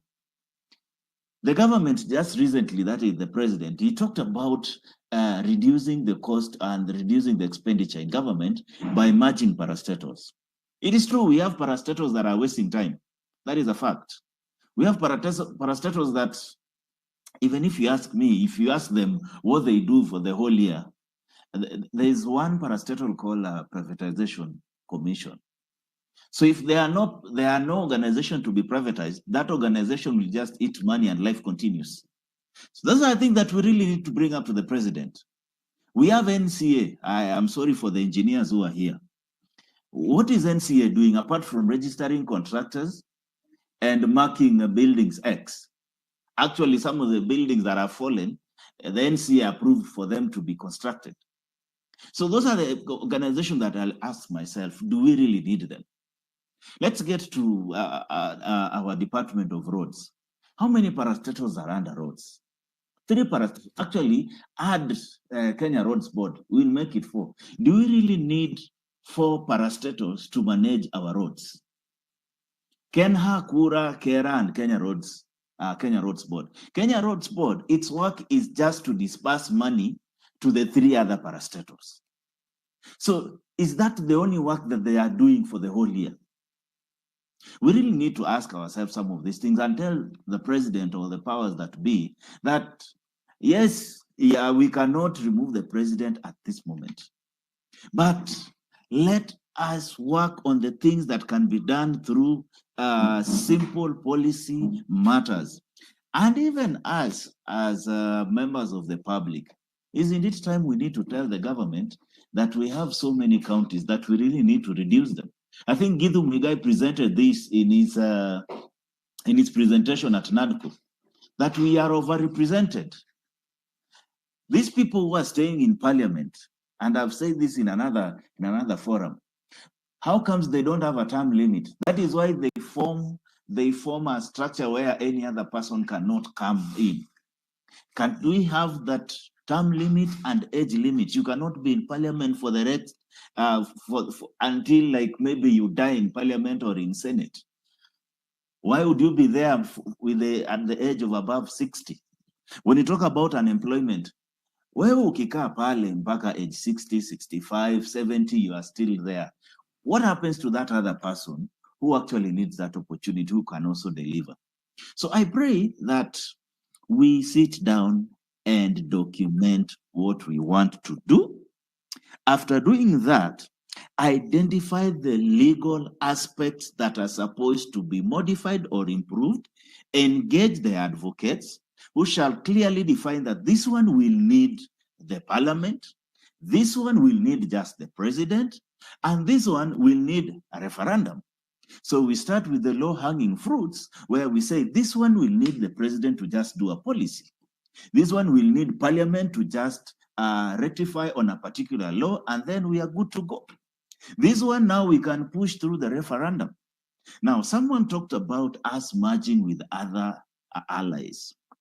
I can assure you where I see it, I don't see anywhere the Gen Z movement getting into either of the parties. And if you end up into either of the parties, sorry for you. Those parties don't have your interest at heart. If you listen to how Honorable Kaluma talked yesterday, if you've listened to how Honorable Mbadi has been talking, you will realize that those people don't have your interest. Their work is they want to get into government so that they make money for their generations, not you as a normal Kenyan. So, yes, we will need friends, but we are still the Gen Z movement. But we are not getting into their system, because even getting a ticket to vie for any position in those parties, don't think it will be easy, because they have their cronies who will get direct nominations, and wherever nomination will be done, it will be shambolic and someone will get the certificate. So what are we doing? One thing that politicians don't like is the year of election. Now, if you talk about a referendum that we are able to communicate to the public that this is what is going to help us. Something like Health Service Commission, referring back health sector back to the national government, we need a referendum.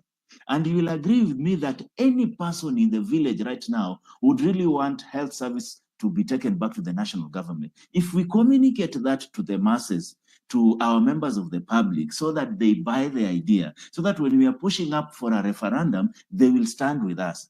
When we'll be going into those counties so that we mobilize, of course, we'll need the 25 counties.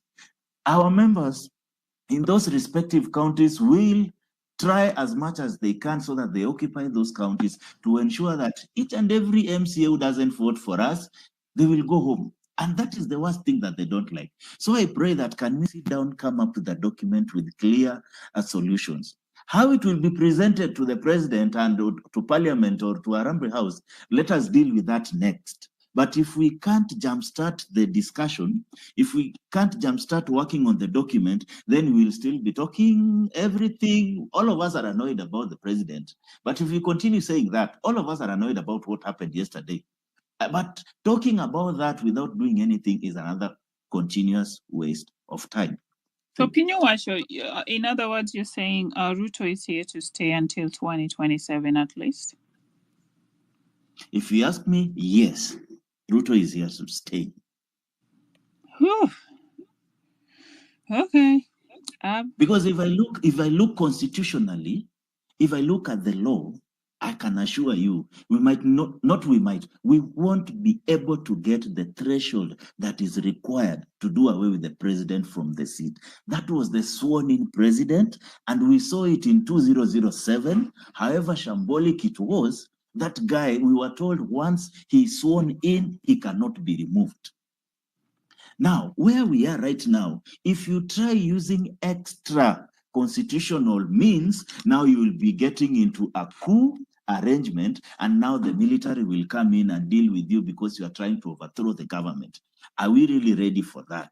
We are not. Let us start with the simple things that we can achieve, the low-hanging fruits. Once we achieve this, then Even those people who are saying that we are anarchists, they will start seeing that these people are heading towards the right direction, and they start buying into our idea the same way they bought into our idea of finance bill. Remember, if we could not have raised our voices on finance bill, I can assure you our older generation would have kept quiet and it would have passed, and they would painfully continue paying whatever they were supposed to pay. So let them buy into our idea first, work on a document, sell the document. When these people buy the idea, then we'll have gotten the masses and the energy to move forward. We might not be able to sustain demonstrations for maybe for the next 2 months. We won't be able to do that, but we can sustain a legal battle in court for a period. Thank you. Thank you very much, Pinyowacho. I think those are the conversations that we need to start having at this point critically, because sometimes we tend to be so lost on the utopia of a possibility of getting the president out of power in such an easy way, but it's not. And we need to start drilling that on people's mind, even in conversations where we bring Dr. Miguna. We have to, realize that we're not going to be demonstrating forever. So if we're not demonstrating forever, we need to have a document with our demands and, the ones that has been taken care of. We count those ones as wins. So, and this is not giving up, really. It's literally looking at what is possible. We're not gonna be on the streets with Ruto from now until 2027. Other parts of the world are building themselves, are developing themselves. So we just need to find a way of. Even though people keep on saying we don't want dialogue, there is no way out of this. There has to be that level of conversation with that government, even if it's a matter of tumeandika hii tuweke kwenye kitabu alafu atumiwe, there is nobody presenting it, we are faceless or whatever. Something has to give, because even right now we keep on coming back and we're complaining that we don't like the people who've been appointed into these positions. But the question is, as a movement, have we presented our people? We have not. So then the movement kind of becomes confused. So what is it that we really want? Do we want change? And if we want change needs some actions. And sometimes the action is not just occupy, or go out there, go. There's going to be that part of we're going to need the people of the brains to meet and create systems and present those systems, present documents of systems change, because this current system has failed. So we need a system overall. And how does that overhaul looks like? So these are not conversations that most of us love to hear in these rooms, but ideally that's where we are headed. And the moment we started putting those in our ears, the earlier the better. We gotta start finding how, and also the conversation with whether we should be uniting with the opposition also came as a result of, majority of these people, some of them do have that knowledge of how politics is done, because some of us, we might know the law, but politics has its own tricks, the cunning nature of politicians, the manipulation and what have you. That's going to play a big role in when we're presenting our matters to the regime. And we thought that having people like, people who have experience in their in the game could really make a big difference into the next steps forward. Please go ahead, Pinyowacho, and then we'll pass it to Roslyn. Yeah, go ahead. Thank you. For a Apologies. Minute. No worries. Apologies on that. Now, you've just talked about the list that has been presented for cabinet secretaries. And I asked this in another forum.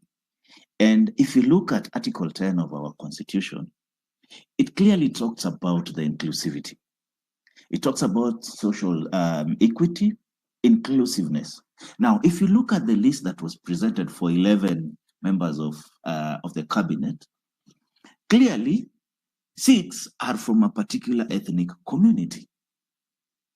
Now, we are saying don't pass recycled, but we have not gone to court so that that process be stopped before it gets to parliament.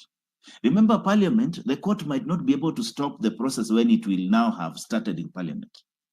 They might not be able to stop it because they always feel there is that segregation of powers, that the court cannot interfere with their internal process. But we can stop the list and tell the government that this is a constitutional issue. Yeah, it is not a procedural or a political issue. Yeah, we say that the list that you've presented does not reflect the image of the country. We have 42 ethnic communities.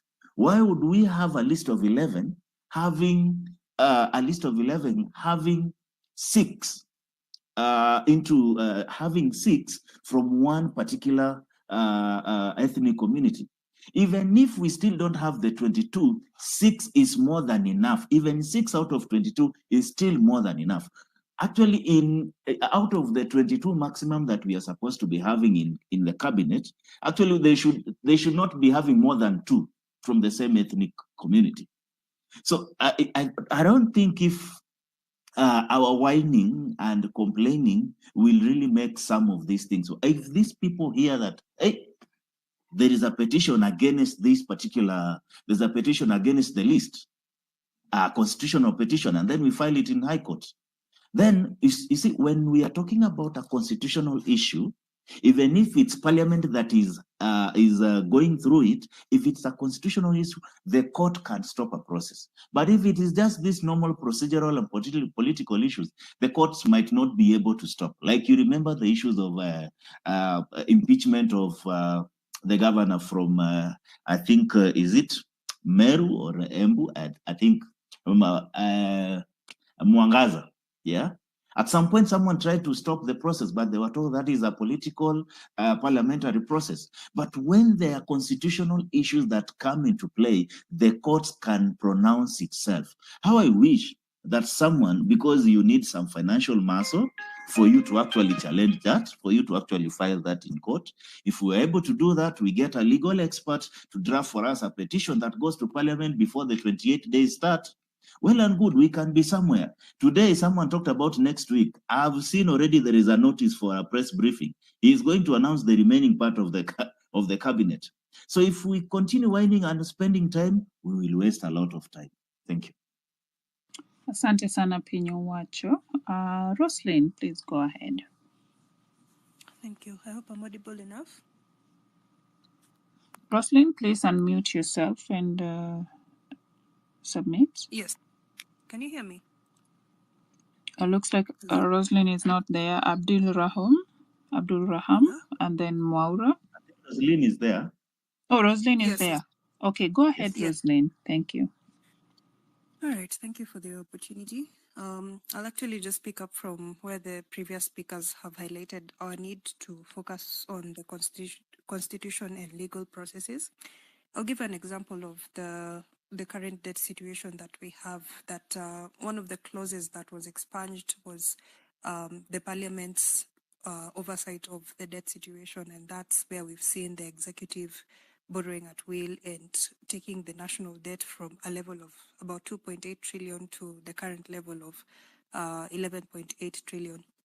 So the fact is that unless this is challenged constitutionally, we will still see the executive taking on more debt, and we've seen the serious implications of that on the purchasing power of Kenyans, on the ability to do business and the overall social cohesion of the country. So our power, if at all we are ready to use it, let's put more energy again on the constitution, because we will be drained by politics. We will be drained by politicians. We will be drained by the things they have done and the things that will come to light. If you dedicate or even just scroll for at least half an hour to 1 hour on different social platforms, you will come across one scandal after another. Money that was allocated to a project, the project was either not done, or the suppliers were not paid, or at the end of the day, you just see there was more money spent on the launch than the actual project. We've seen more, we've seen politicians spend more on launch events for things like boreholes than the actual borehole itself.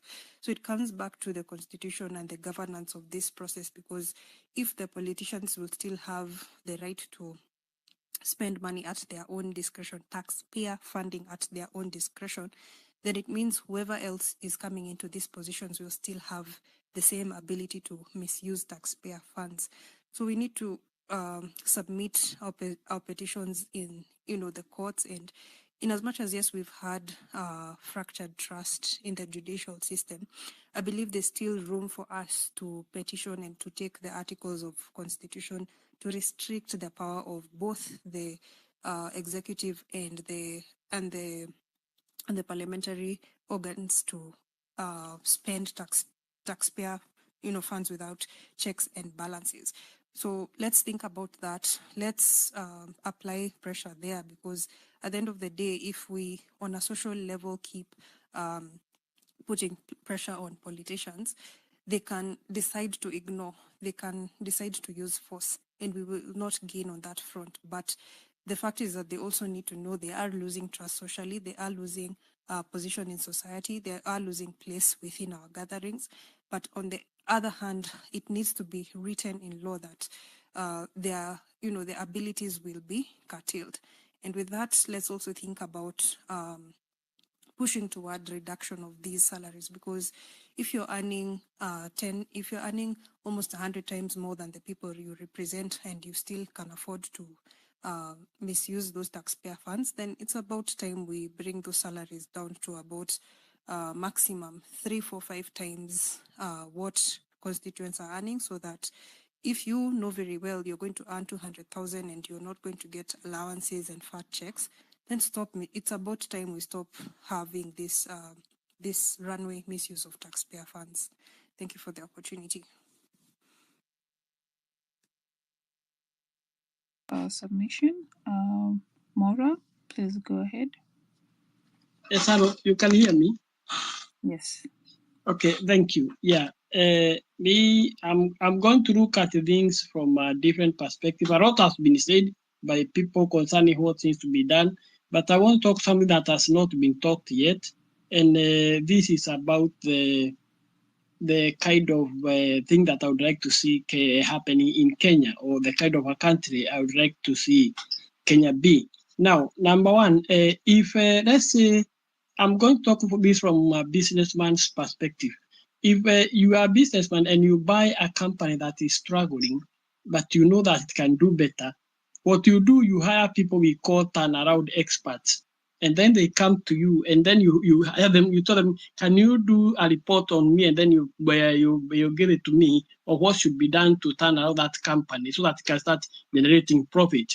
And they are going to go, they study the company and everything, and then they compare a report, you pay them, and then they deliver it to you.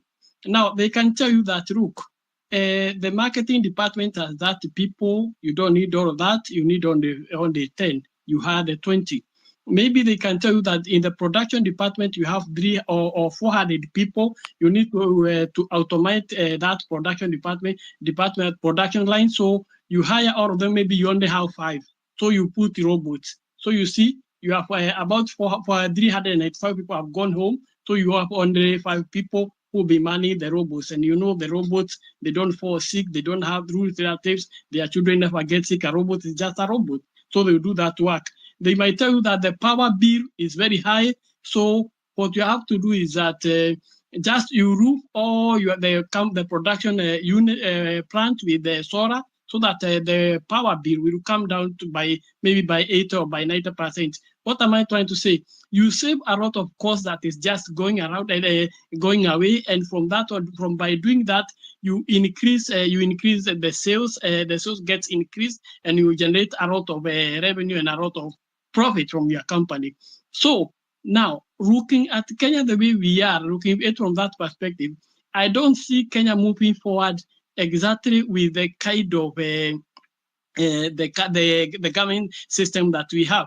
Number one, there is no way we can go ahead with around 47 counties. That's no way. So we must reduce these counties maybe to about 115%. Because you see, some counties are so big, others are so small.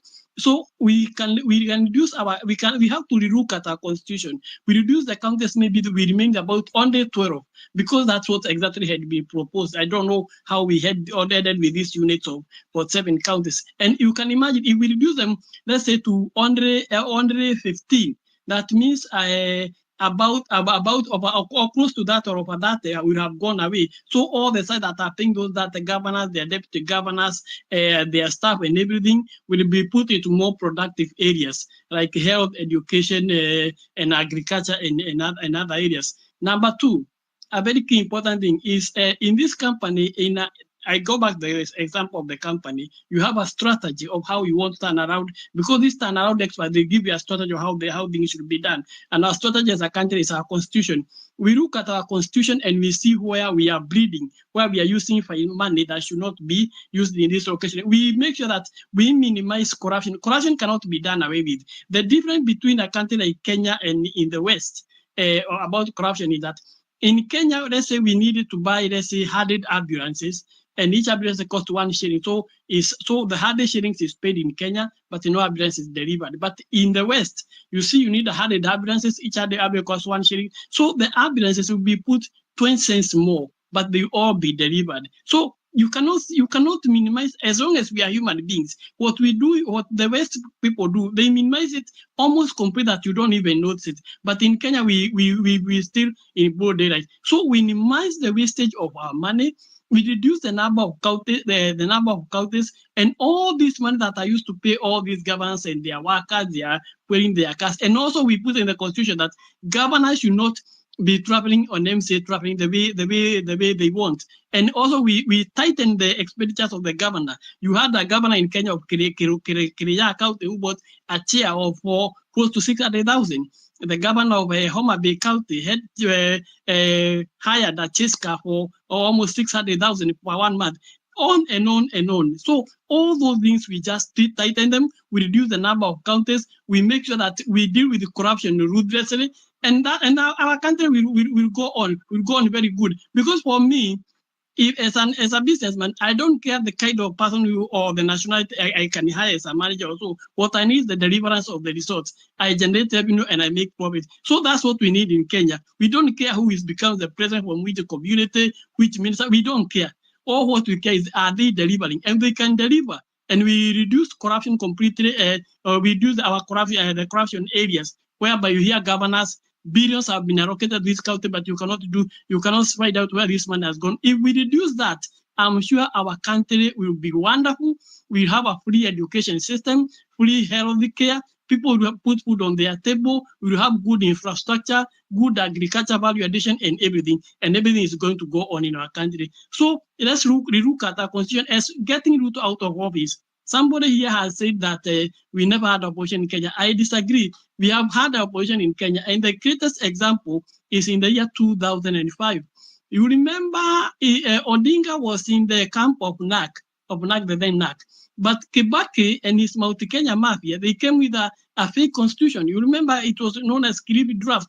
And Odinga mounted a opposition and defeated that constitution. So we have had opposition in Kenya. The question can be, have they been effective to the expectation of Kenyans? That's a question that can be answered by each and every. And again, for me, age doesn't matter. Whether you are Gen Z, whether you are an millennial, where you are next. What I need is somebody who has an integrity and character to do the job. You see, what age does to you, age does only one thing to you. It only makes you grow old.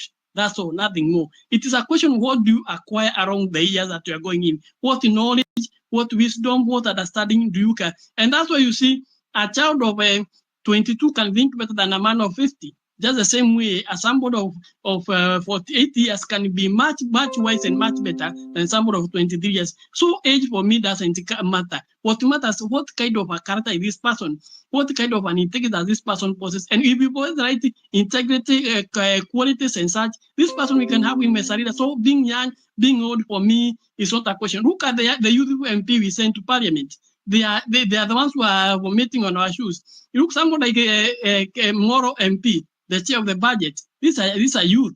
Look at the way he's talking. Look at the rights of Didinyoro, the rights of Osoro, the kinds of Kemani Ishungwa. These are youth people. Look at the kind of talk they are talking. So for me, it's not a question of age. It's a question of what kind of a does this person, does he possess leadership quality? And again, for Gen Z to think that ruling a country is not is a walk in the park. Because you need a lot of things to put in condition. You have to do with the international community. You have to look at the whole country. How do you want the whole country to function?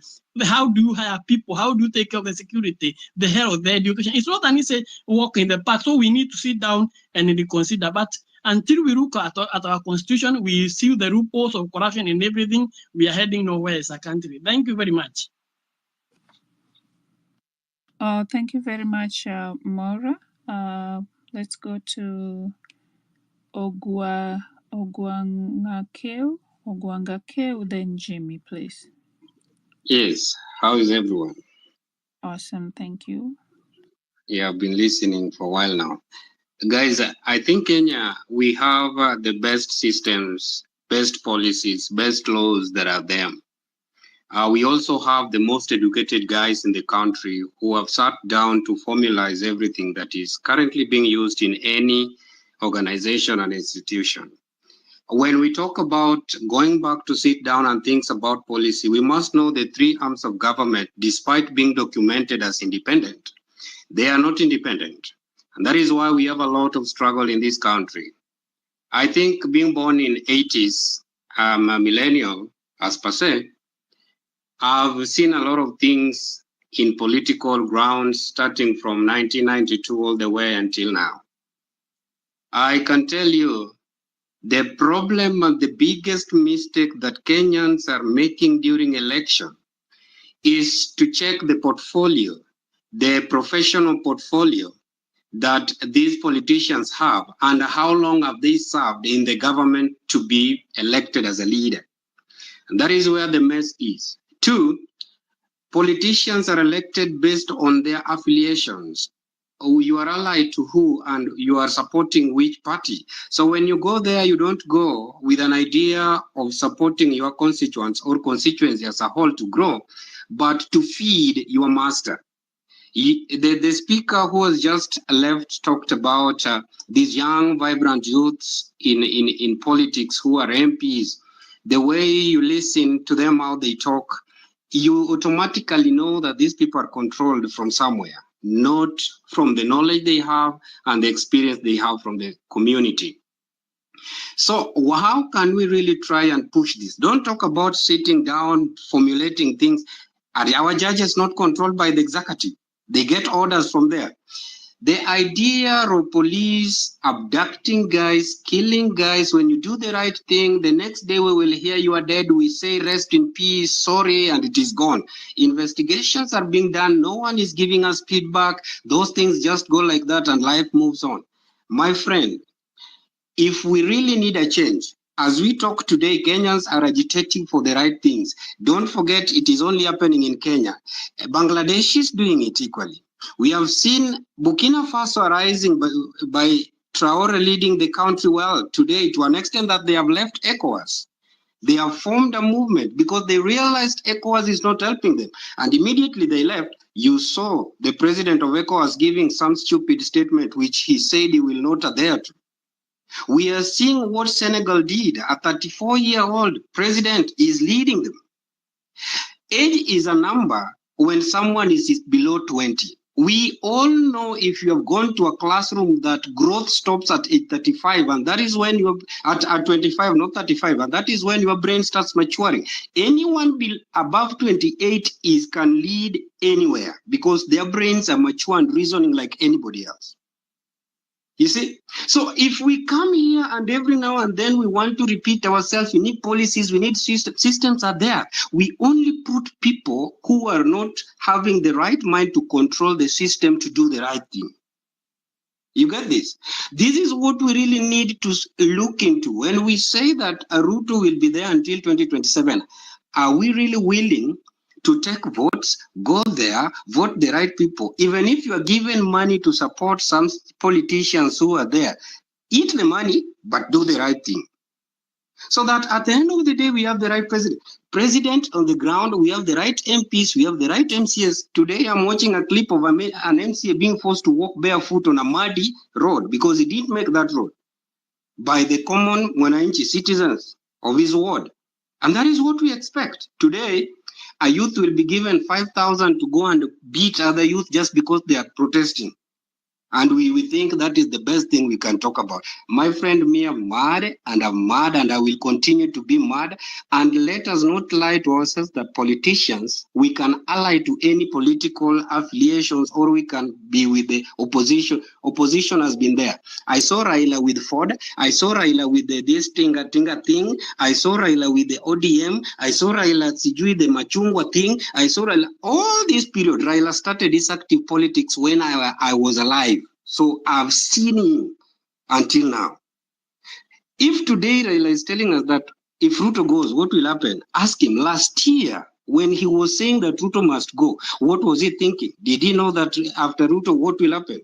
Today, he's making a press statement. You hear him saying that if Ruto go, what next? Did you know last year that if he goes, what will be next?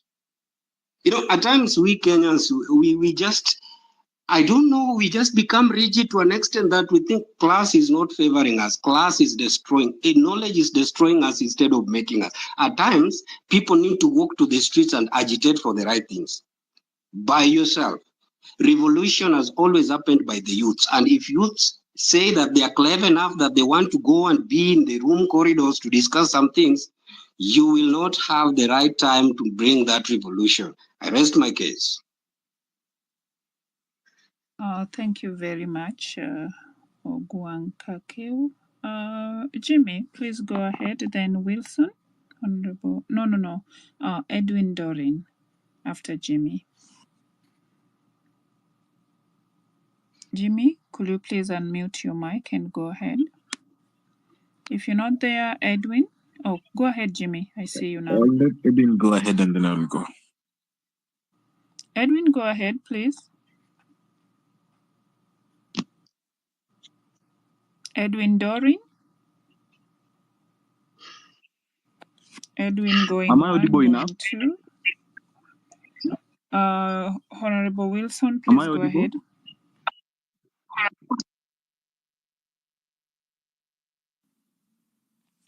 Yes, good afternoon. Jumbo, go ahead. Your volume is a little bit low. Okay, sijui kama naweza ongea na Kiswahili. Oh yeah, ongea na lugha yoyote. Oh, mimi kwanza nimekasirika. Like vile naona vitu zina happen kwa hii country, mazemi nimekasirika kama youths. Sisi ni maengineer, tuko huko nje, hakuna kazi. Watu wanapea tu wazee kazi. Alafu tukiongea inasemekana sisi ni criminals, tunapigwa risasi. Manze hapana. Itabidi sasa tutoke, we come huko kwa hizo vitu zao ndio watusikie. Sasa inakaa tukienda mara moja, tuende tena wanaona tuko na mchezo. Wanaona ni kama tuna joke. So mimi from my side nimesema nitakam, even if it take a whole week. We have to push this. Thank you. Asante sana. Let's go to Edwin, please. Yes, Madam Justice. Can you hear me? 3 minutes, please. Yes, I can hear you now. Okay, Madam Justice. On my view, on this matter of unity with opposition,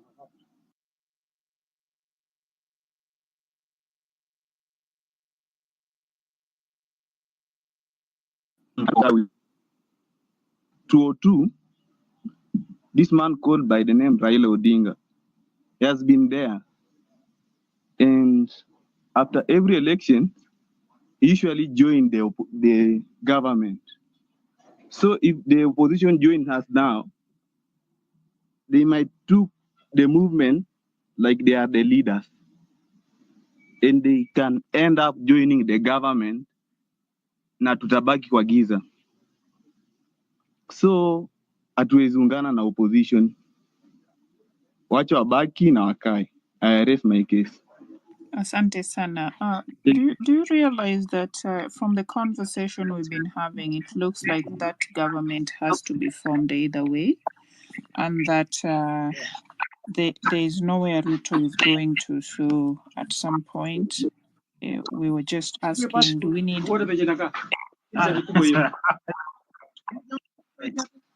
Sawa, the next speaker is gonna be Kevin, Kenyan King. Yes, can you hear me? Yes, I can hear you. Go ahead. First, about the issue of the opposition, I usually view like the Kenyan opposition is just like puppets because they are being used by the government all the time. Like as the Gen Zs, if we go and if we go and be with the oppositions, there's no we can go because all the time, like if we take Honorable Raila Odinga, all the time he has been with the opposition and at the end joining the government. But what fruit do we gain from it? Nothing. And then we are the people who will later on come and suffer ourselves. So as the Gen Zs, we cannot unite with the opposition. We'll just stand and fight our own fight. And at the end, we know that at least there is a fruit that we'll gain. And when we say about removing the president, it may be difficult sometimes because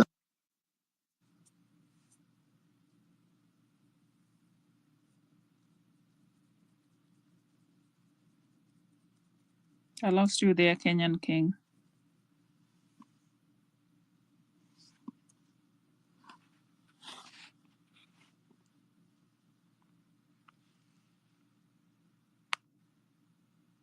Kenyan King, umepotea? Oh, sorry, I was saying. Yeah.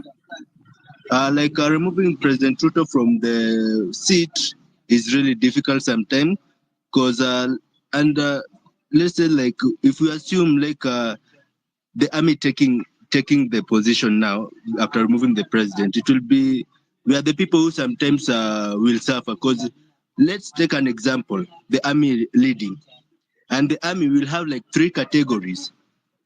One supporting the citizens, the other one who has got their own task, they want to satisfy themselves, and the other party of the army will be like the opposition. So all of them will want to take the seat, but later on they won't be in an agreement, so it will be war, and we'll be the people who will suffer as a country. And then the third thing is about the corruption in Kenya. The corruption rate in Kenya is so high. Like for example, in the, let's say, like choosing leaders.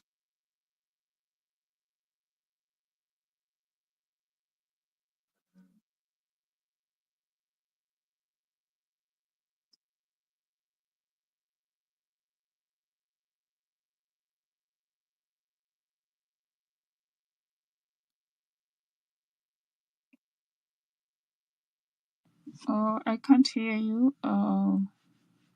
Kenyan King. I'm gonna go to Ken Wakia, please. Oh, not Ken, but who do I have here? Frank, please go ahead. Kenyan, ulipotea hapo kidogo. Hebu malizia. Your microphone is acting up. Okay, what I was saying. Yeah. Like what I witnessed in the last election, like as youths, and even the millennials and the Gen Zs. Like you might find someone going to vote saying that I'll give someone my vote because he or she gave me like 500 shillings, not knowing that person does not have the leadership capability. Do you know the money? Do you know the money that he or she spends on you? They will return it in the next 1 year.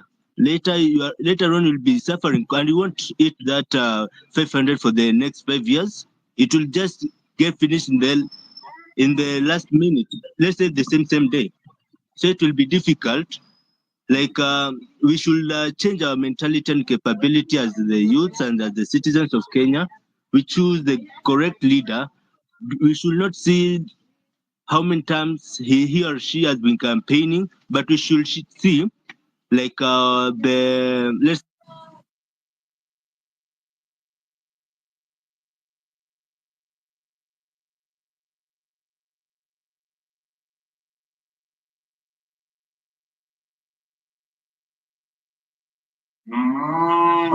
Yes, you hear me?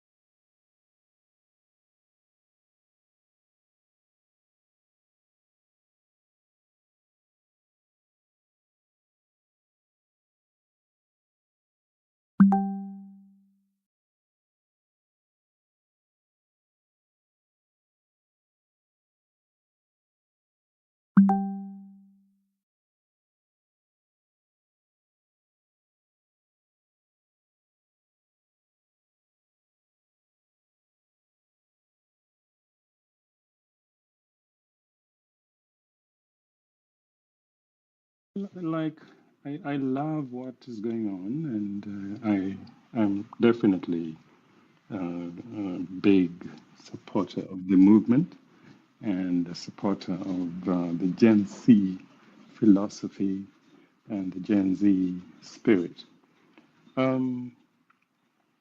But maybe one thing I must say is that somehow the focus is often lost because we don't seem to realize that the kind of fight is actually supposed to be philosophical, it is political, it is an academic fight, it is a historical fight. But most importantly, the fight is really political. And we forget that the political aspect really plays a major role. So if we do ignore the fact that the fight is political, then we will lose the focus.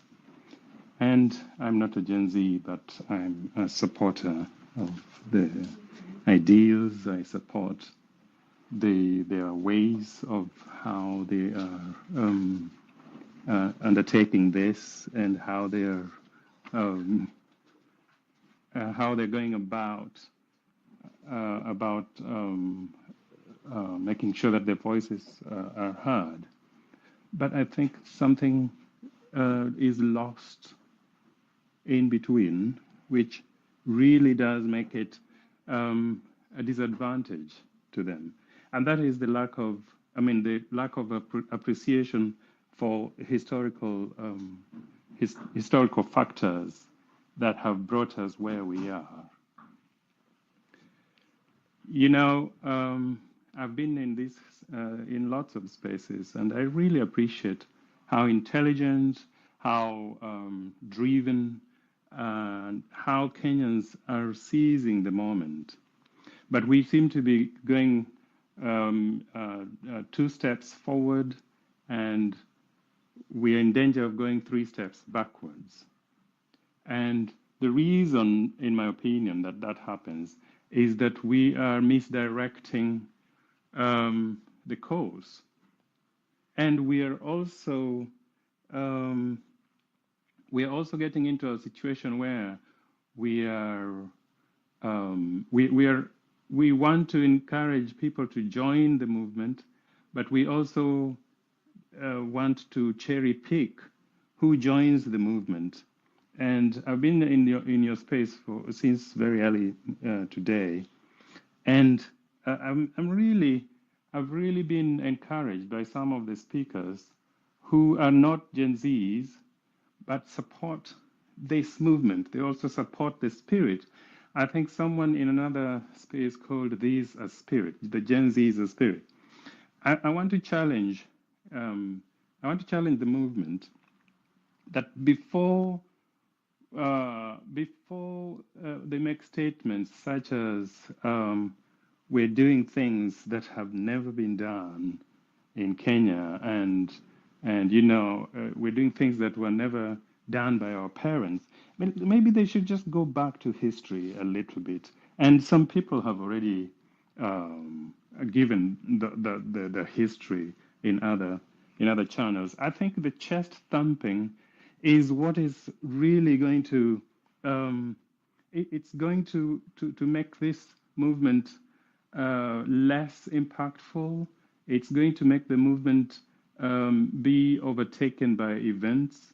But otherwise, I wish that there was appreciation, first of all, that those who have come before us played an important role. Therefore, we thank them. They have made us get here. I'm not a Gen Z. I'm actually much older than most of them. I think I'm Gen X or something like this. But there are so many other speakers who have come forward to give historical backgrounds, and I wish that the movement went back and listened to those ideas, and thank the people who have been here before, and say thank you very much. Now we want to take it from where you've left, and we want to take it to another spot. When we are done, other people who come after us will take it from there and move forward. I would like to dissuade some of the speakers who have been talking against Raila. I have been around, and I've also seen the role that Raila has played in the political space. If it was not for the Mau Mau fighters, the Railas would not have had a space to operate in. And if it was not the Raila's parents, the Railas of today will not have had a space to operate in. And if it was not for the Railas of their time, we would not have had space to operate in. Because I remember in 2002, 2003, when we were having the clamor for change of God from Moi to Kibaki, some of us played our part in that movement. And at that time, if you remember the Young Turks, all these things. So the youth has always been the factor that drives change in the country, and hence why the Gen Z movement is such an exciting thing that we must support. However, we also must give them the due advice as they need it.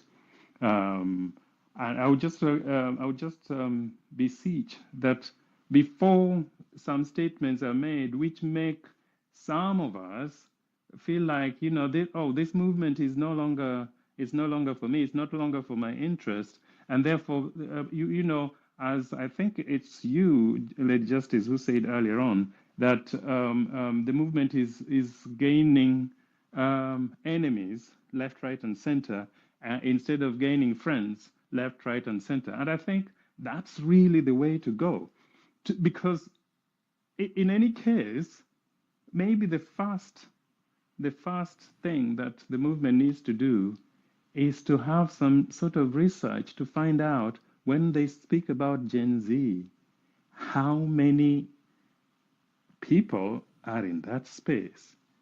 Do we have whatever million? Okay, it is said that the youth is about 60% of the population, but are all the youths Gen Zs? Because as far as I know, the description of Gen Z is people who were born, I think, in the 90s or something up to now. Is that the case, Lady Justice? What age are we talking about? So do we know how many people are in the Gen Zs? And all those who have been on the street recently, are they all Gen Zs? In my opinion, I beg to say that not all of them are Gen Zs. There are people who have bought into the spirit, and there's a lot of young people on the streets who are bought into this ideology of this Gen Z. So there has to be some sort of lobbying. Politics is all about lobbying, and I'll end with this point. Think about it.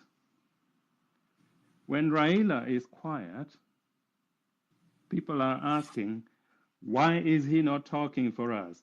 You see, now he's busy eating with the political class. He's quiet. Why is he not saying anything? Okay, fine. Then Raila says, all right, you guys want me to talk? He comes out and talks. And then the question is, oh, you see, he's talking now. He was not supposed to say that. What is he talking about? He's not talking for us. He's not one of us.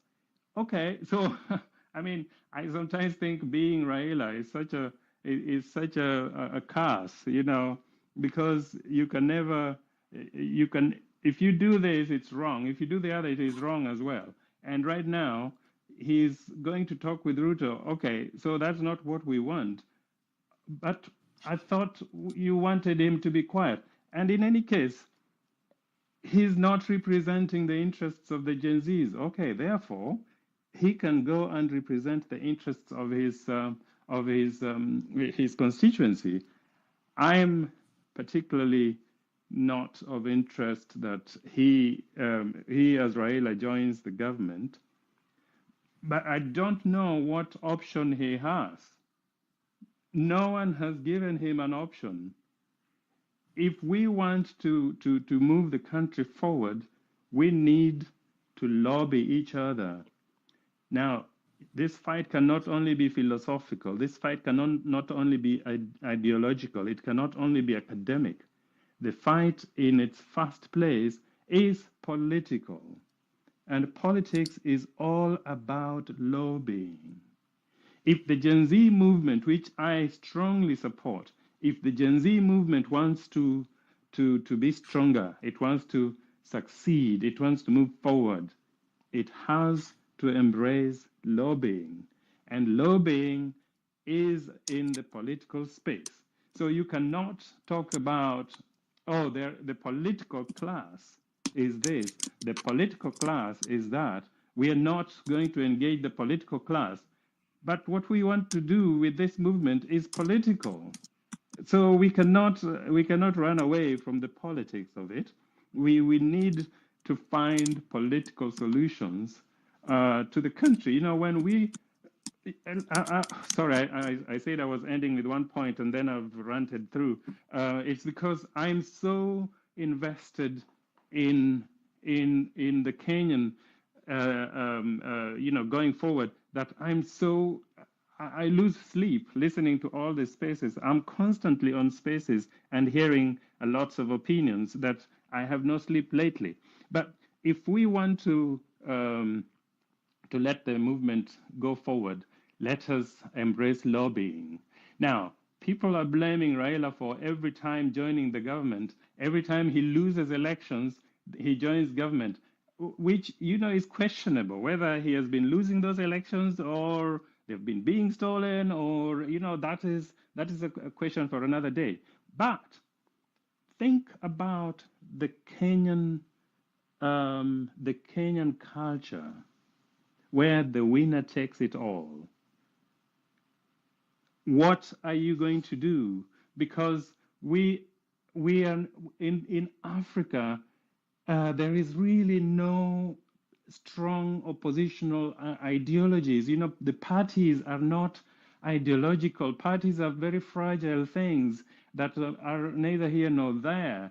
In fact, I dare challenge the people I've been hearing in other spaces, embracing the likes of Okia Umtata, Meguna, another one is called Dr. I don't know, Okurwa Okot. And we speak so highly of these people, except what we don't know is, what happened between Meguna and Raila. Okay, he has it in his book. I haven't read it. What happened between Meguna and Ruto? Because Meguna was fronting Ruto, and we were all expecting him to be a PS, we were expecting him to be a CS and what have you, and those didn't come to pass. What if today Meguna was appointed a CS or a PS or a PS rather? Would he still also be calling for Ruto must go? I mean, we need to bring out the hard truths at some points. And I'm sure if Miguna hears this, he's going to come very hard to me at me rather. But we don't really know. We don't know what would have happened if he was a CS today. We don't know what would have happened if Okurwa Okot, who first of all congratulated Ruto. In any case, Meguna, in my opinion, if he wants to be validated, he needs to come out to the patriots and in a written format say, I'm sorry that I voted for this person. I have now since seen the light, and I think he's not, but he has not done this. So we are going to fall into the same mistake of always thinking we're going that way, and that is the person who is an angel.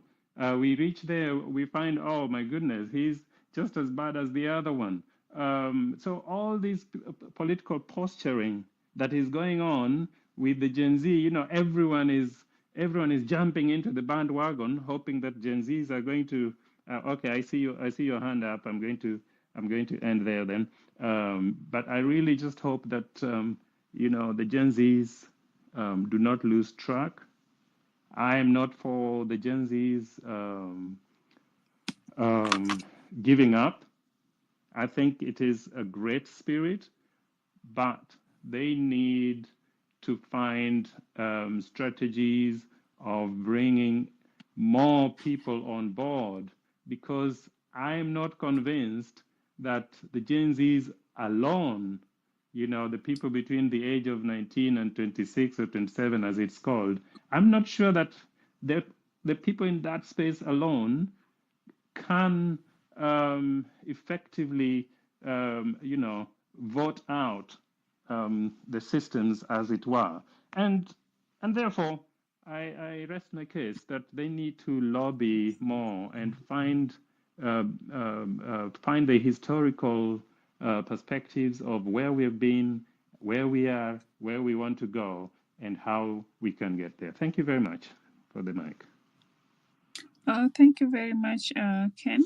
I'm having issues with adding people to speak. Professor, I see you are just connecting, so I don't know if you're able to speak. If you can, please go ahead.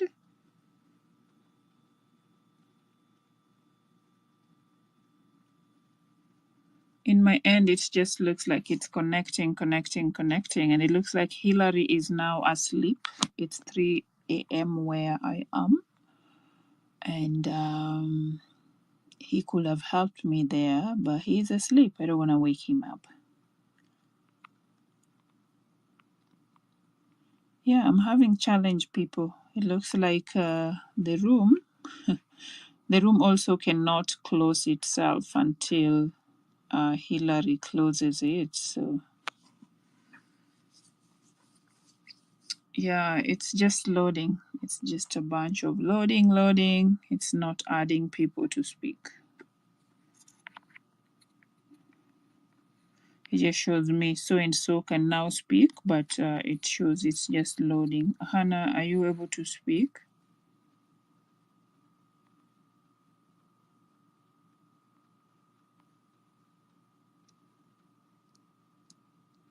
Yeah, it looks like we have a situation, and me, I'm also out of words so far. The last person I added was the guy who just left, and now I can't add anybody. Lady Justice, can you hear me? Oh, I hear something. Yes. How are you? Umechoka? Lady Justice. I had a microphone. Professor, was that you? Hebu Professor, kama Professor unanisikia Mbati. mwambie naongea.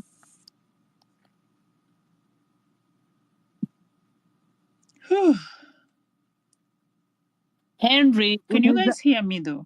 Yes. Somebody just give me a wave if you can hear me. Yes, I can. Yes, I can't hear anybody. Okay. Thank you, Hannah, for confirming, but I can't hear anybody. Dominic, can you hear me? Can you tell Lady Justice I'm talking? Oh, let me try calling Hillary. Dominic, can you hear me? Professor, can you hear me? Henry, can you hear me? What is going on? Okay, somebody can hear me, but Lady Justice can't hear me. Maura, unanisikia sio? Maura, Aisha, mnanisikia? Hebu nionyesheni soso kama mnanisikia jameni. Ni aje? Mumelala nyinyi wote kama nani? Kama Hillary. Maura unanisikia. Sawa, sawa. Asante sana Maura. Okay, it looks like we're going to play music. And my taste in music is very bad. No. Mimi naongea wewe. Just bear with me. Lady Justice, unanisikia? Lady Justice, can you hear me? Hululu.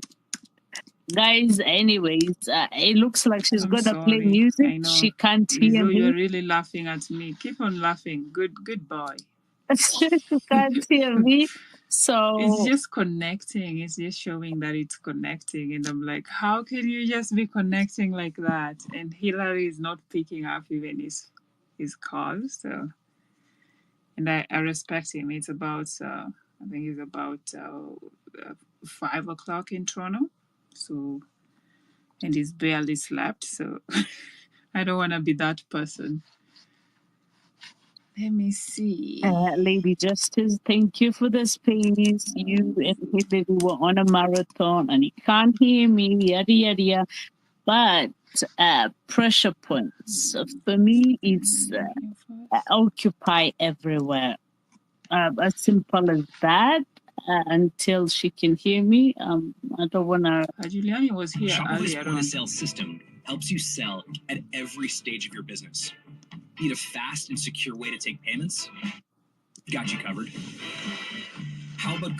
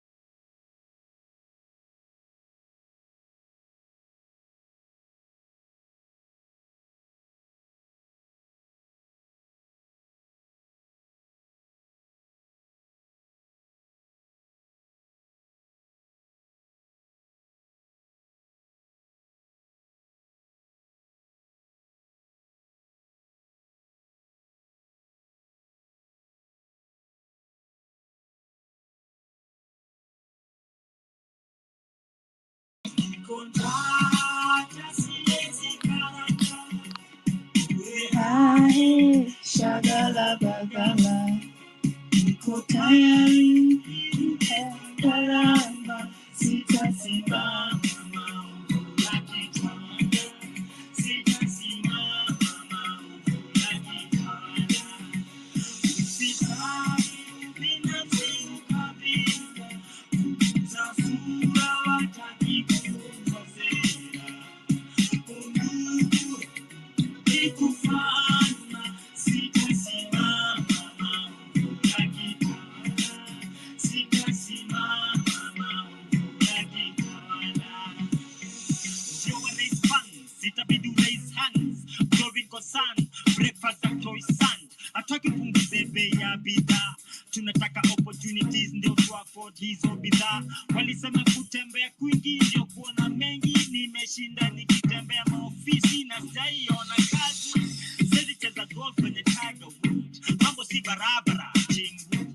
Naomba Johnny Masters, chakula ifike tumboni ikitoka kwa sahani. Policeman anapiga rungu, mwalimu daktari anamrushia tear gas, na mtoto wake anarudishwa nyumbani, hana school fees, analipa peanuts. Siwezi karanga, uwe hai, shagala bagala, niko tayari nilipe gharama, sitasimama maovu yakitawala, Simama maovu yakitawala. ufisadi, ubinafsi, ukabila, kuchafua wataki kutunza sera, undugu ni kufana, sitasimama maovu yakitawala, sitasimama maovu yakitawala. Si was a set house, not like Queens a ghetto. You pattern and Nairobi River, no money to live by. Hand kina na ugua gout, nikiwa na nguvu ya kung'oa reli, definitely kuibwa kura si nzito. Moha, Jona la Namu, jicho pevu, wakianika mkono refu, inapigwa mgeto nyonge. I think we have some luck there. Lady You Justice, are can you now hear me? on. Yes, Guess yes, we got some luck. guess Go what? I ahead. was here, I was talking to you, you kept saying that you can't hear anybody, yada yada yada. It was really funny. And other people could hear me, but you couldn't hear me. I couldn't hear nobody. I was just like seeing, like how you add speakers and then it's just loading. I'm like, what is going on? So now I can see speakers. That's nice.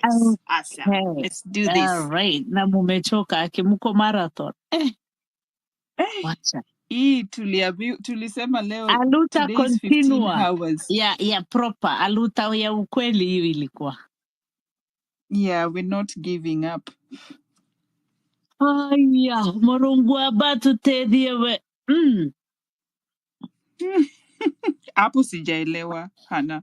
Hapo sijaelewa hata kidogo. Hapo ama ngoja hebu, I think nimeongea ni Kimeru ama ni Kikuyu. Hebu ngoja nifanye Kikamba. Mulungwaba, that's Kamba now. Mulungwaba to tedie.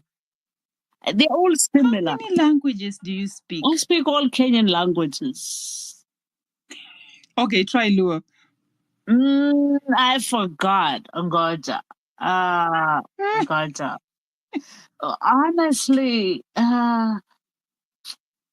shy.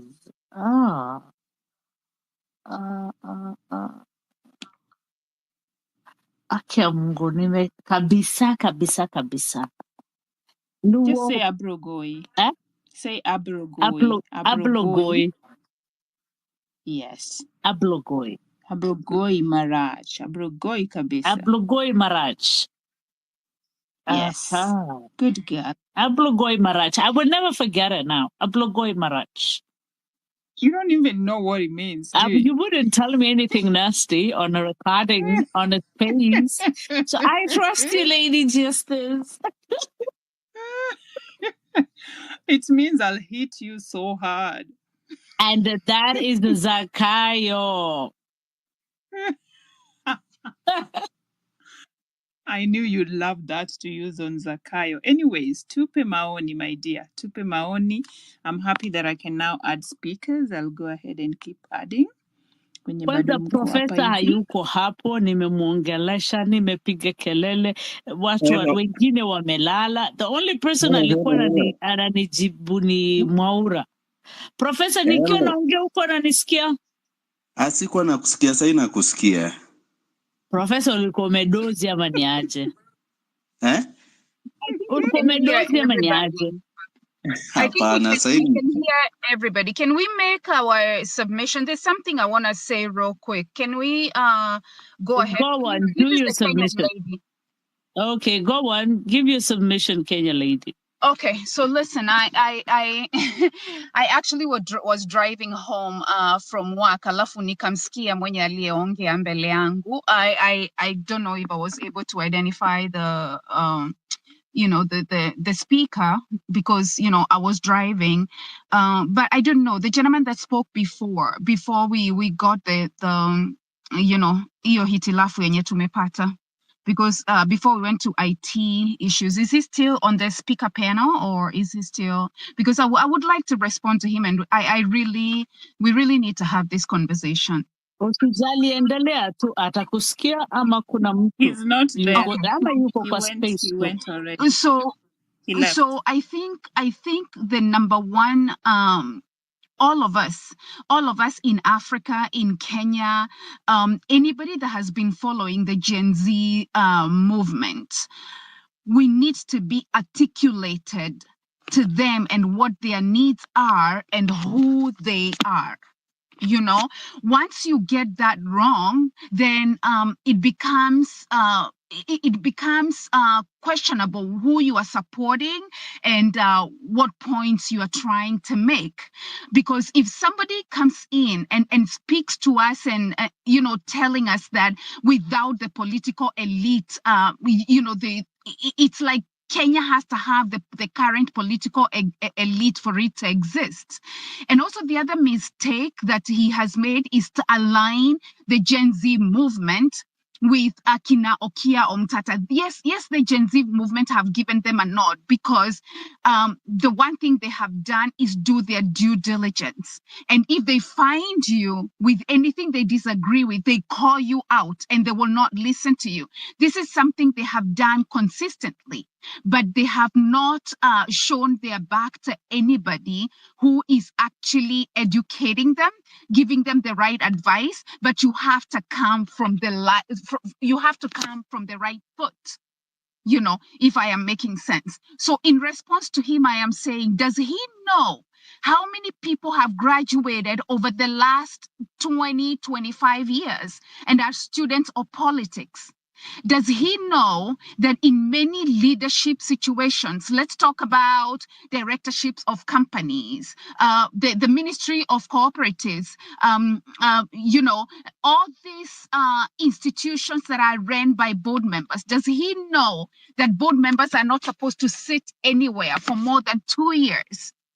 They have to keep renewing themselves every 2 years. So when you come in with the opinion that the Kenya cannot exist with the current political elite and people need to sit down, Kenya does not lack professionals. Kenya does not lack politicians. Kenya does not lack courage. What Kenya lacks is politicians that are not obedient. Politicians who just want to sit there and rule until Jesus knows when. And that is not the problem of the rest of Kenya. It's not the problem of Gen Zs. Okay?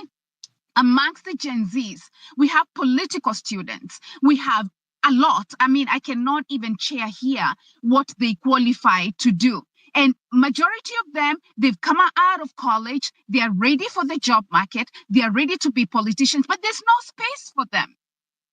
People are governing them wrongly.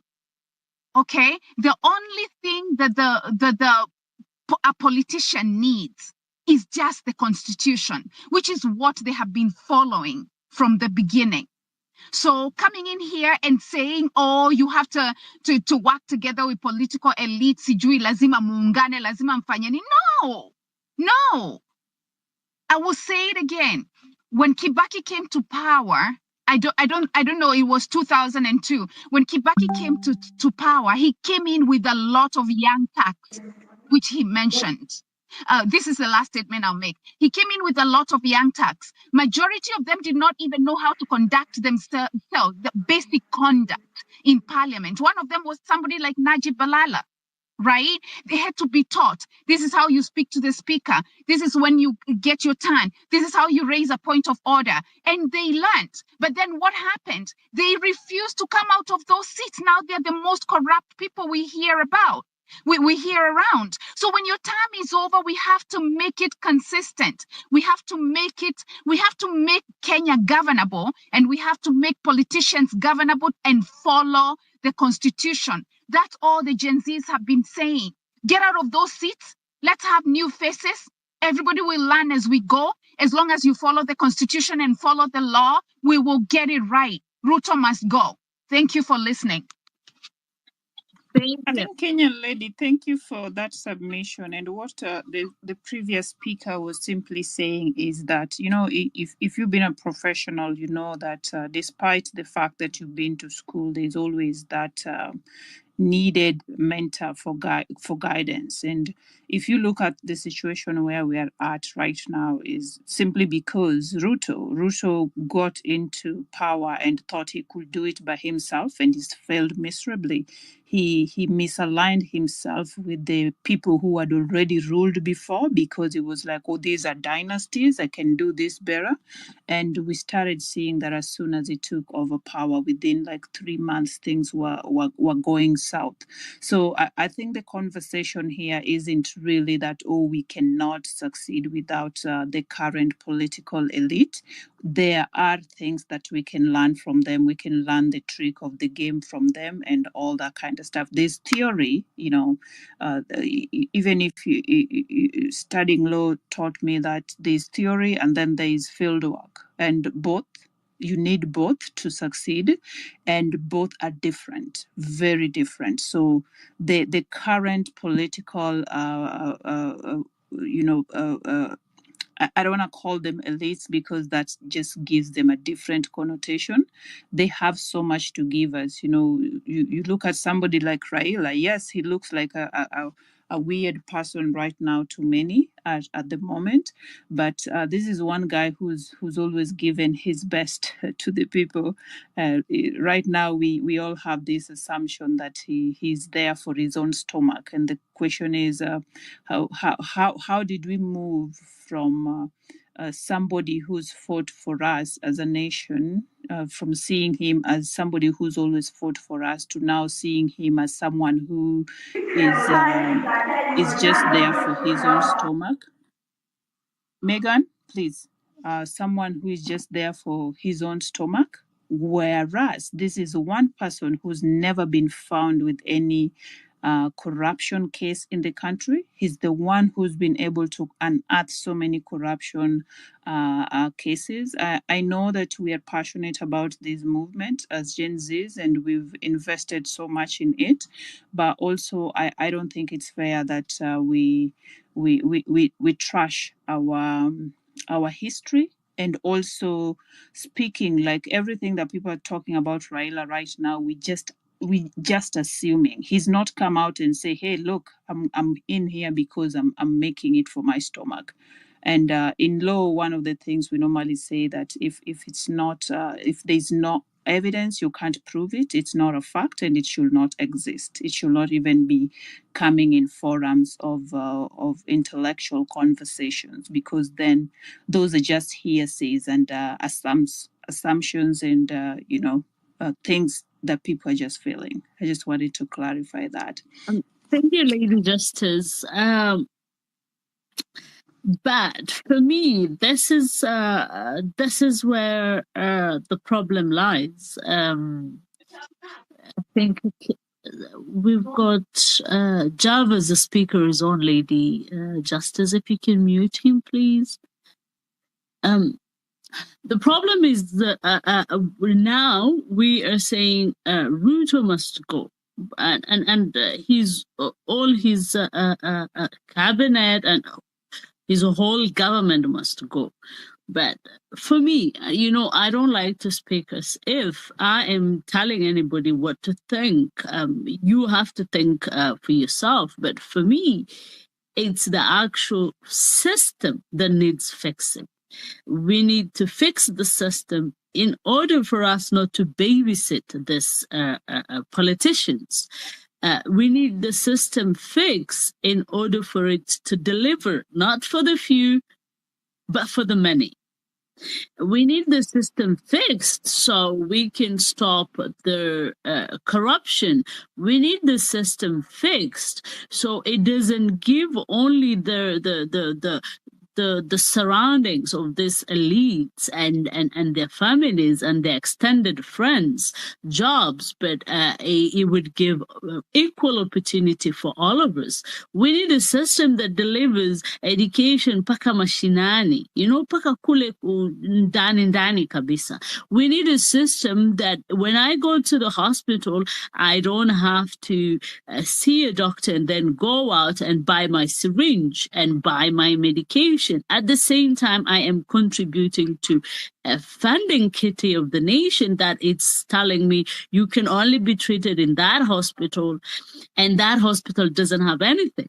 So fundamentally, for me, it's to get the system fixed.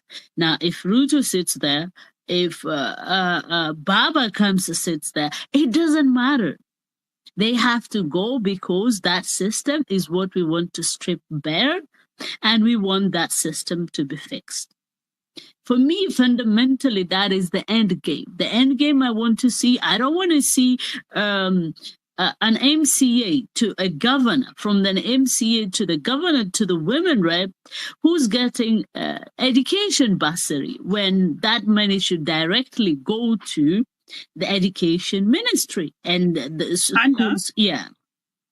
Sorry, to your point, just before you alludes you say that at the end of the day, the system has to change, and it's important that all these people go home. But do we ever go to a point and realize that it's going to take these very, very same people to fix the system, because they have to go to parliament and pass laws and change policies and all that?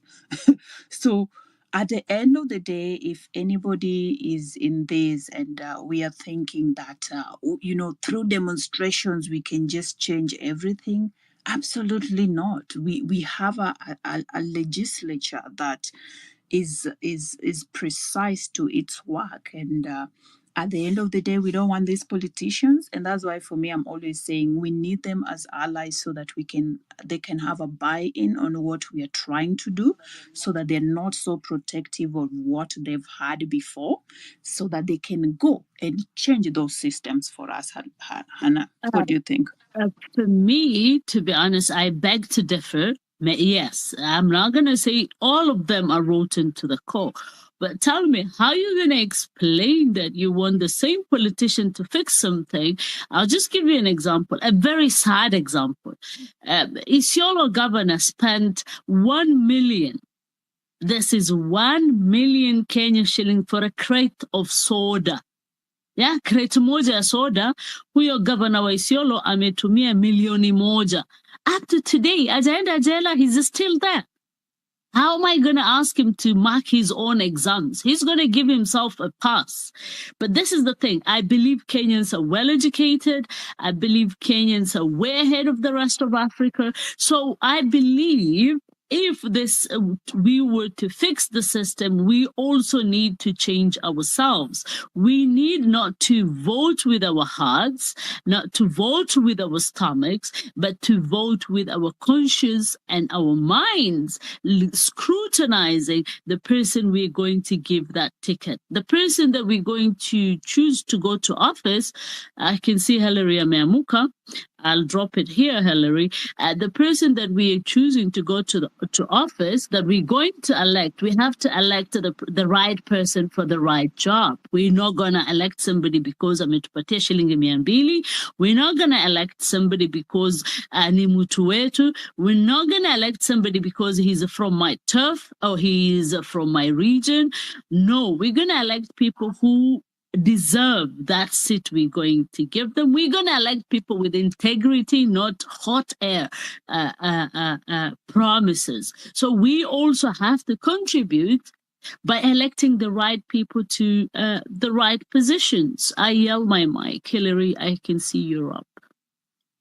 Asante sana. Good morning, Hillary. Yeah, morning, hiding. I've been here. It's all that just listening, but can we close in the next? Really? Were you listening? Did you notice when we had that internet issues? Yeah, there was no net. Liar. Even you dropped on some time back. I know when we dropped. So I'm not what you are. So can we close in the next 20 minutes? All right. Yes, let's close. I would love that as well. So in this order, we have Professor Hunter and then Western. Sheila. Okay. Tafadhali, 3 minutes maximum. Sawa sawa, Lady Justice, thank you very much. Thank you, Hillary. I've been listening since morning. I came, but I've been dropping. I don't know why. And I want to be straight to the point. The question is it time for the Gen Z and the opposition to have unity? I agree with you, Lady Justice, that we need allies. But since Gen Z do not have a leader, and we don't have a leader actually, what we need is some allies who will support our cause and guide us, because they are experienced. And somebody said this is political. I agree with them. It is political. So we need allies actually, but we don't need to march and form a political party. That one will disorient the cause. Now, the next question is whether it is possible to get rid of President Ruto. I have heard some people talk here that it is impossible to get rid of him.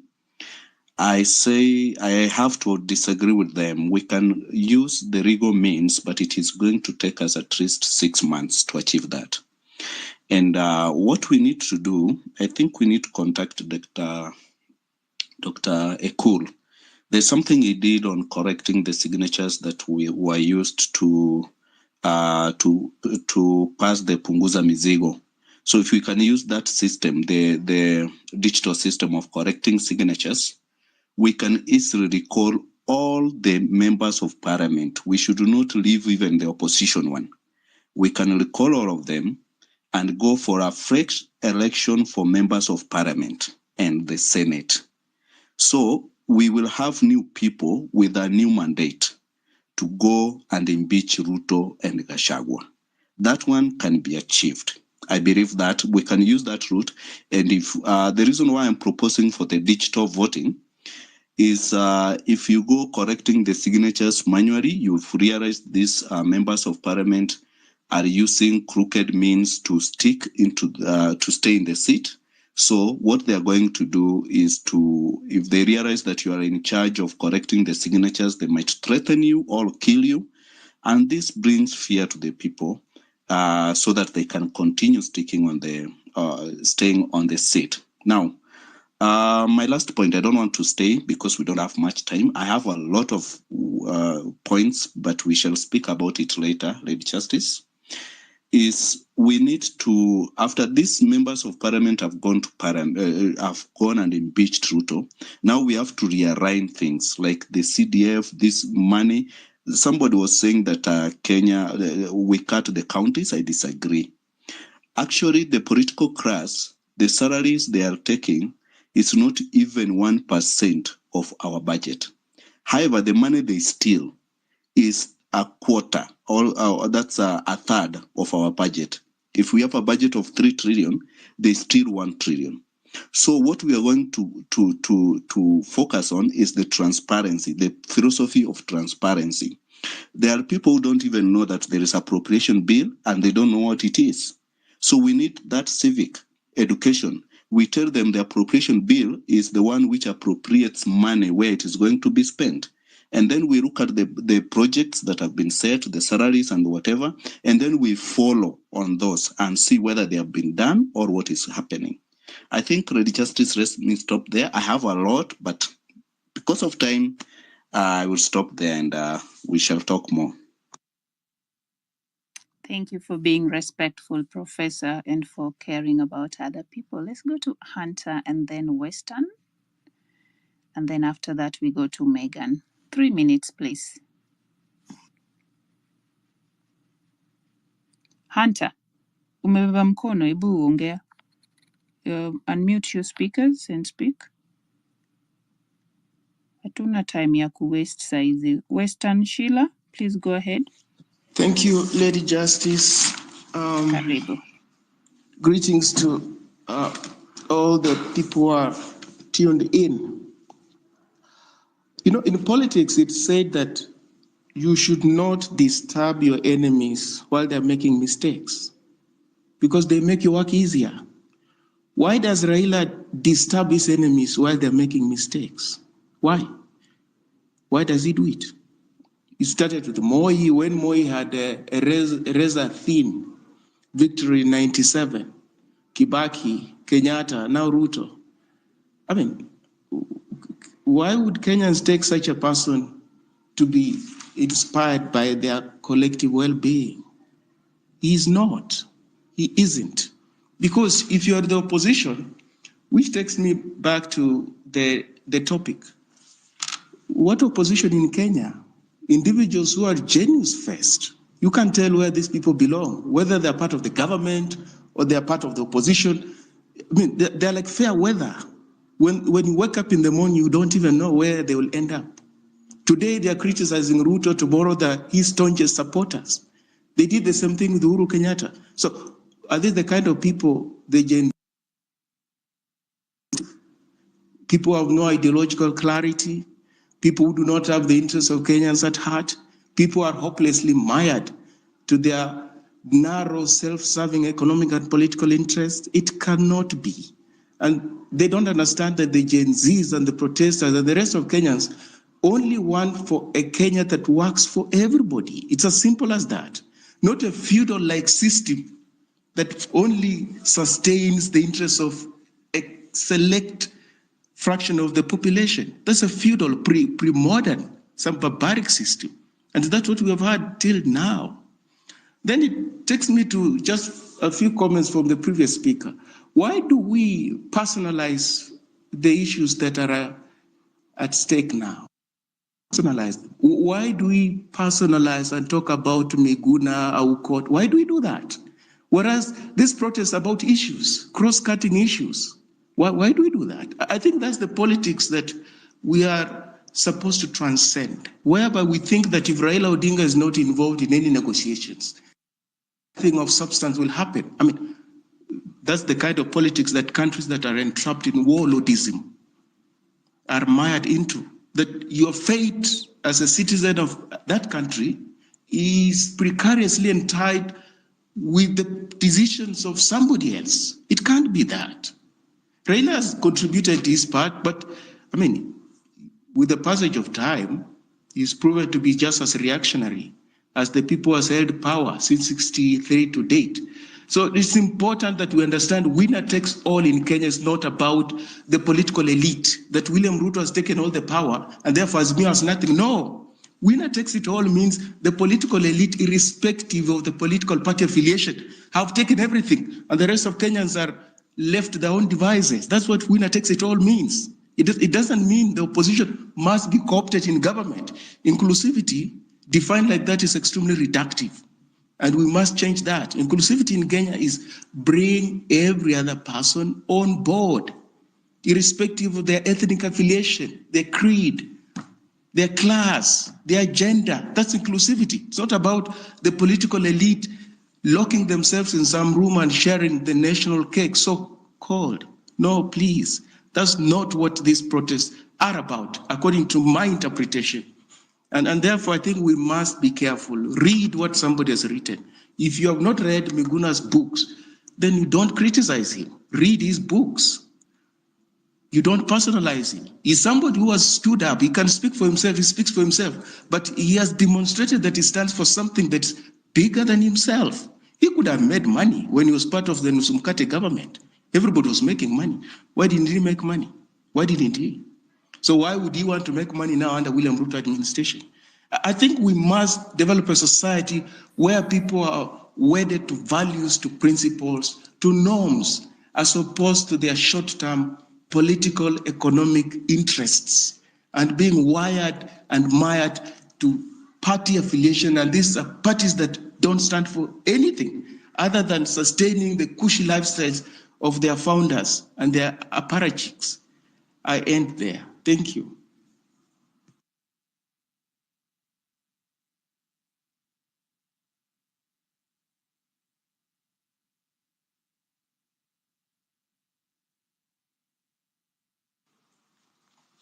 Hi. It looks like I'm muted.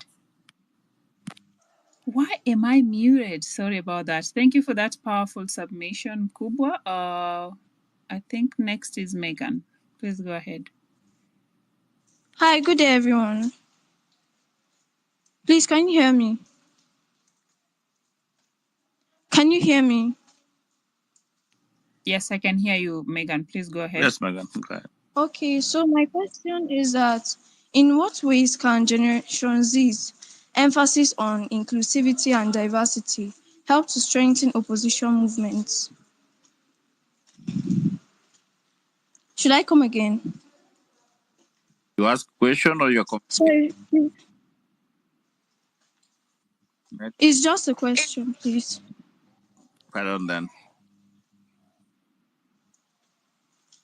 Should I come again? Yeah. Pardon on the question. Okay. So in what ways can Gen Z's emphasis on inclusivity and diversity help to strengthen opposition movements? Ooh, do you mean opposition movement in terms of when you are fighting for a revolution in Kenya and you're not part of the government and neither are you part of the opposition? Yeah, something like that. Well, so in that case, it sounds like you don't even need to work with the opposition because you're already seeing yourself as an independent entity, and you're moving ahead without them. But in an event where, let's say, for example, maybe you're considering both the government and the opposition as an opposition, and I do not understand why you would want to work with them when you don't think of even uniting with them. So that's very tricky.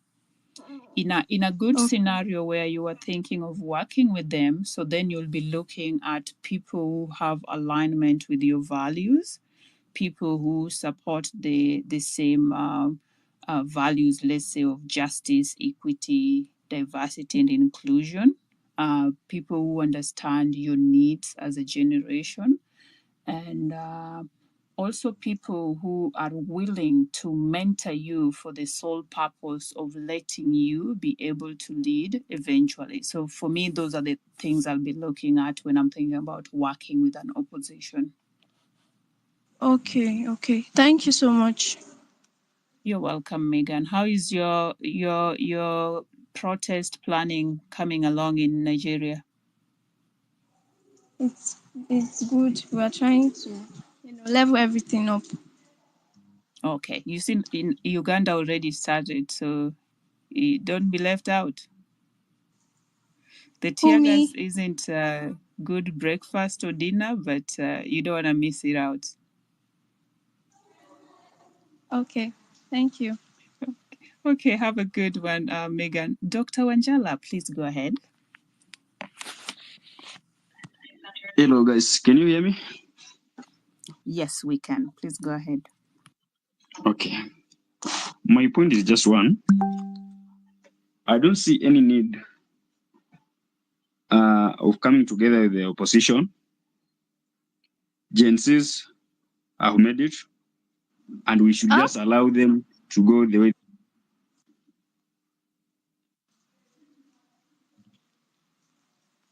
Go ahead, Dr. Wanjala.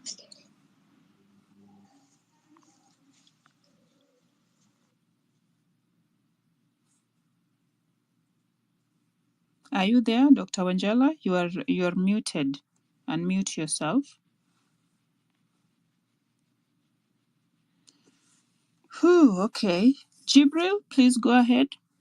We are at our critical time. We don't have much time to waste. Jibril at KE. Gen Z, please go ahead.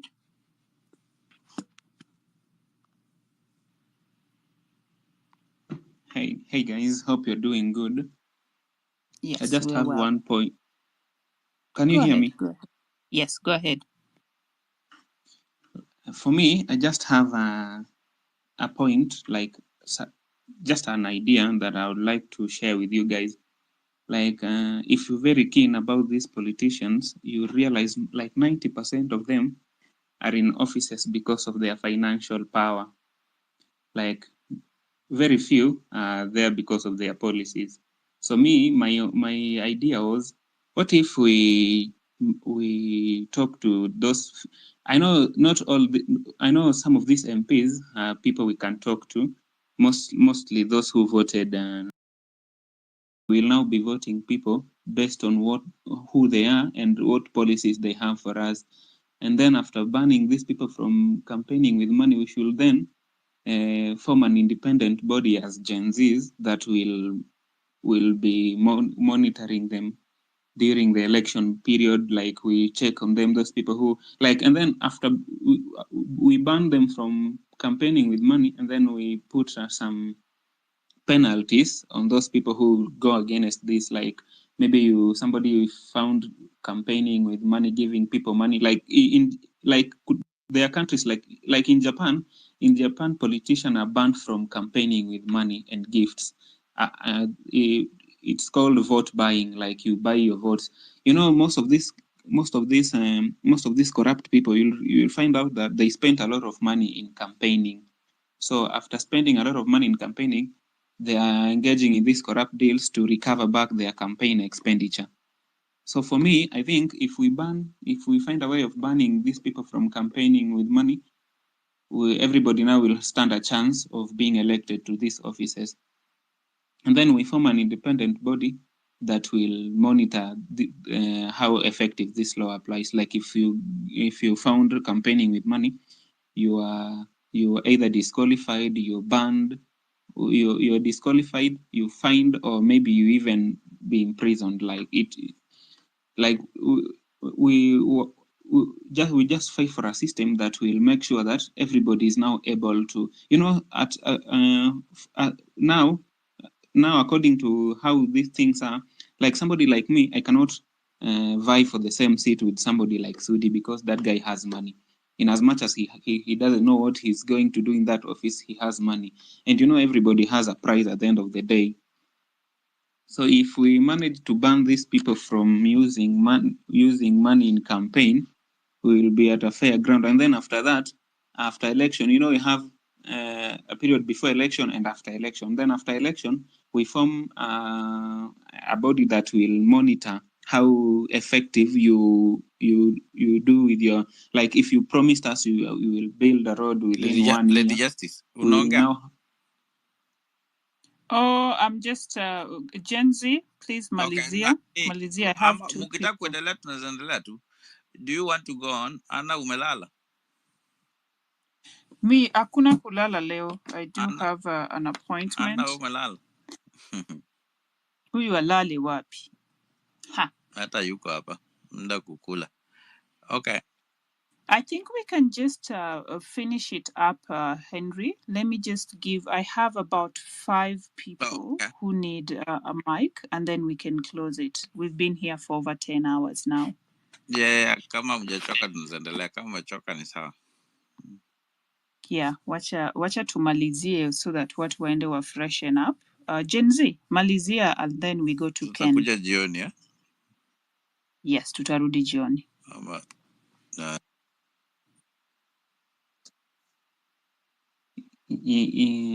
Okay, that's what I was just. My point was, if we can find a way of banning these people from campaigning with money and then later forming an independent body that will monitor their promises, progress, like how you said you'll do this, how far have you done, and then if we realize you said you'll do this and you've not done it, we just recall you and you get a we get you out of the office because that means if you promised citizens you'll do this in 1 year and you've not even done it, and the 1 year period is already done, is already over, then that means you don't know why you are there. Like for instance, you remember when our president took over office, he said, "Ati nikieka Biblia chini in the first 100 days I'll do this." Those 100 days zilisha kitambo sana, and there is nothing he has done. So if we maybe have an independent body that will monitor and make sure these people live up to their campaign promises, that would be better. Thank you. Asante sana Gen Z for that wonderful submission. Twende kwa Ken Wakia, 3 minutes tafadhali, and then ABD. Thank you, Lady Justice. The only reason I'm coming back is to clarify a few things. And there's a lady who said, she wanted to remind me a few things. But also, I just want to clarify that there is a lot of contradiction in people when they speak with a lot of excitement. They speak with a lot of adrenaline, and these moments are the moments that we reckon. These are moments when excitement can be can go too far, and it can blind our reasoning and our stability. So I actually, at no point did I advocate for Gen Zs joining with Raila. And I want to say that I like the strategies that the